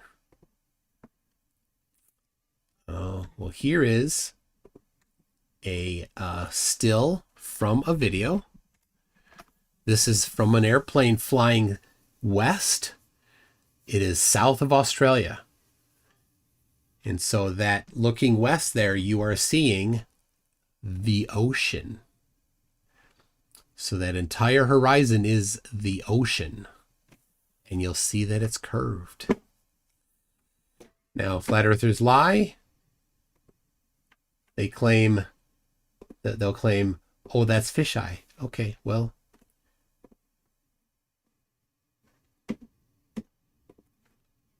Here we've got, at the top of the frame, curve in the same direction. At the bottom of the frame, curve in the same direction. It's not fisheye. It's not barrel distortion. Oh, but it's the canopy that's adding the curve. So you've said, what? I didn't want an ad. Harbor Freight ad? I mean, I don't need an ad to go to Harbor Freight. I'll go to Harbor Freight on my own, thank you. Anyway, so here is using, so he heard that. So what he did, the pilot who took that photo, Wolfie, he went to his hangar where the plane was, and this, you see this beam right here where his cursor's on, my cursor's going across it. This beam is curved. On the bottom here, this beam is straight. And he went inside the cockpit. So here he is inside the cockpit. And you can see this straight beam is straight inside the cockpit. And this curved beam is curved from inside the cockpit. It is not the canopy causing it to appear curved. Hey, where's Wally? And I think there's... Does this one have the left-right compressed? Yeah, there it is. Okay. Over on the right side of the photo here, you see that? This has been compressed left to right. When you compress left to right, you can see the curved beam is curved more, and the straight beam is still straight. So it's not from the it's not from the cockpit. It's not from the canopy. So there you go. I just showed you that the horizon is curved, that level is curved, that the definition of level matches the observation. So now here's what we'll see. Flat earthers will lie. I just showed them a photograph of the curve of the horizon, and what will they do with it? They will not accept reality. They are not interested in reality. They are indoctrinated and brainwashed into a cult, and they will reject it. They have to reject it. So, because their cult requires them, and it's a tough one. It's a tough one for a lot of flatties because their entire social, for a lot of them, their entire social group is flat earthers. They've become ostracized from their family and friends, and they can't imagine, giving up flat earth, because that means that they would give up all of their family, their now replacement for their friends and family. So anyway, Flatty is a little excessive, don't you think, for platypus?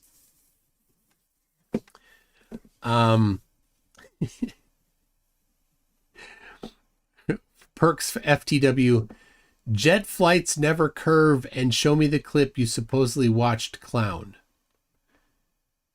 What do you mean jet flights never curve? What do you think what does jet flights never curve mean? Curious what you mean by that. Like turning left and right? Of course they turn left and right. Why would you say such a ridiculous thing?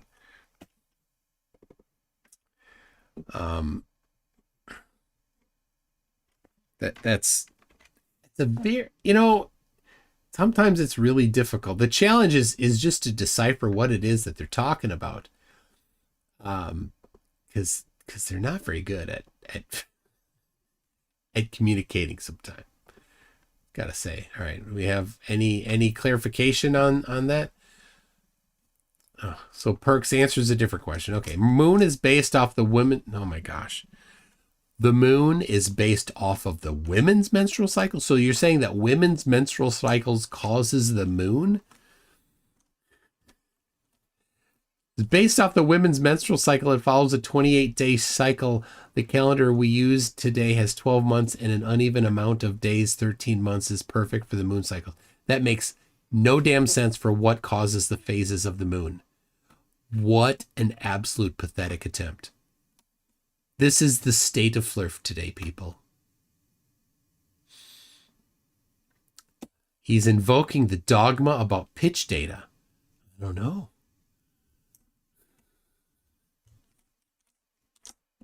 It's so dumb. It's so incredibly dumb. Okay. Let's see here. I've got... This is a great one. So sometimes I wonder, maybe he's talking about the angle of the plane. Like it's not dipping. They didn't dip the nose. Well, you know what? We can check that. So here is it's a little small, but this is a still picture from a video where there's stars in that. This was taken by a pilot, and so these stars here. There's websites where you can upload a photo. It'll look at the stars. It'll say, "Oh, here's what stars they are." And now this line down here points in the direction of the south celestial pole. So this is a plane flying south. So good morning, conspiracist. All right, so here is with grid. And so what you're seeing here is the south celestial pole off screen here to the bottom. And these arcs here are the different lines of declination, which in the sky, declination is like latitude. So 10, 20, 30, 40, 50, 60, 70, 80, 90. Yep, so this is 60. So the center of the frame here is 60 degrees in declination. Okay? So that's where this comes to. See that? It's pretty cool. Now, here's later in the flight. Look at that. Here's the south celestial pole, 10 degrees, 20 degrees. So it went from 60 degrees to 20 degrees. So it's 40 degrees of curve. The nose changed angle by 40 degrees over the course of this time here. The south celestial pole has risen in elevation through the flight. And now one more. Here we go. It is now just a couple degrees below. It's off screen, off the picture here still. But look at this. This is how cool this is. So, in fact, the south celestial pole, if you just turn the camera a little bit to the left, you pan a little bit to the left, you'd see the south celestial pole. And so now we've seen it's nearly at the equator here. So they've moved some, somewhere around 50 degrees maybe of angle, of dip of the plane has changed in orientation by that much. You measure declination from the equator, not the pole. Oh. Yeah, sorry. I was counting in the wrong direction, wasn't I? You want to link to this? So this was a video. This is from a video I did on Taboo Conspiracy. It's one of the highest viewed videos on my Conspiracy Tunes channel. 800,000 views, I think. So there you go. Glad to help. Glad to help. Have you all watched the Conspiracists premiere? There's video. You absolutely have to. It is so funny. So funny. Anyway, we've been going here for a long time. 4.5 hours. You people are crazy sticking around. There's 800 of you still. We got Crazy Raysy's a new member at Newton. Thank you so much. I appreciate it. Tomorrow, there's a small chance that I will do a late live stream. There may be a big announcement somewhere in the flat world sphere. So there may be. If there is, I might do something. I might cover it live tomorrow night. Otherwise, Wednesday, Craig and Toon will convene to see whether or not the incredibly vile, awfully horrible, very bad and naughty, the Catzoid, Keith Reynolds will be able to maintain his nomination for Flat Earth, or for Top Left. I'm sorry. So we'll see if that's going to. We're gonna have a conversation on it. Then Thursday night late, I'm planning to do another one. I'm not certain what I'll be doing there. A week from today, I've got a debate on chemtrails. So people, thank you for sticking around. Appreciate that. I think I don't know if are you feeling a little, sometimes you get a little sad. You're like, oh, I didn't get the Wi-Fi password for like 18 hours. So sad. You get the no Wi-Fi blues. Stuff is going to do a stream at 12. He's going to do a stream at 2 a.m. And it's like Critical Thinks over there on his computer. McKeegan's on his computer. Everyone's got the Wi-Fi password, but they like refuse to give the Flat Earthers the Wi-Fi password. And that was the case for like 18 hours. Like they set up that Starlink. The Globers had a plan, whispering secrets about Wi-Fi all across the land. Mark had the password, Duffy had it too. They told me wait a while, but man, that ain't true.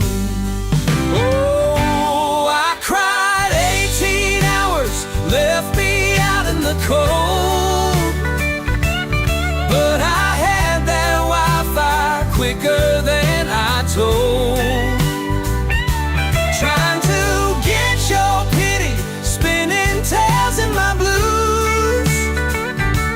But deep down, you all know I'm stretching the truth.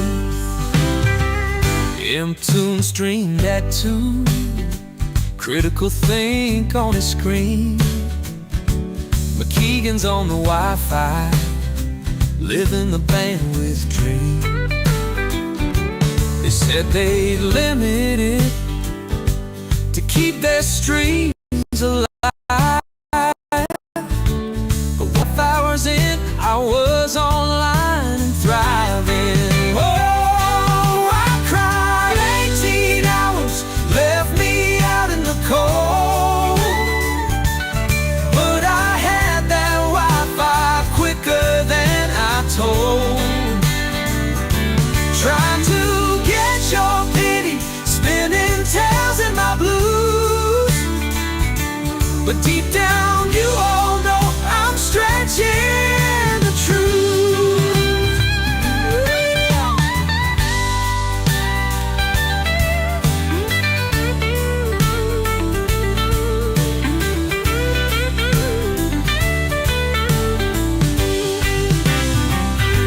He set me up in another camp.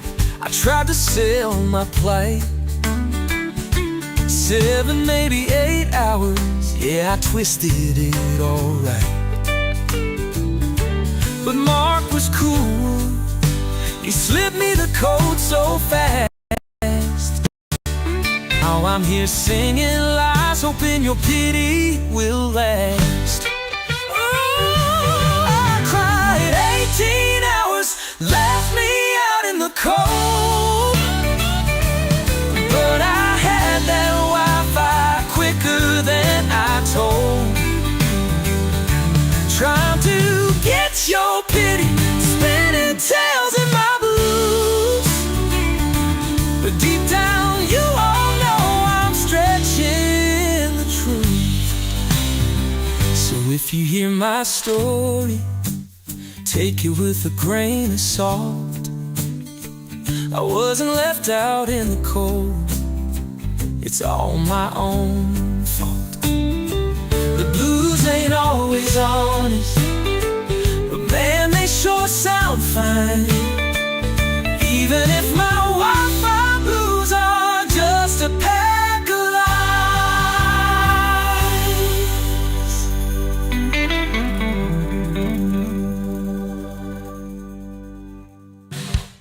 And that was the case for like 18 hours. Like